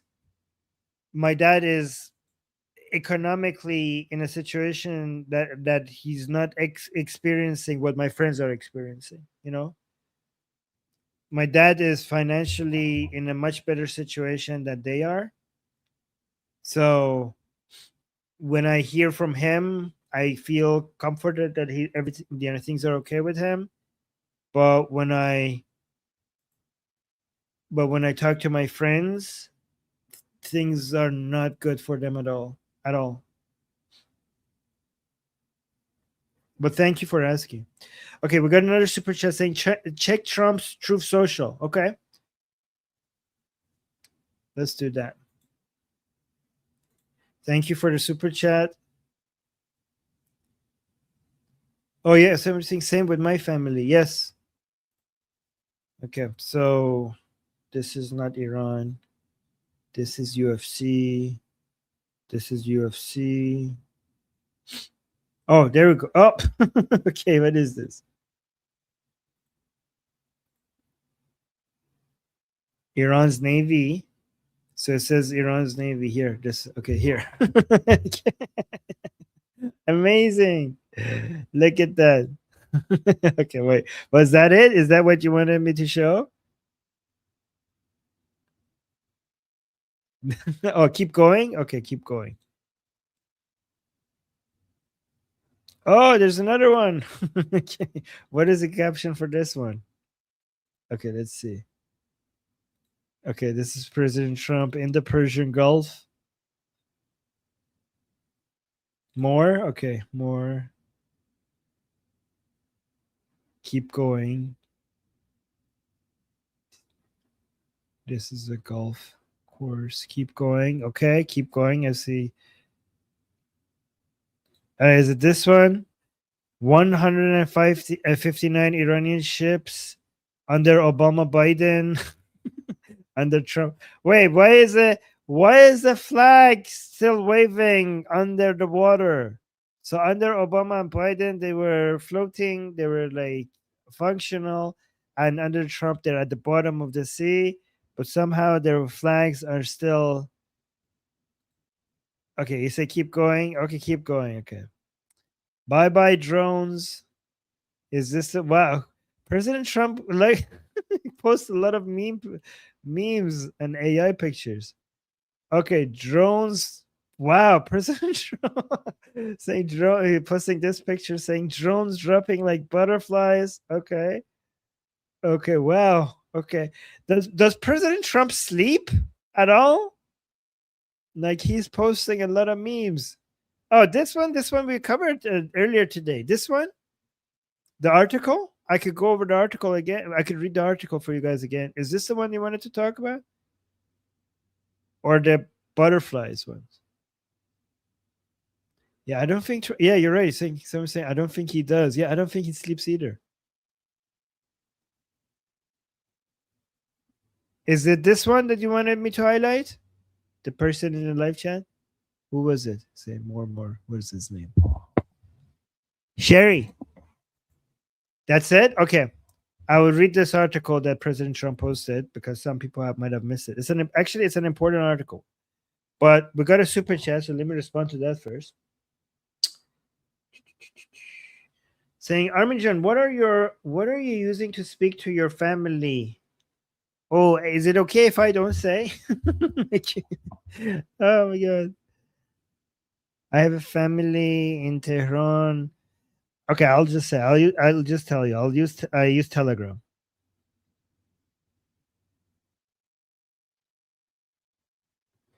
I use Telegram, but the problem is that it's so many times he's not online, and then sometimes he's online. Okay, Telegram. I have family in Tehran, and the only way to speak to them is to wait for them to call me. Please advise.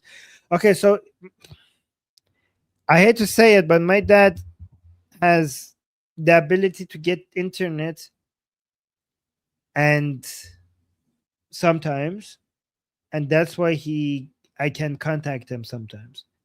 So if you have to wait to hear from them, does your family not have, because guys, so even though there's an internet cut has been completely cut, there is a way to pay some people like a lot of money to get you internet. So the problem with that is that it's expensive. It's like really expensive now. So many people just don't pay it.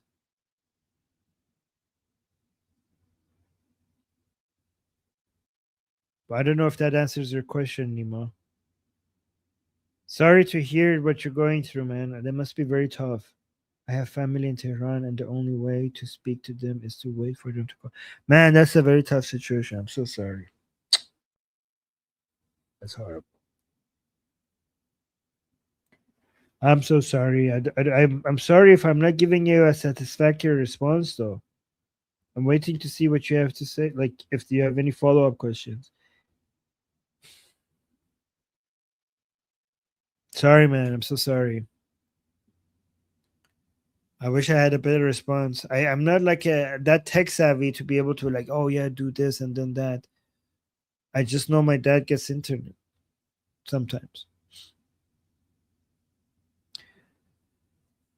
the people who are financially better off, they will be able to pay for the much more expensive internet. Guys, the internet, the regime still allows people who are pro-regime to have internet, and that's why some of those people just sell it at a very high price. Config, I don't know. I should ask him. Oh, Goldie's back. We have Goldie. Yay, I'm back. Yay. What did I miss? Somebody in the chat wanted us to go over this, and I was just telling them that you already went over it. This is the article that President Trump posted that showed that 53% of American voters say it's more important to prevent Iran from acquiring a nuclear weapon. Well, the Islamic Republic, I should say, acquiring a nuclear weapon than it is to end the fighting. And then also, this is a very credible, survey, by the way. Apparently, based on what I'm hearing from other outlets, but also more importantly, 60% prioritize preventing Iran from acquiring a nuclear weapon on stabilizing energy prices in the U.S. That's big. 60%. And then, we got more super chats, so let's go through those.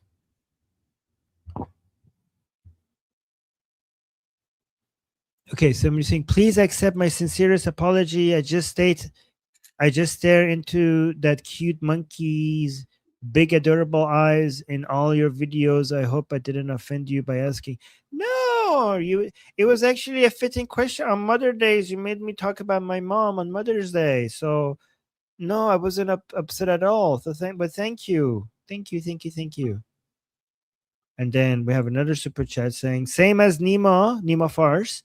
However, sometimes for unknown, so your parents also, you have to wait for your family to call you from inside Iran to be able to contact them. So same as Nima. However, sometimes for unknown reasons, some people we know will have white sim level access, and we tease them about being spies. It comes and goes. Yeah, okay. So, so the reason why they imagine if your brother calls you from Iran and why do you have internet? Are you pro-regime? Do we have a spy in our family? So yeah, no. The reason why, that's a joke, but the reason why sometimes they have that access is because they just pay so much to get it, right? And yes, so let me see. We have another super chat. Oh wait, but that one was from Mary. I don't know. Okay. And then we have Roman Viking saying, do you think we are going to see something similar to the Lebanese civil war in Iraq now? Army versus Shia militias? Well, Iraq is majority Shia. So I don't see how that could happen versus Shia. I mean, I wouldn't be surprised to see some military resistance by these militias, okay? But how much does that need to escalate to get to civil war territory? Because when we're talking Iraq and civil war, the way that you imagine civil war within Iraq is Sunni versus Shia or Kurdish versus Shia, okay? But this civil war that you're talking about would require Shia versus Shia type of civil war.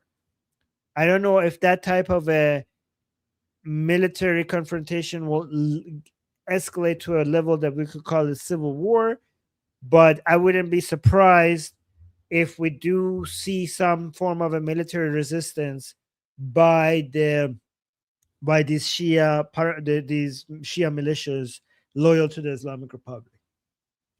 But good question. That's a very good question. Depends on how much support they could get from the Islamic Republic. So we got another super chat saying the Truth Social article he posted was the one we went over earlier. Yes, it's from April. Yes, it's from April. Yep. Here, look. If we go to the article. if you go to the article, you can see April right here. Yeah, it's from April. The pictures above it are new, though. He just posted those. Blessings. Well, thank you so much. Blessings. Yes, the pictures above them are new, but even though the article is from April, he used the fact that he brought attention to the fact that 53% of Americans are. Oh yeah, so actually now that you say that, I wonder if more updated polls would show a different number. I would bet you that what we're going to see is some other anti-Trump media now coming out in response to President Trump posting this with some polls that might suggest that the war is not as popular. That would be the response that you could expect, I think, from the media.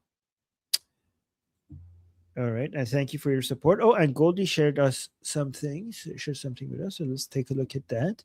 Goldie always Well, goes and Armin, yeah. It's interesting. It's a little bit of a slow news day. Yeah. It's a little bit of a slow news day. However, I feel like the silence means that there's a lot going on behind the scenes. Mm-hmm. And did you see the recent posts that President Trump put on Truth Social? Not the one with the article, but the more recent one where he's trolling. Yeah, we went. Yeah. We were just going through them right now with the chat. The memes, right? Well, there was the butterfly one, right? So here we had a butterfly one, drones going down like butterflies. And then we had the bye-bye drones taken down by lasers. And then we had the 159 Iranian ships at the bottom of the sea during Trump's time compared to under Obama's Biden's time. Okay, and then we had, if we go up, and then we have President Trump in the Persian Gulf managing, watching over the Islamic Republic ships being blown up. We had that. And then we had some food for some reason. Okay. And then we had more ships, Iran's Navy at the bottom of the Persian Gulf. He posted that. And then the UFC, and that's it. That was the last one Iran related was this one. So, I mean, to me, that shows that even though President Trump hasn't made any like official statements or comments about the conflict, the Islamic regime is definitely on his mind, right? Like there is something going on behind the scenes, and he's doing this to pressure and embarrass the Islamic regime in a way. I mean, Goldie, to your point, we had some slow news days before Operation Epic, before Khamenei died, right? Before Khamenei's death. Yeah. And I remember what we were doing is we were, of course, sharing funeral videos, right? We were going over the funerals of the people who had been massacred by the Islamic regime. Armin, last night, so we started watching a documentary. Mm-hmm. And I can only get through about like 10 minutes of that documentary because it was just the most garbage thing I'd ever seen. Wow. It was about it was supposed to be about like ancient Persian magic, but the people who were with me, oh my gosh, it was just complete and utter nonsense because the whole thing was obviously like, the guy was like, oh, I'm here with my tour guide. And the tour guide was obviously like his Islamic regime handler. And then, oh my gosh, I don't know if we should like rewatch it and then get your commentary on this because it was just so insane. It was so insane. Wow. Like I couldn't get through it. I literally couldn't get through it. And I blame our viewers because I did a poll. And the poll here, I think I still have the poll from last night. So it was this one. It was which conspiracy theory documentary about Iran should we watch? Ancient Persian Magic or Alien Sighting in Iran in 1976? And it was a close vote. It was a close vote, but our viewers chose ancient Persian magic. Wow. And the documentary was like, I couldn't get through it. I was like, I can't do this. I was literally ranting the whole time. You know what? Let me pull it up. Let me pull it up. And I don't know, maybe you can give your thoughts on this. Because we have a little bit of time. Yeah, and I'm just doom scrolling, but wait, let me go to history. I will send the link to you. And then, where was it yesterday?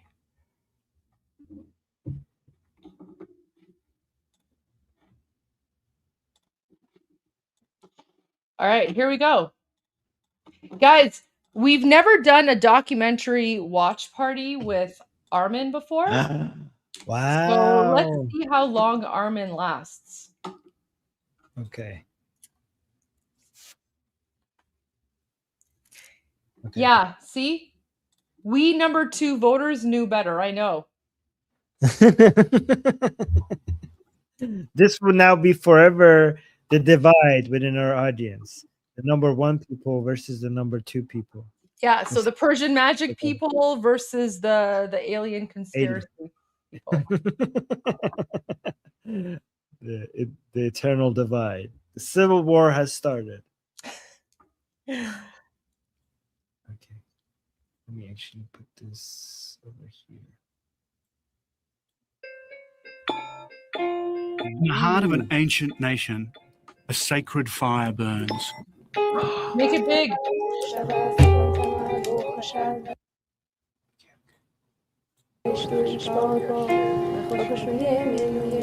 It hasn't been extinguished for over 2,000 years. Its mysteries inspired the faith of millions and lie at the very root of what Christians, Muslims, and Jews believe in today. Yeah, actually, Zoroastrianism caused the foundational beliefs of many of the views within Christianity, Judaism, and Islam today. Islam as well? Well, I mean, Islam in the sense that Islam is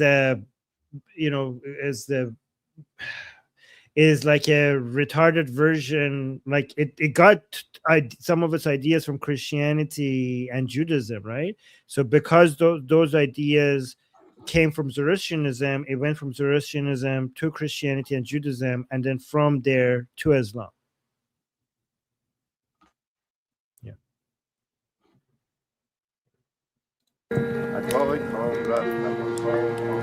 I'll be right back. I just have to grab a delivery.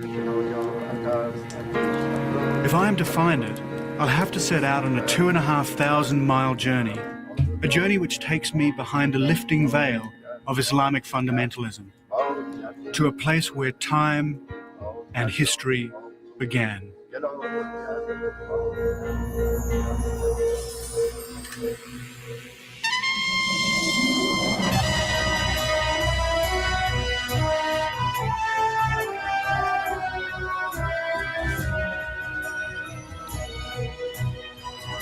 By the way, guys, I have a book of demons in front of me, and I'm trying to find the Persian ones in this demons and demonology book I have. I'm going to try to see if I could find any Persian demons in there while we're watching this.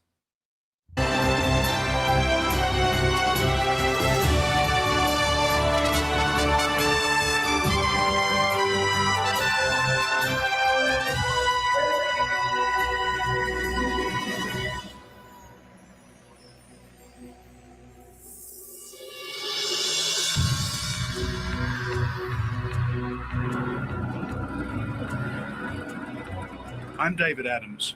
I'm a photojournalist, and my work takes me on journeys to some of the most remote corners of the world. Now it takes me to a place where many have been afraid to visit, Iran. Now, Iran's not strictly at the ends of the earth, but because it's been effectively off limits to so many Westerners for so long, it's still a land shrouded in mystery. Wait, how's My it been journey off starts limits? in the Iranian capital, Tehran. Wait, how has it been off limits? where I discover one of its more lethal. Wait, guys, has it been off limits? In fact, we have had the other problem with people going to Iran. It hasn't been off limits. In fact, for so many years, our problem with tourism to Iran is that foreigners will come to Iran and they're shown so many beautiful things and have the best time, and they leave without understanding the hell that the Islamic Republic has created for so many of the local people there, and they go back home and say like, oh, everything is wonderful in Iran. So we have the opposite problem. The tourists just come and go, and they see so many, amazing, beautiful hotels and amazing, beautiful tourist spots and so many luxurious attractions. And then, yes, exactly. See, Cyrus said like but we Iranian, they enjoy so many things that many Iranian people themselves cannot enjoy. And they go back home and like, oh, Iran is fantastic, it's safe, everything is wonderful. They have everything there. It's actually better there than it's in here in the United States. And they were like, we're watching it, we're like, what the hell? What are these people talking about? And like I talked to my friends, like, we talked to my friends in Iran, and like, oh, they're making it seem like it's heaven there.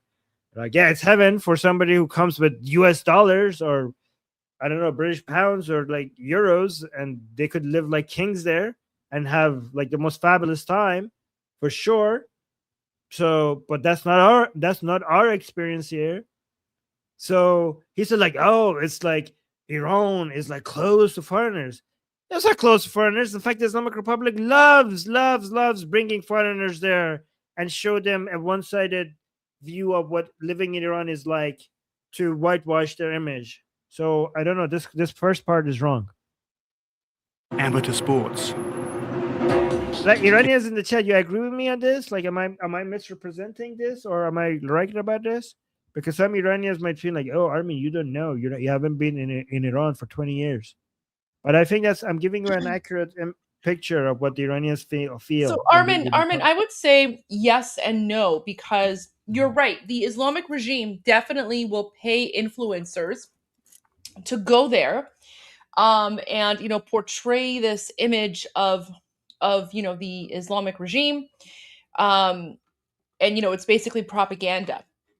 But the Islamic regime will also take a lot of foreigners hostage, right? So it's a yes and no. If you go there because the Islamic regime wants you to go and they're paying you and they're funding you, you'll have an amazing time, and they'll only show you this like perfect, beautiful, whatever country, and because they want you to share their propaganda. That's actually happening right now. There are a lot of like garbage people who are not Iranian, who are in occupied Iran at the behest of the Islamic regime, and they're sharing Islamic regime propaganda to make it seem as if, oh, everything is normal, everything is okay. Israel and the United States are the aggressors, right? But if you are just traveling there as a foreigner, the Islamic regime will most likely take you hostage because they will use you to like they'll basically use you as political leverage, right? Like that's exactly what happened with France with like some French people, right? And then they were recently used as political leverage. So look at this, for example. So this is just from a month ago. How French hostages Cécile Kohler and Jacques Paris were released from Iran. 2 French nationals detained by Tehran in 2022 were released in exchange for lifting the house arrest of an Iranian woman convicted in France for online incitement to terrorism. So this is why we say, don't go to Iran, because the Islamic regime will take you hostage on some bogus claims, and they'll keep you there in jail for years until they can use you as political leverage in order to free their Islamic terrorists and sleeper cells that are operating in your countries and, eventually get caught And that's exactly what happened here. So, like, don't be a useful idiot for the Islamic regime. Do not travel to Iran. And this is just one example of like hundreds, if not thousands, of non-Iranians who've been taken hostage by the regime. So I just wanted to point that out. Something I want to point out as well is that the Islamic Republic, you're actually in a lot more danger if you're a dual citizen. If you're a dual citizen, because the Islamic Republic thinks that if you go to Iran and you're a dual citizen, they know that they could use you as a leverage if they kidnap you against the country that you have a citizenship of. But they also can kidnap you in their mind because they legally own you because you're also Iranian. So if you are, for example, just American and you're not Iranian and you go to Iran, you're much less likely to get kidnapped if you're like Iranian Canadian, because they think like, well, you're a citizen of here, so we could do whatever the hell we want to you. And on top of that, they will Iran doesn't have a way to give up your citizenship. So for example, if you're Canadian, there's a way for you to be like, I don't want to be Canadian anymore. If you're American, there's a way to say like, I don't want to be American anymore. But if you're Iranian, the Islamic Republic will say, we have rights over you whenever we want. And they treat their citizens as if they own their citizens, right? And by kidnapping dual citizens, the Islamic Republic is making it clear that they don't care about their citizens, but they know other countries care about their citizens. So think about that.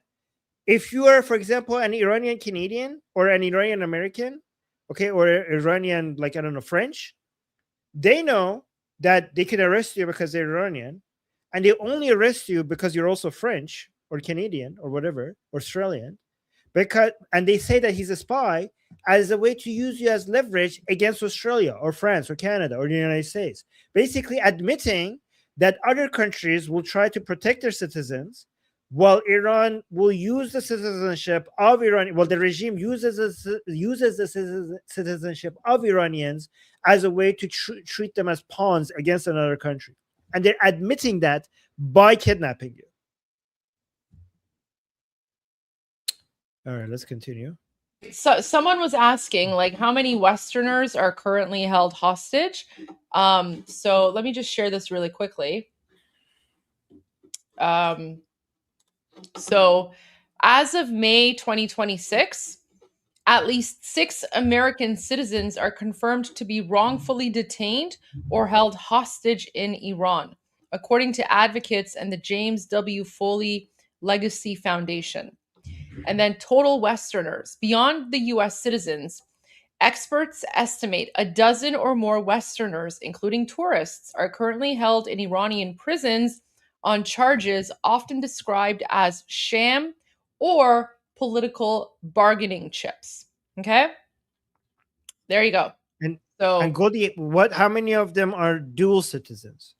That I don't know, but I mean, can you ask? Let's go to Fox News Digital, or I mean, let's hear. So, list of foreign nationals detained in Iran. Right. So, guys, hostage diplomacy. Like, this is. Oh, wait. Let me share it. So here you go. Like, hostage diplomacy. Right. This is what we're talking about.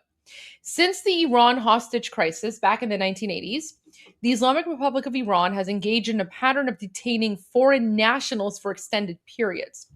According to the Center for Human Rights in Iran, the Iranian government has imprisoned dual and foreign-only nationals as bargaining chips in its dealings with other nations. Iran's repeated dubious detention of dual citizens and thereafter bargaining behavior have led observers to qualify the practice as a policy of hostage diplomacy. According to French ex-hostage Louis Arnault, who spent 2 years in Iranian custody, those detained are usually kept in solitary confinement. In an interview, he said that everything is done so that you are deprived of your humanity. Armin, so like Armin was correct. Dual nationals, I mean, Armin's always correct, but dual nationals of Iran and other countries are particularly vulnerable to arbitrary detention, right? So here's a list of current foreign nationals. Nazak Afshar, she's French Iranian. Ahmad Reza Jalili, Iranian Swedish. Nahid Taghavi, Mehran Rauf. These are all Iranian dual nationals, probably. Citizenship. No. So Nahid, her citizenship is only German. So Goldie, that's interesting because even if your citizenship is only German, you could tell by his name that the Islamic Republic considers him to be Iranian because he comes from an Iranian family, even if you don't have an Iranian citizenship. Same thing with Mehran. So Mehran is from the UK. So these two, Nahid and Mehran, have been detained since October 16, 2020. So like almost 6 years, right? And then Mohammad Hassan Armin, he's Australian and Iranian. Oh, Hakop Gochumian. So this guy is not Iranian whatsoever. He's Armenian. He's been detained. Shahram Namovar, so he's UK and Iranian. Reza Valizadeh, US and Iranian. Ahmad Riazi, UK, Iranian. Oh, look, here's a total non-Iranian person. Bastian Brusek. He's German.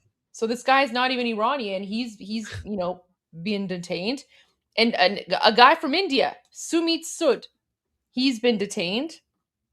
Look at this. Craig Foreman. Craig Foreman is not an Iranian name. Like Craig Foreman is like one of the whitest names you can find. So Craig Foreman is from the UK. He's been detained since January 2025. Oh no. Oh, Lindsay Foreman. Look at that. Craig and Lindsay Foreman, both from the UK. Together. Yeah, probably a husband and wife. Russia, Vladimir. Oh, Armin Salavati. Salavati sentenced them to 10 years in prison. Oh my God, he's on our bingo card. Well, Armin, pull up the Boom Boom Bingo sheet. Okay, on it. Got it. Here. Oh my God. So, judicial up here. Guys, look. When it comes to the judicial branch, only 2 names are on the bingo card. Eji and Salavati. And he's guys, the judge who... They're the ones who are the bloodthirsty killers who, like, they just, like, sign death warrants for everyone, right? So, yeah, there you go. So this guy on our Boom Boom Bingo sheet, he sentenced that UK couple. By the way, so the UK couple thought that it would be completely okay to just like bike through Iran, like it's just like idiots, right? And they were captured and they were put in jail and they were sentenced to 10 years in jail by this guy on the Boom Boom Bingo sheet, Salavati. So, yeah.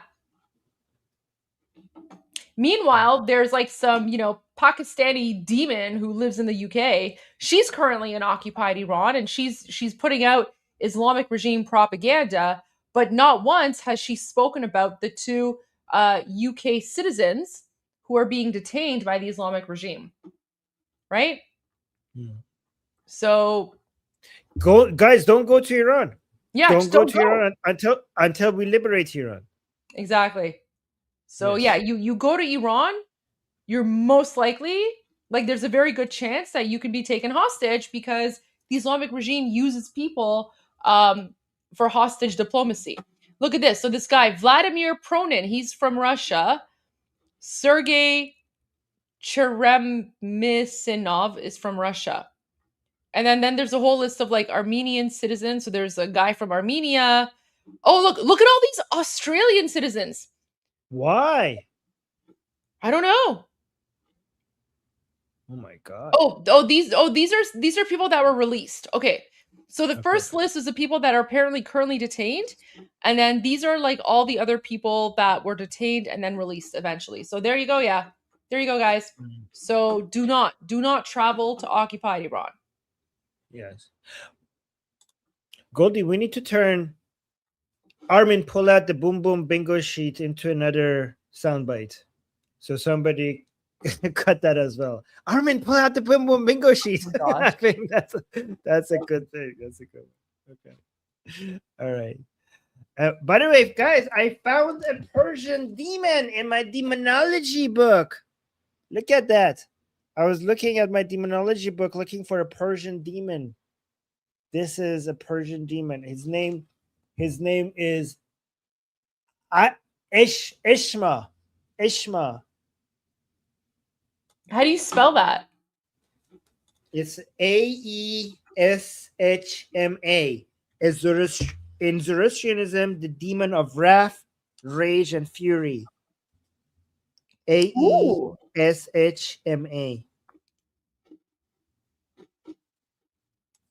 He is the fiercest of demons and is responsible for all acts of aggression and malice, whether committed in war or drunkenness. He has even powers that he can use for the destruction of humanity. In the hierarchy of Zoroastrian divas, that mirrors a similar hierarchy of divinities. Ashama is opposed to Asha Vahishta, the Amesha Spenta. What? Or good spirit. Oh, apparently the evil demons in Zoroastrianism has an equal rank good counterpart as like a angel, like something like an angel. Yeah, because it's all about balance. It's about yin and yang. Balance. So it's all balanced out. Oh, so his other guy, the good part, the Asha guy, that guy embodies truth. So that's Ashama's chief adversary. Oh no, Ashama's chief adversary is Sraosha, the principle of religious devotion and discipline. Ashama distracts people from proper worship. Oh, so Sarosha makes you worship, focus on your worship. Ashama, the demon, distracts people from their worship, from proper worship. He interferes with the souls of the dead as they approach the Chinvat bridge. The Chinvat bridge of to the underworld. Guys, remember every time in movies and in other religions you see a bridge in the underworld for the dead to pass? That comes from Zoroastrianism. That bridge comes from Zoroastrianism. Originally was Zoroastrian. The creator god Ahura Mazda created Sraosha to counter Ashama's mischief and protect people from his attacks. Sraosha ultimately will overthrow Ashama. In medieval texts, Ashama is made a commander of dark forces by Angra Minyu. Oh, later Ahriman. So Ahriman was Angra Minyu. So Ahriman made him a commander of his army. He's swallowed by Oz. Oh my god. The demon of, I don't know what is that word. I don't know what that word is. Ashama can be driven away by the recitation of a prayer from Vendidad, a Zoroastrian text. The demon Asmodeus of Hebrew lore may be based in part by Ashama. Guys, we have demons in Judaism that are inspired by demons in Zoroastrianism. Look at this. Look at this. So Ashama is a Persian demon, and there's a demon in Hebrew lore, Asmodeus, who was based on, in part, by Ashama.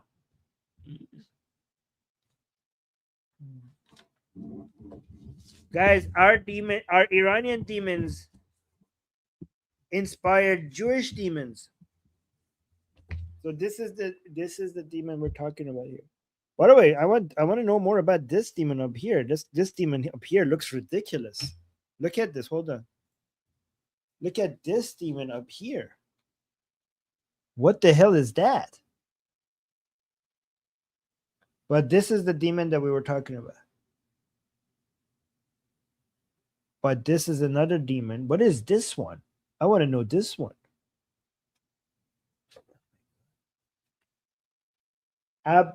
Abraxas.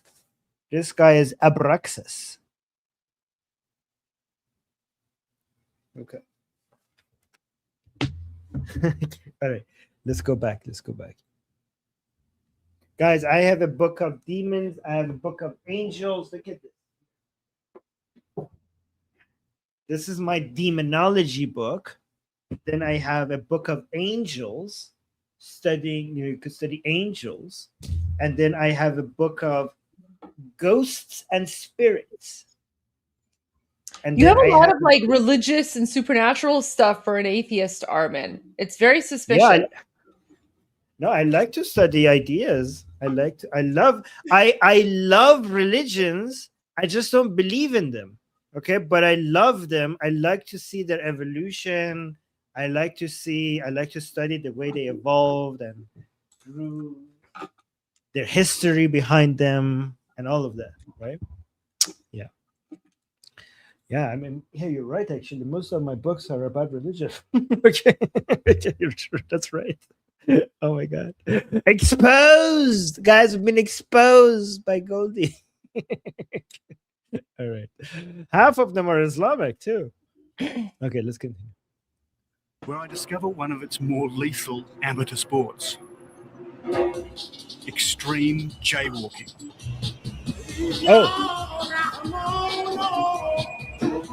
Well, into the valley of death. The trick is to just go instead of trying to dodge them. Just rely on the cars. Guys, the trick when you were in Iran, you're trying to cross the street, you have to just rely on the judgment of the driver. Okay, because if you try to dodge the cars, you're going to actually make their job more difficult. They're like, what the hell are you doing? Just go in a straight line. They will slow down when they need to. This is easy. Look at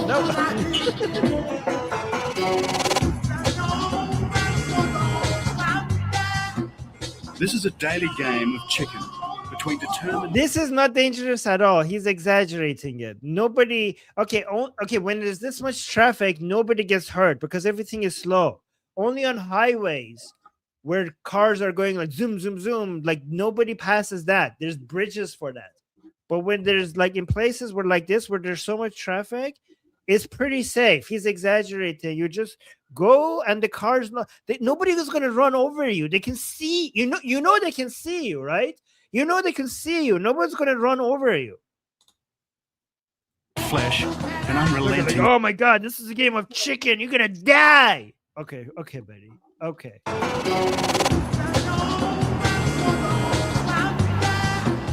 This is a daily game of chicken. What's with the music, Armin? They're like, yeah. They're Fatash میخونه. Like, you're gonna die, so let me just read you a Quran verse. So weird. It's like weird music. Yeah, I don't know. But let me see what there's like. Okay, you're gonna die. Let me read the Fatiha. Wait, is this even Islam? It sounds like, what is this?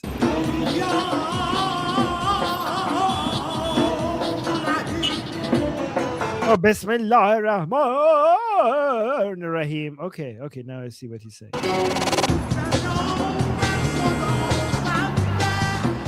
This is a daily game. Okay, he's saying okay, he's just basically saying in the name of God in the most weird way. Game of chicken between determined flesh and unrelenting steel.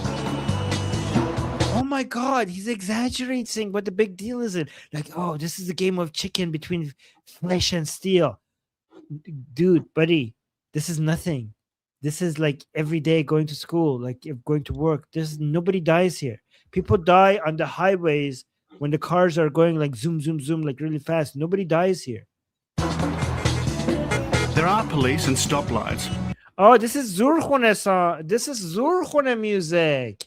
Oh, guys, that's a Zurkhune music. Goldie, should we show them Zurkhune? I've showed Zurkhune before, but yeah, go for it.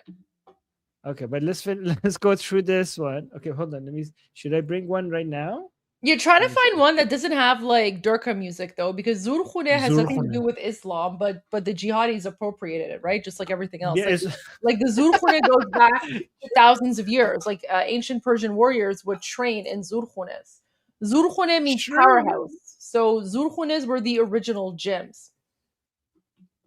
That is so accurate. I don't know if I could find one that doesn't have Islamic. Okay. Well, you know what? You know what? Why don't you just find a video and then play it without audio, and then you can explain it, and I will add audio. Wait, I will add well, I mean, non-copyrighted I don't know audio. if I'm the best person to explain Zurkhunes, but hold on. Go for it. This is it. Just mute it. Oh, you know what? I think this is the one that I actually shared. So yeah, just play this one, and then I will. Oh, look, the shirt has Ya Ali. Oh no. I know. Okay. Because it's been culturally appropriated by the Muslims. So this is how in ancient Iran people trained for war, to be a warrior. These are actually, you know what? Now that I think about it, because when I was in Iran, I was thinking like when we went to Zurkhune and we see people exercising like this, I was thinking like surely there are better ways to gain muscle or like whatever. But now that I think about it, no, this is actually the best exercises for somebody wielding a weapon. Yeah. Right? So guys, those are called meals. MEEL. So those are meals, and you use these to exercise your muscles. It's very difficult to do.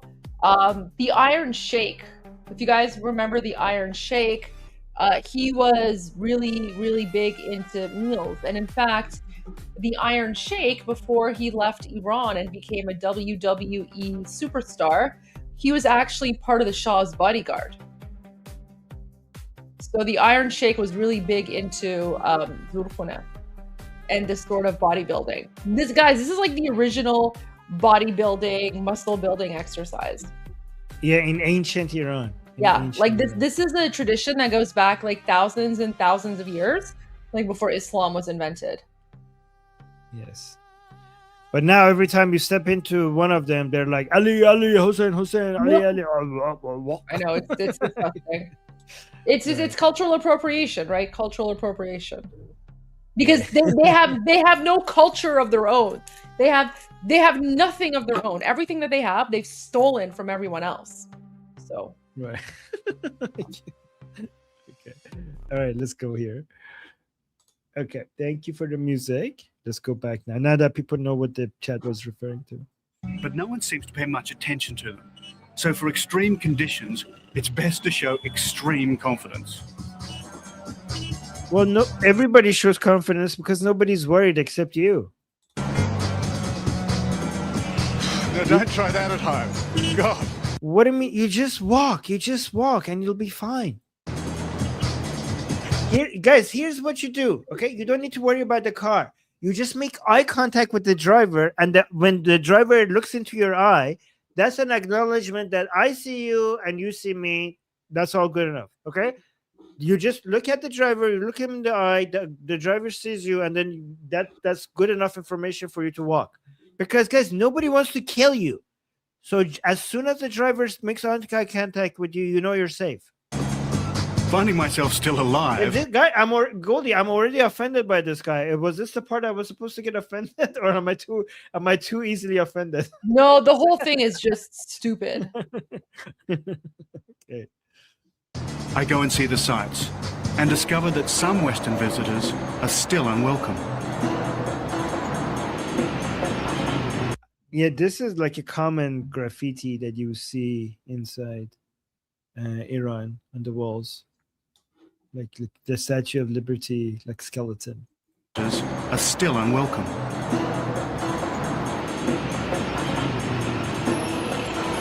These were the walls of the United States Embassy in Tehran. Behind them, a group of revolutionaries once held 52 Americans hostage for over a year. The graffiti still proclaims Iran's hatred for America, a country they call the Great Satan, and everywhere the face of Ayatollah Khomeini, father of the Islamic Revolution. That doesn't look like him at all, but Khomeini. This like whoever was the painter, he did a poor job. That does not look like Khomeini. Father of the Islamic Revolution. While strict Islamic law can still jail a woman who forgets to cover her head or whip a man who drinks a beer, that law is now being observed less strictly. Well, just because they can't, because the number of Iranian women who ended up taking off their hijab were too high for the regime to be able to enforce it. This has nothing to do with the Islamic Republic being willing to enforce the hijab laws.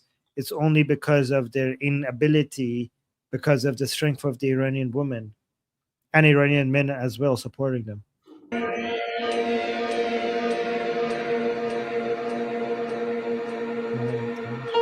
The old Iran is re-emerging from behind the fundamentalist veil. An ancient land with roots reaching right back to the beginning of time. Centuries before Jesus, a man was born here whose genius still shapes our world. His name was Zarathustra. We call him Zoroaster. We call him Zarathustra. I don't know what this English word, how did that come about? I don't even know how to pronounce the English name for Zarathustra. It's just Zarathustra. What did they call it in English as well? Like one time? Man was born. Zarathustra. It's just Zarathustra. Whose genius still shapes our world. His name was Zarathustra. Zarathustra.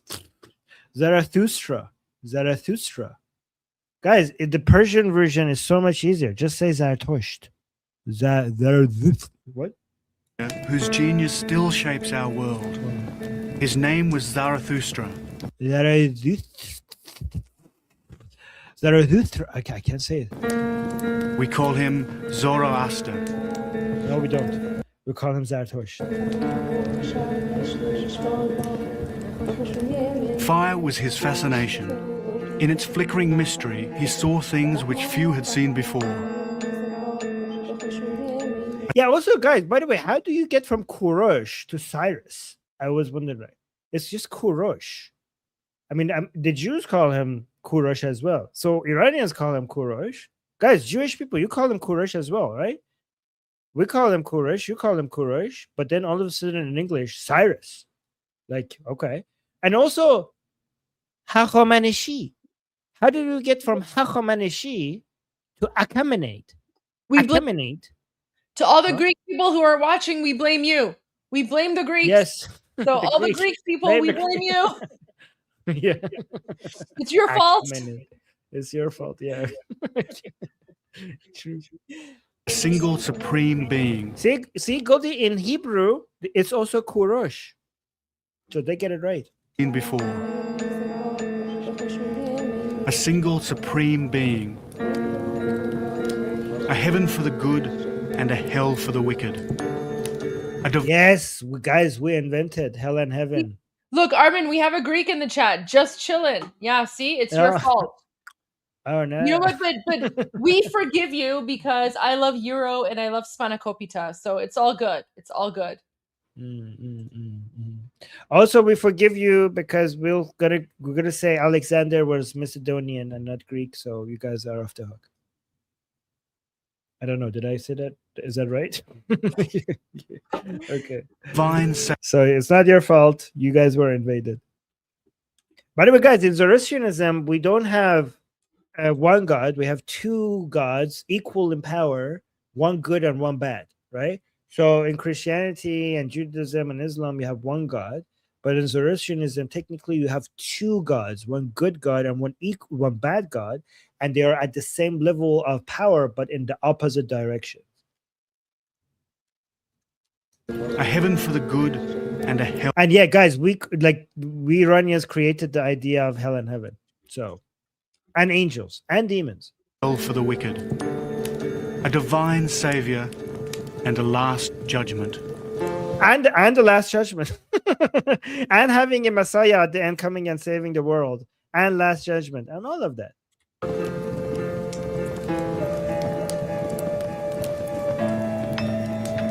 Jews and Christians have long embraced versions of these beliefs, beliefs which are still at the center of our civilization today. So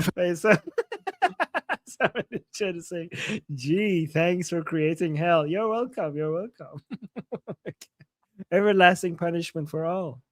For me, this is as much a spiritual journey as a physical one, as I head into Iran's remotest corners in my search for Zoroaster. Goldie, look, another mosque on fire. Wow. Oh, actually, this is not. I'm just kidding. I'm just kidding. This is actually a historical site. We don't want to destroy this at all. As eternal flame. My route takes me northwest into the Elbrus, a long finger of mountains This is on where the I started getting really pissed off, Armin, and I went on a rant. Oh, okay. So let's see what made it so offensive.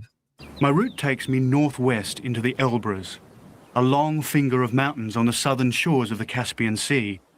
Here, I hope to catch a bus deeper into the mountains.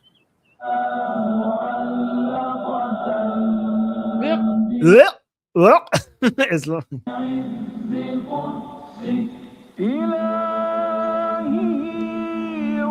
They always have Wait, that's Islamic stuff. Why are you playing that? problems with the pronunciation. You know, it's the high end of all those words, all that, you know. Yeah, that's right.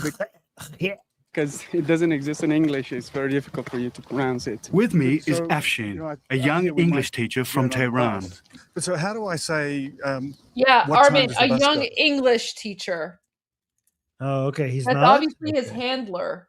That's his Islamic Really? regime handler. Okay. Teacher from Tehran. But so how do I say? اوکی what time آرمین does حالا the این bus go? سوالم برای شماست اینا همین الان گفت که داره از تهران میره البرز. Who the hell walks from Tehran to like a random bus stop in the middle of nowhere? اینا چی جوری داره میره اونجا? Like why wouldn't he just like order a taxi and go to where he needs to go? Why is he just like walking on this random road? So if I had to guess, I don't know what's happening here because there are tour guides. Like when I was in Iran, my family will go and order a tour guide, and they will show up in the morning at this place where people are getting on buses. They give you snacks. You get on the bus. Okay, so where's the bus? Where's the bus? Where's the So- location? Why are they just like walking randomly on a road? So I think that maybe once they got there, they were like, "Just walk. Let's walk and talk for." But I don't know, got where? Where did they get to? Where did they start? Where are they going? I don't know. They might have showed up with a tour guide. They drove here, and now they're just walking to record this conversation. I don't know. I don't know how they got there. Okay. Yeah, okay.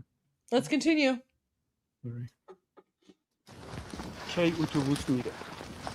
autobus mere. Oh, so I think they might have got on the bus because they're talking about when the bus is going to leave. Aside from his Does English, that look like a Afshin bus was also stop to you, Armin? Does that look like a normal bus stop to you? Like when you've like hired a tour guide to take, because I've you know, my family, we've also hired tour guides and stuff, right? When has a tour guide ever like taken you and then you walk on like a random road and then you end up at this like disheveled, dilapidated like kharab khune, and they're like, oh, this is the bus stop we're gonna wait at? Like, why wouldn't you just take a cab to this location if this is like the pickup location? I don't know. And why would this be, Armin, does it make sense that this is like the beginning of like the bus stop? Wouldn't the bus be coming from somewhere else? It's in the middle of nowhere. I mean, after you get off the bus, there's a lot of walking involved. I don't know, but yeah, I mean, maybe you're right. I don't know. I mean, yeah, look up. I mean, I don't know. I'm sure that's not the bus. Look, where I don't know. Yeah, maybe you're right. I don't know. Well, I don't even know where this is. Depends on where the attraction, like what is this house? They're making it look like Iran is like some third world shithole. I mean, yes, of course, the Muslim Durkas have, you know, turned Iran into a 7th century Islamic hellhole, but like we're not savages. Like this is not what a bus stop looks like. Anyways, let's continue. Are they saying that's the bus stop? Well, just a watch. bodyguard to an Iranian president. Not a bad skills combination. So I hire him Oh, as go my back. Did you translator. catch that? Did you catch that? Oh, wait. Aside from his English, Afshin was also a bodyguard to an Iranian president. Oh, okay. He's obviously he's for the regime, with the regime then. Like he said it then. Okay, there you go. I mean, yeah, sure. Yeah. By the way, guys, this reminds me of one of my favorite memories inside Iran when because my mom was so much into going on these different places inside Iran, like with these tour companies. And let me just show you one of the most beautiful places that my mom took our family. Guys, my mom was in charge of whatever, like what we do. Okay. Masule. Guys, who knows where Masule is? Oh my God, I remember this. Look at this. This village is so beautiful because, the reason why this village is so beautiful is because the roof of the rows are the roof of it's like steps. So every single street is like the roof of the house below you. Right? So let me show you more images of this. This is so cute. It's such a cute village. I want to go back to Iran. Okay, we have like villages like this. Look at this. This is an older picture. So it's like these little cute villages that you go to, and each one of the and they have like little stores in the corners, and it's like a maze. You have to. Oh, let me find this one. Hold on, let me show you this image. Guys, it's so beautiful. It's really hard to describe unless you're there to see this images. Like, look at this here. You see? It just keeps going up, step. Like, you see this village on the left? Each one of these, like, is steps. Like, the roads here are the roof of the house below them. And the rows up there are the roofs of the house below them. And then it keeps going up. And it's like different. Like, the houses are the steps on the next to the mountain. So it's so cute. Anyways. Not a bad skills combination. So I hire him as my translator. Salam. خسته نباشید.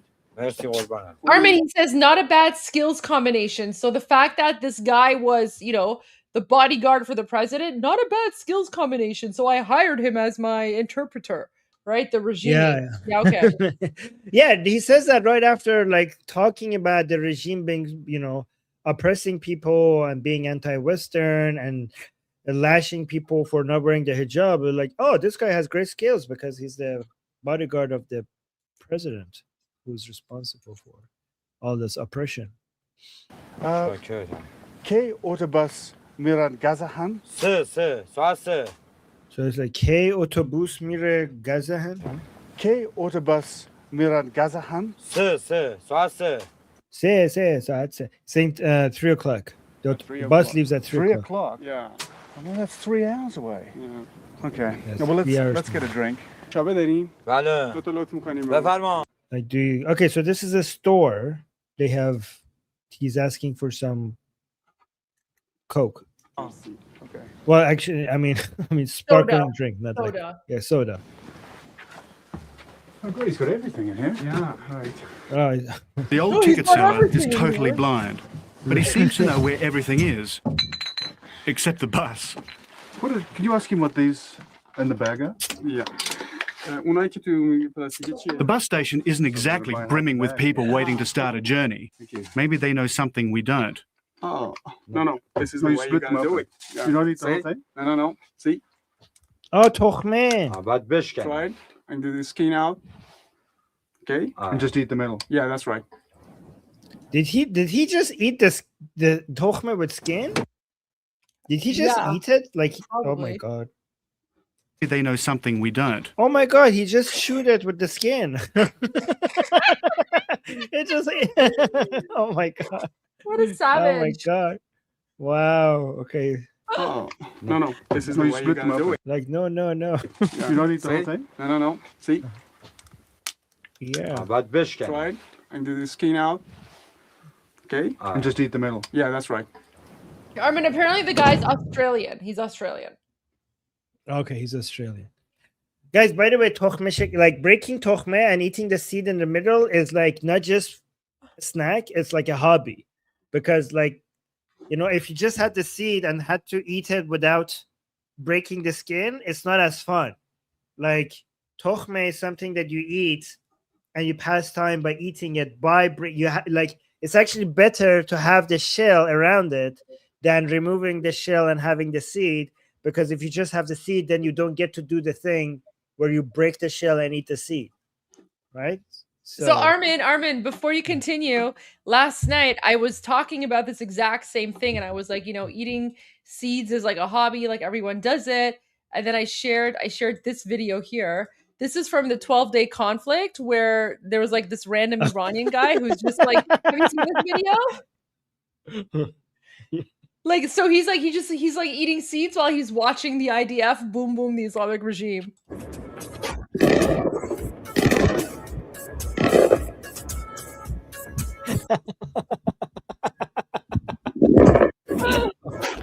Literally the most Iranian thing ever. The most Iranian thing ever. Just like eating seeds. Oh my god. He's just like watching the show. Yeah. Oh my gosh. Oh my god. We call it tokhme shekani, which means like breaking seeds. Oh. My suspicions are confirmed when even the ticket seller himself gives up waiting. It looks as if we're in for a long... This part was so stupid. Pay attention to the Fanta drinks, okay? Pay attention to the Fanta drinks. The box over here? The yellow box here? Yeah. No. The drinks in their hands. Pay attention to the nushabe. Okay. Long wait. So 1 hour, that's about, what, 30 or 40 kilometers? Yeah. How long will that take? Up 2 or 3 hours. This is so unprofessional. You should have gone to a tour guide. They would have arranged everything for you. They would have brought you snacks. They would have arranged your lunch, your breakfast, your dinner. They would have a very comfortable bus. Like, who's your tour guide? Like, you could have just looked online. There's so many really good tour guides in Iran that would have planned everything for you. And they would have arranged like, guys, 20 years ago, we had like tour guides that would have arranged everything for our family, breakfast, lunch, and dinner, and resting places. And like, this guy is an amateur. But Armin, this is why I was getting pissed off, because I'm like, this is so stupid. Like, who will walk from Tehran to the middle of nowhere at some random convenience store bus station, and then they're just sitting around waiting as if this is like where the bus is supposed to come? Like, this is not the beginning of the bus route. Obviously, there's a bus route like somewhere else, but for some reason they just want to make it look like super third world, or I don't know. Something, I don't know. It's just he's just amateur. This video, guys, is only from 3 months ago. Yeah. Okay.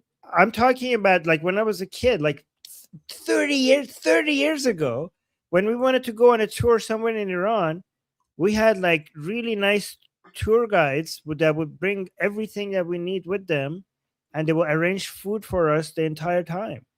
And I'm pretty sure this guy could afford a proper tour company in Iran. Some people are saying he's an adventurer. If he's an adventurer, then he's like a retarded adventurer, because this is not adventuring.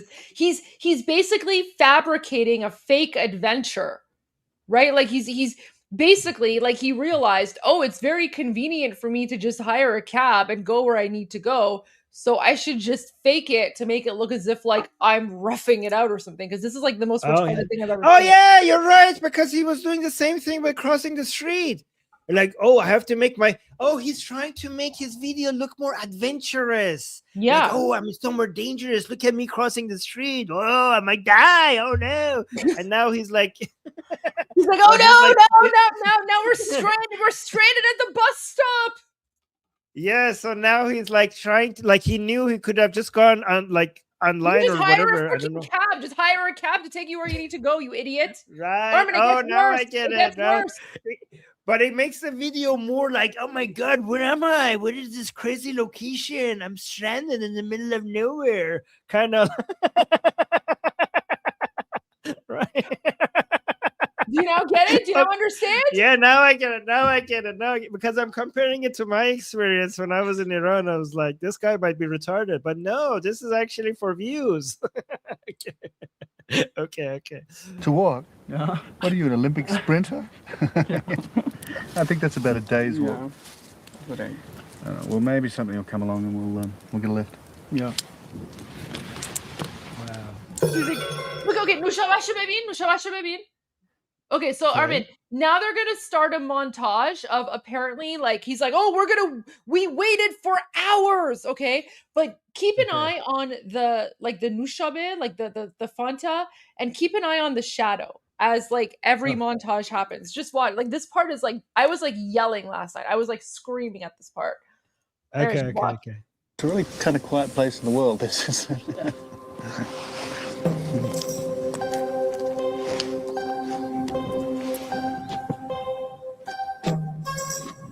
Well, drink it. Wait, why are they not drinking it?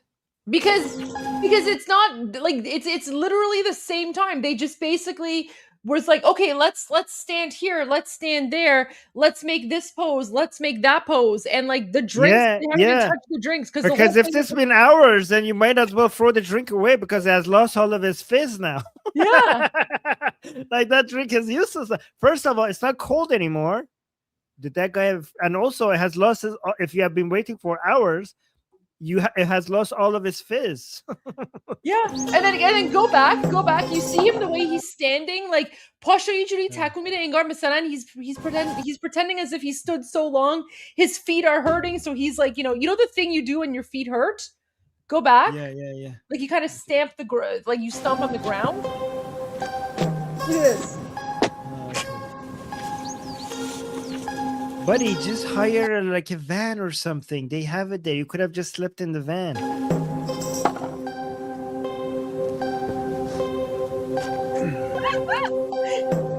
Wow. Look, the drink. Armin, look, the guy's drink. The regime's drink is still untouched. Go back. The regime, he's like looking at his watch, but the regime guy's drink is still untouched. Oh, he still has his bottle. Oh my god. See, the bottle's still there. Oh yeah, he still hasn't drunk anything. Sure, buddy. Oh my god, they told him to just look tired. They're like, okay, so guys, this is what happened. The cameraman said, like, okay, now come here, check your watch, now go over there, and hey, you guy in the back, forgot your name. Put your head back like that, like you're tired. We're stuck in the middle of nowhere. And look, the shadows haven't changed. The shadows from the sun haven't changed either. Yeah, okay, this is so time hasn't gone by. Nowhere. Oh yeah, right. It's still the same direction. The sun hasn't even moved even a little. They may have been able to enforce Quranic law, but they can't make the buses run on time. What are you talking about? The bus on time? This is not a bus station. You should have arranged this before you got there. There are easily available people with your money, you would have been able to hire somebody with a very like air conditioning van with all the equipment, music and everything, with a bed in the back. What are you talking about? This is like bus on time. Like he's talking as if like the bus don't arrive on time, as if this is like a bus station in the middle of the city or something. Bus on time. What are you talking about? Do you now understand, Armin, why I was so confused? I'm like, if he wanted to go to this location, like why did he walk? Like, why did he walk to this random bus station in the middle of nowhere? And then from here, he's waiting for the bus to go to wherever he needs to go. Like you how did he get here? Just use the same. Yeah. Yeah, you're right. How did he get there? Just use whatever you got here to move around. Yeah. I mean, there are people, their entire business model. There are so many companies in Tehran that their entire business model is for you to come and either get a bus or a van or a private car with a dedicated person there, not just telling you exactly about the historical significance of everything, but also with history degrees from universities, desperately trying to give information regarding not just being good at English, but having deep level understanding of the historical significance of everything, but also arranging everything that you need, your water, your food, cold drinks, everything, blankets, everything. Oh my God.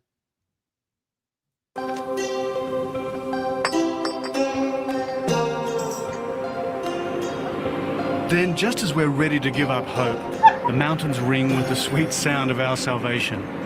What the hell? Oh my! How did you get camera to the inside before you got there? Oh my God! Oh my God! Armin, I was screaming last night. I was like, eat shit. Like, I was just like, what is happening right now? Like, who does this? I've never experienced anything like this. The guy's like, just as we give up hope, a dump truck showed up. This guy is just trying to act like, look at the crazy. He went to Iran. He realized that it's not as crazy as he wanted it to be for like an adventure video. So he's just trying to manufacture a really crazy scenario. Yeah. Like, oh my God. Okay. He thought it would be like, I don't know. He thought he was going to like, I don't know, Somalia or Afghanistan or something. And then he realized, oh, wait, no, Iran's like, you know, despite the Islamic regime, the people are normal and it's like still a, you know, somewhat normal functioning society. Like it's not as third world as he thought. So he's, yeah, like you said, he's manufacturing this weird adventure that for like us Iranians, we're watching, we're like, what in the Durka is this? Like, I don't understand it. Oh my God.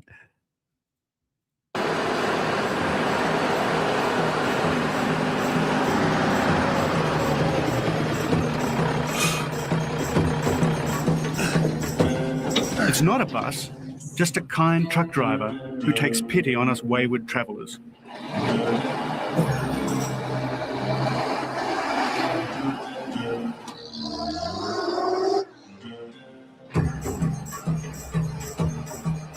This is drapes down here. And Armin, who does this? Who does this? Like, why wouldn't they sit in the, okay, if this was legit, why wouldn't they sit in the front with the truck driver? Because there's room for 3 people. They could have easily sat in the front.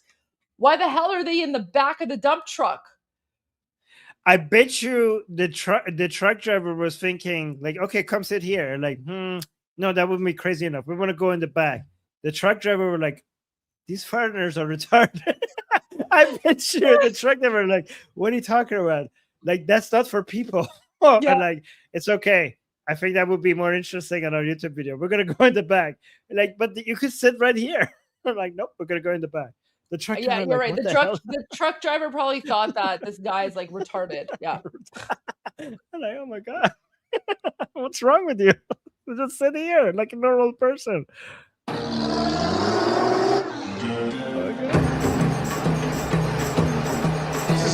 Oh my God. This is drapes down here. The back of his truck is hardly luxurious, but at least we're mobile again. Oh my God. You guys, like, you could have a very luxurious experience inside Iran with so little money compared, like, it would be big money in Iran, but based on your income from outside of Iran, the money that you bring into Iran, you could go to hotels that would be like really like such luxurious hotels in Iran that in United States or in Dubai or somewhere else will cost you so much money. In fact, you know what? I should show that to you. Let me. Yeah, this is great. Here we get out.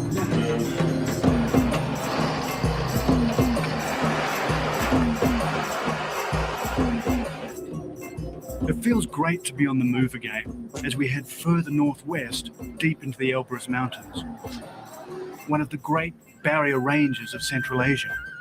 Armin, he's making it seem as if going to like the Alborz Mountains is like this insane like trek, right? He's making it seem as if going to the Alborz Mountains is like this huge journey. Guys, people like take day trips to the Alborz Mountains in their cars.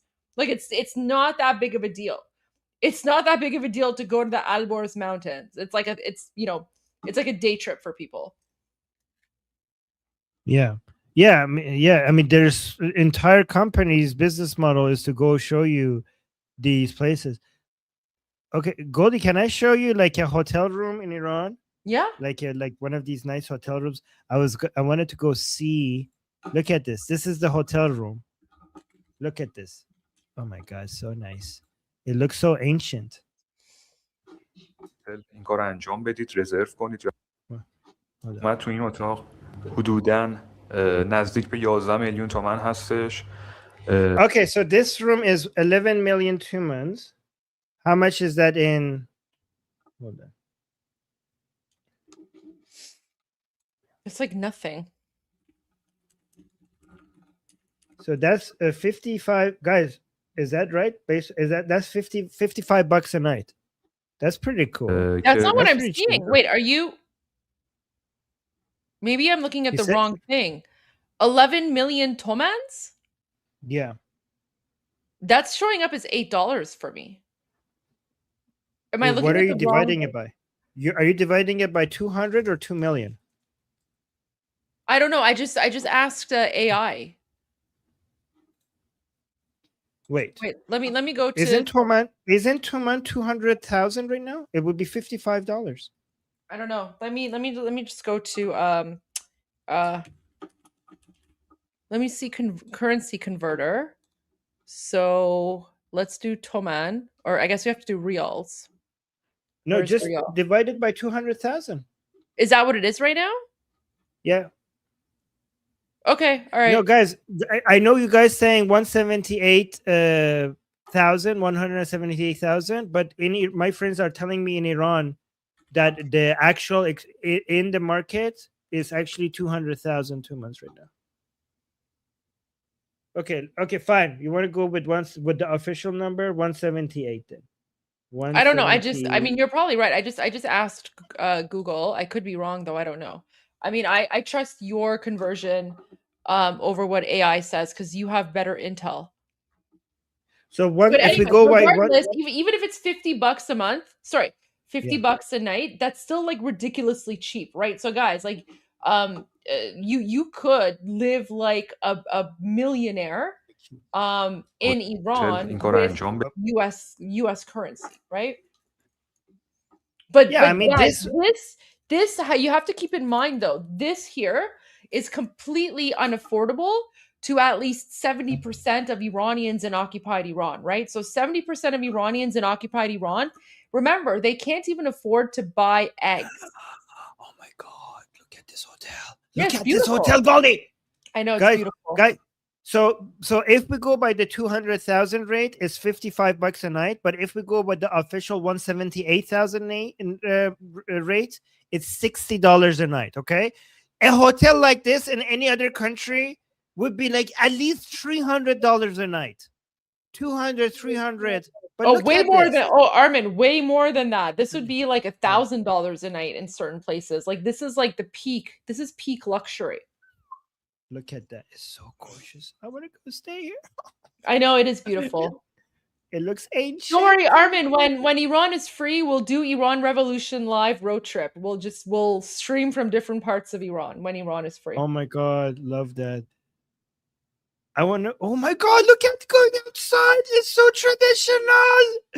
Look at the lights. So that was inside the hotel, and this is outside the hotel with the stores. But and there's somebody singing. But let me go to look at the hallways in this. Look at this. You have دمپایی what is that? Hold on.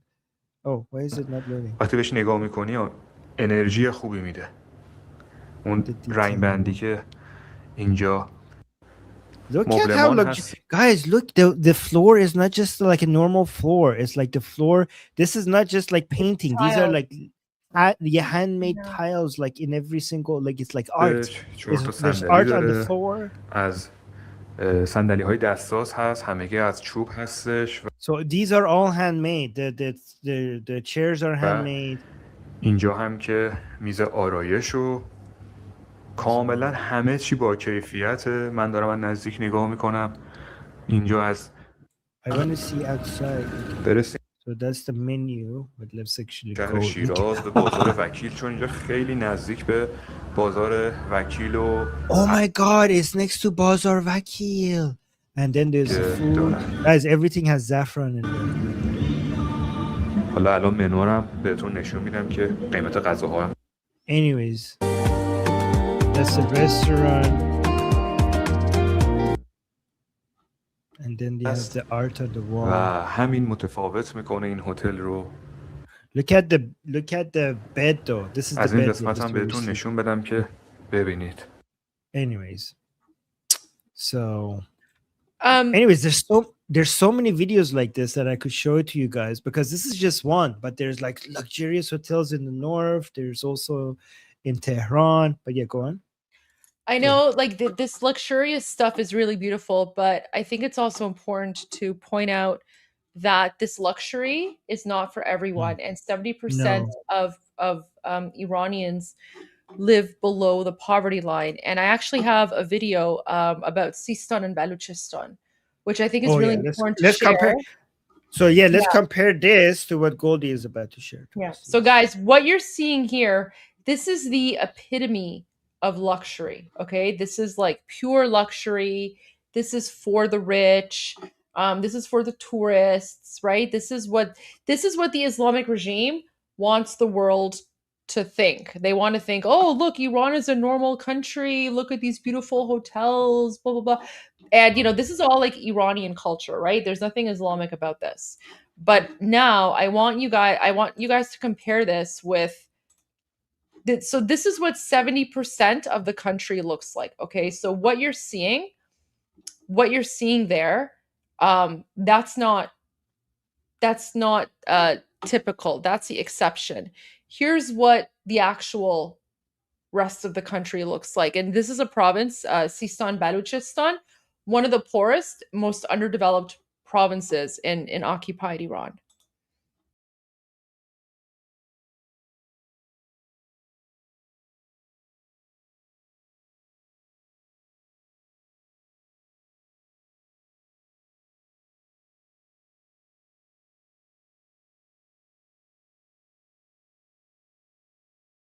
This is the area that they had the flood about a month and a half ago. Still, they are suffering. You can see the sign of the flood all the way from Chabahar to here. You could see the roads. You saw it in the pictures that was shown in this movie. This village is totally out of way. We had to drive from the main road to this area. It took us about 45 minutes in a bomb.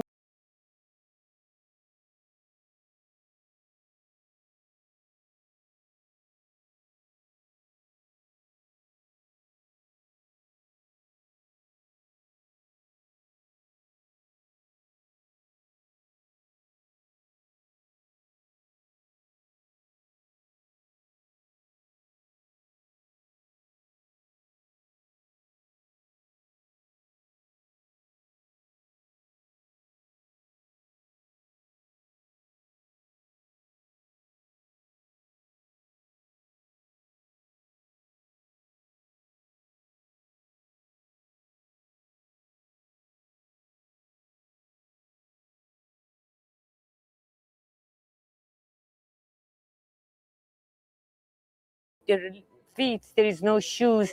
The heat outside, their feet are burned, and the children are sweating. They don't have any water. They have to come up with ways to kind of make themselves sufficient. Takes time. They need electricity. They need a health clinic. Fortunately enough, I saw a school over there, and a very caring man who introduced himself as being their teacher.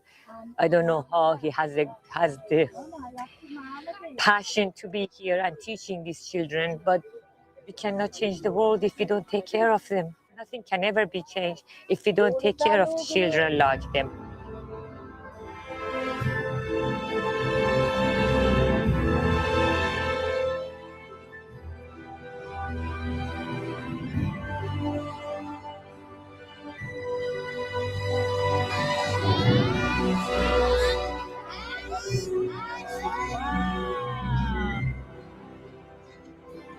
نمیرم.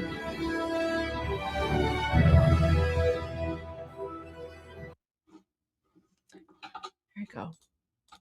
So yeah. I just wanted to share that as well because I think it's important to compare and contrast, right? I mean, there's a lot of beautiful things about Iran, but 70% of people live below the poverty line, and we have to keep that in mind. And this is what we're fighting for. We're fighting for the children of Iran. We're fighting for the future. Yeah. All right, back to the garbage video because I know that'll cheer you up a little bit, and we'll get some more Armin rants. Okay, let's go.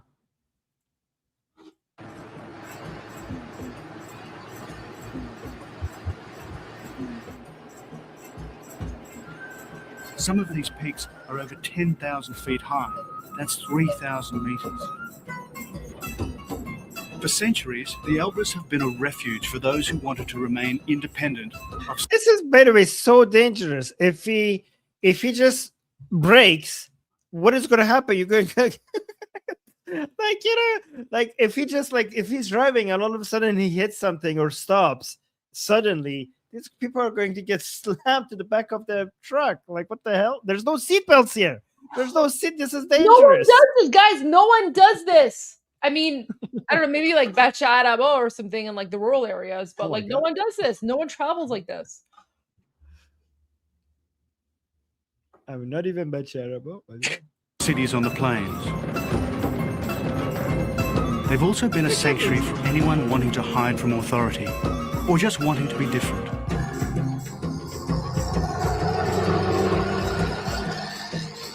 And these mountains have also been a place from which to plot mayhem. My journey's about to take me into the lair of the assassins and the fortress of a very dangerous man. Wait, so what dangerous man?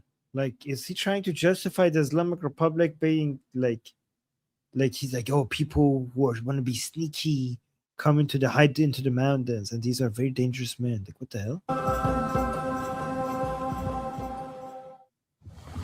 Who's...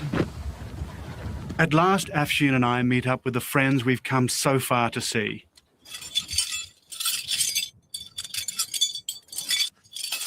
While Reza is an expert mountaineer, his mentor, Aziz, is a legend. One of only 4 Iranians who've conquered Mount Everest. What better people to have for my next mission? Gear checked and packed, we set off for the place whose name means eagle's teaching, Alamut.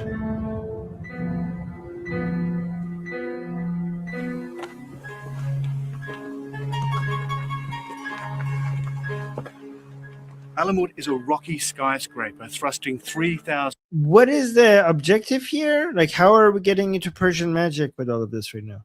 They're apparently traveling to this mystic location that you can only travel to through like mountain hiking or something. There's no way to get there other than this? Apparently not. Okay. But let's continue because you'll see the background. It's really funny. Feet into the air. That's 1,000 meters.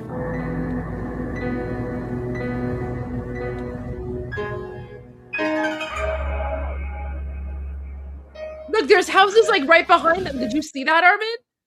Yeah. Okay.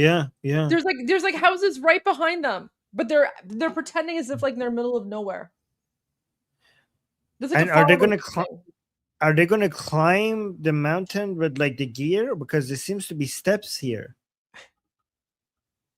Yeah, they're going to ignore the stairs. What the?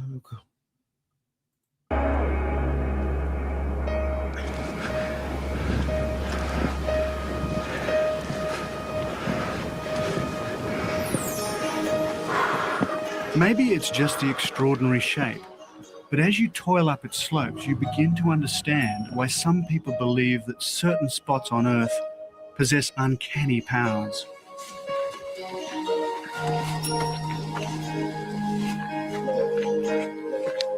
A challenge for the toughest of climbers, but for an army, it's mission impossible. This is not a challenge for the toughest of climbers so far. There are literally steps here. If you're looking for a natural fortress, Alamut... guys, I'm pretty sure climbers can handle steps. Is it.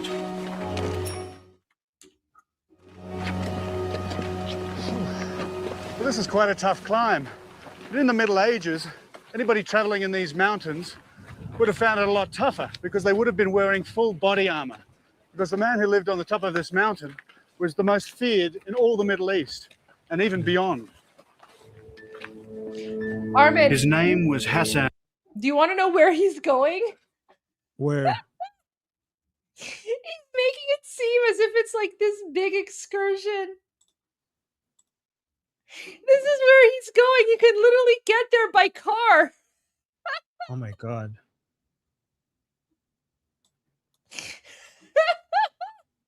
Just hire a driver. You can literally hire a cab. You can hire a taxi, okay, to take you from Tehran to Alamut Castle in 3 hours.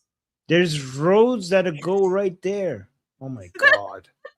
But do you not understand why I was so confused when he was like, he walked to like this random bus stop in the middle of nowhere, and then he took like a dump truck to like somewhere, and then now they're like hiking as if it's like, oh, the only way we can get to this castle, this assassin's castle, is by hiking or something. You literally take a car. I could tell he's full of crap because he's talking like, we need this expert climber, and they're literally just going upstairs. There's stairs there.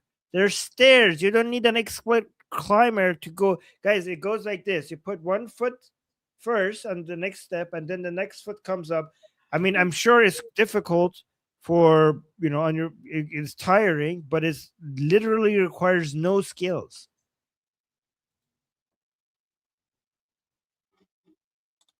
I'm waiting for them to. I'm waiting to see at what point their expertise in climbing will come in handy. I don't know, because you could rent a you could hire a taxi. You can take a taxi.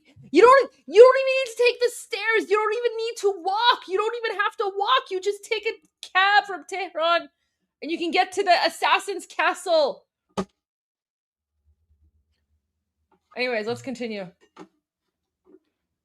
So you could have gotten a cab up to, you could have taken a cab until the house, right next to the houses down there, and coming up here is just literally walking. This mountain was the most feared in all the Middle East and even beyond. What? His name was Hassan al-Sabah, the old man of the mountains. And from Alamut, he launched a reign of terror. Back in the 12th century, the Turks ruled Iran and the Crusaders held Jerusalem. To battle these invaders, Hassan invented a new weapon.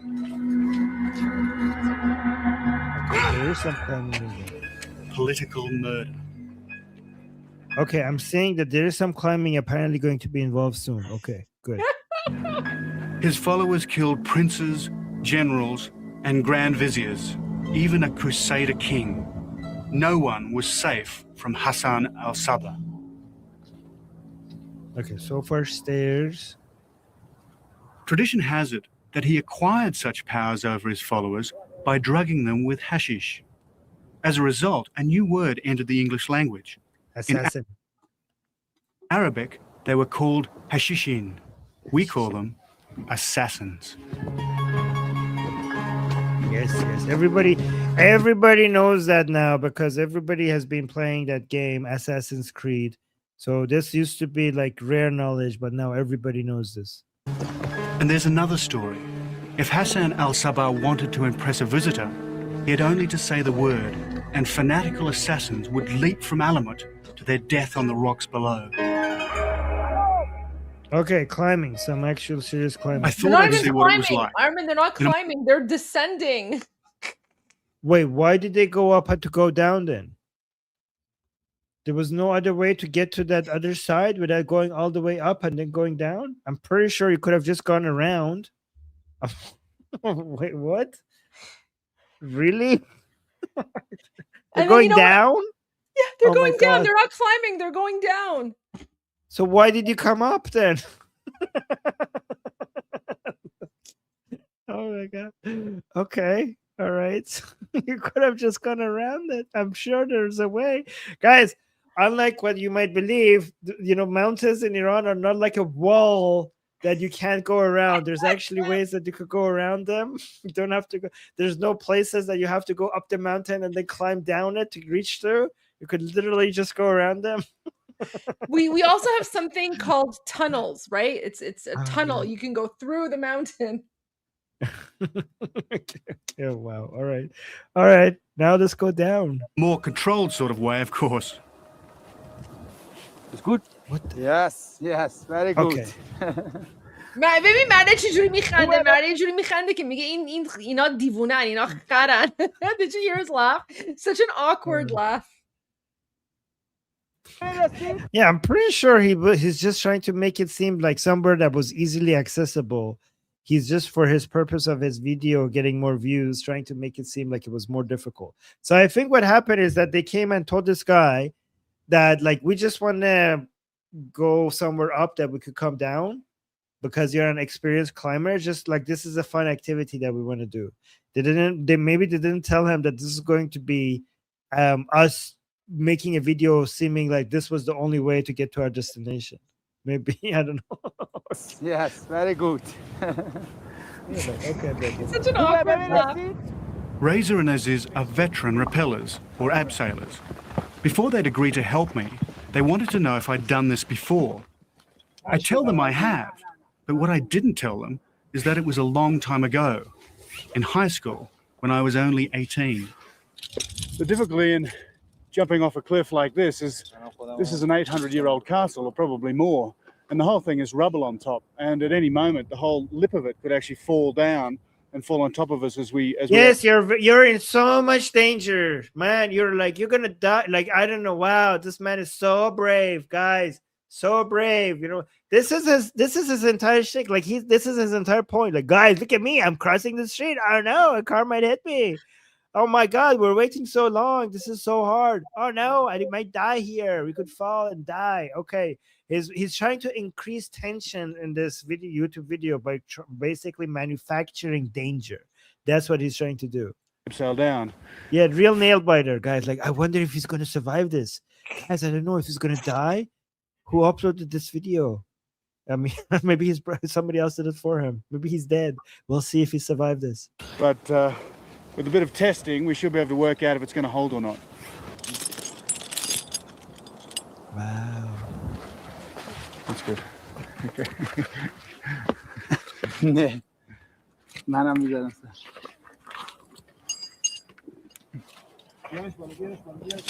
Yes. Thank you. It's like being fitted by an Iranian tailor, I guess. Unfortunately for the assassins, they didn't have all this gear. And thank God I've got Reza instead of Hassan al-Sabah. So he's happy for me to go now? Yeah. You're happy to go? Yeah. Beautiful thing. Okay. It's always... Oh my God. Armin, I only watched until the cave. Once I got to the cave, I was like, I'm done. So after the cave part, like, we can end it. Like, I'm done. Okay. Let's go. Because I know you have to leave soon anyway, but... Yes. Yeah.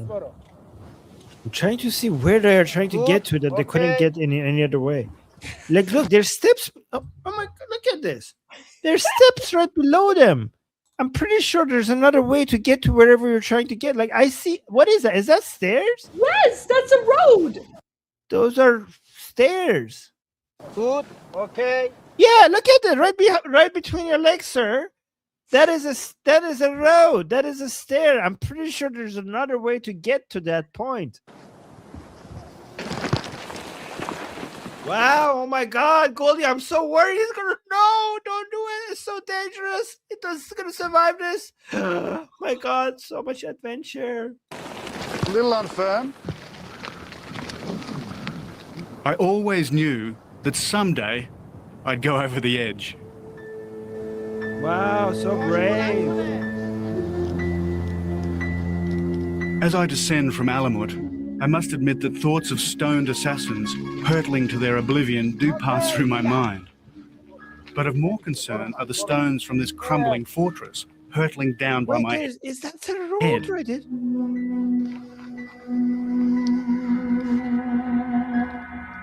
Okay?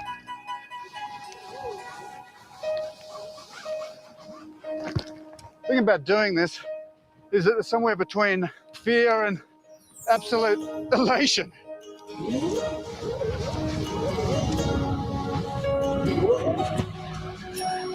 Whoa!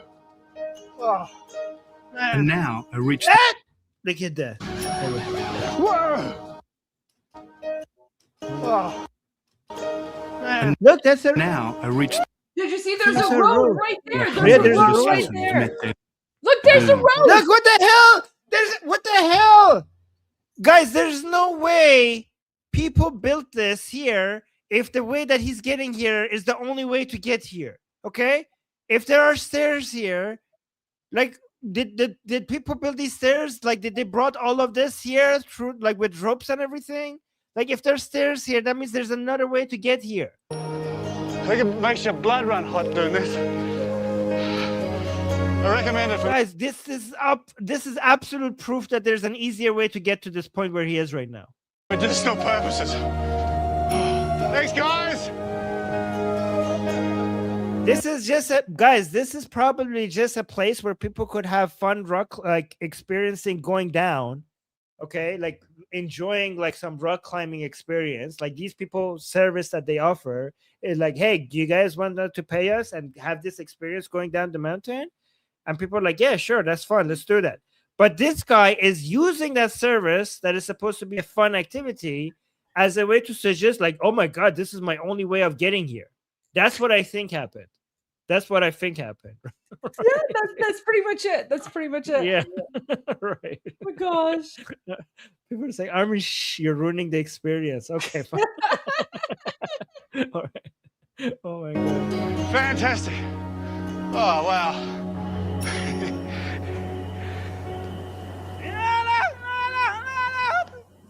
What? I don't know. What language is that?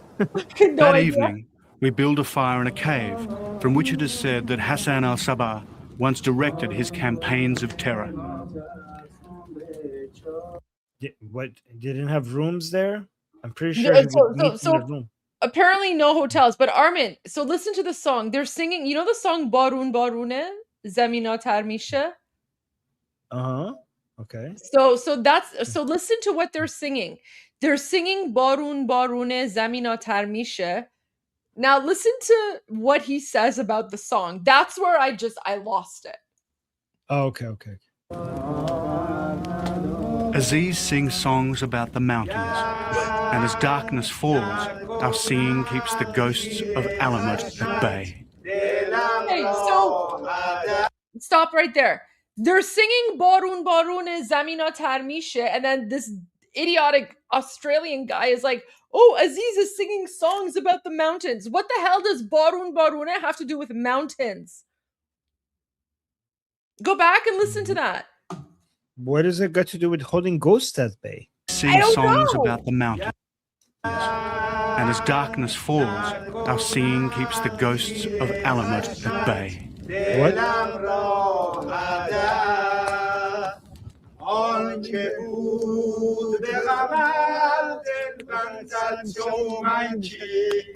I know that song too. I know that song is not about ghosts. I can't remember the song, but that song is not about ghosts either. So the guy's like literally just making shit up at this point. He's like, oh, we're singing songs about mountains and keeping ghosts at bay. Meanwhile, the songs have nothing to do with that. Maybe ghosts just don't like songs about rain in general? Is that? I don't know, man. But, maybe. I know. I know how this works. Ghosts are just basically dead humans, and just like they were the time that they were alive, they don't like people singing badly, right? So they're just hovering around and like, holy shit, that's annoying, and they just go away because I don't know, he's not singing very well. I guess that's how you do it. Like, get me out of here. This is annoying. Like this is the moment where I just gave up. I was like, you know what, guys, I'm done. I'm done with this documentary. You know, maybe Armin and I will continue watching this documentary another night.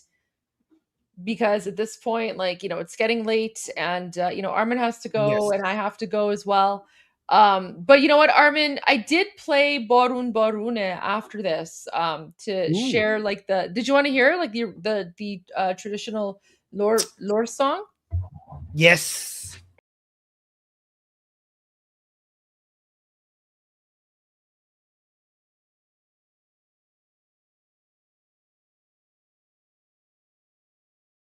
There you go. Perfect. All right, guys. So thank you, everyone, for joining us. Did you see how ready I was for it? I know. I saw that. I saw that. That was very impressive. Okay. That was very impressive. Very impressive. So, All right, right, guys. Thank you so much for joining us for day 133 of Iran Revolution Live. I will keep you guys posted on my schedule for tomorrow.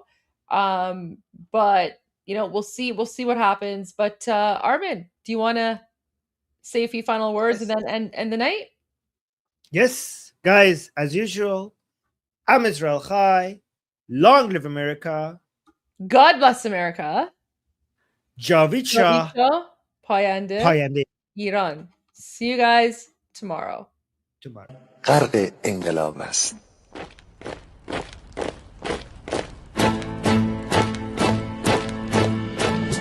کشور ما، تاریخ ما در سینگر فرا گرفته، گویی اهورا مستا دوباره در نور خود مرا گرفته. اکنون سرودی سر میدهم باز فارغ از رنج و تشویش. ایران غرق انقلاب است، به پیش به پیش به پیش. ایران غرق انقلاب است، به پیش به پیش به پیش. هن ای پدر، هن ای پسر، برخیز و با ما شو همگام، تا درد آن تجربه تلخ ما را نکشیده در خواب. بگذار هر دم بغرند گرگ‌ها دم لباس میش. ایران غرق انقلاب است، به پیش به پیش به پیش. ایران غرق انقلاب است، به پیش به پیش به پیش. ای کارگر، ای برزگر، راحت کنون ادامه دارد در این زمان که پرتو یزدان از هر سو بر تو میبارد. پس پیش به سوی آزادی از بحر خزر تا کیش. ایران غرق انقلاب است، به پیش به پیش به پیش. ایران غرق انقلاب است، به پیش به پیش به پیش.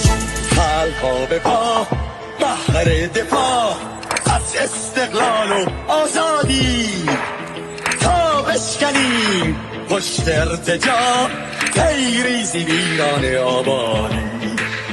تا زنده سازیم سنت‌های می از هر آیین و کیش. ایران غرق انقلاب است، به پیش به پیش به پیش. ایران غرق انقلاب است، به پیش به پیش به پیش. با امید روزی که تمام این دلبشو و انقلاب تموم بشه و ما در روشنایی، نور و سعادت مردم کشورمون غرق بشیم. نه خارجی، نه بیگانه، نه مستشارهای ویرانی، نه چیر خاران، نه کاسلیسان، فقط هم رزمان ایرانی. با شرافت میهنی بسازی بهر فرزندان خویش. ایران غرق انقلاب است، به پیش به پیش به پیش. ایران غرق انقلاب است، به پیش به پیش به پیش. بیایی داخل صف ما اکنون که آغاز رویاست. دشمنان بدانی ما زنده هستی، بعد از ما هم ایران پابرجاست.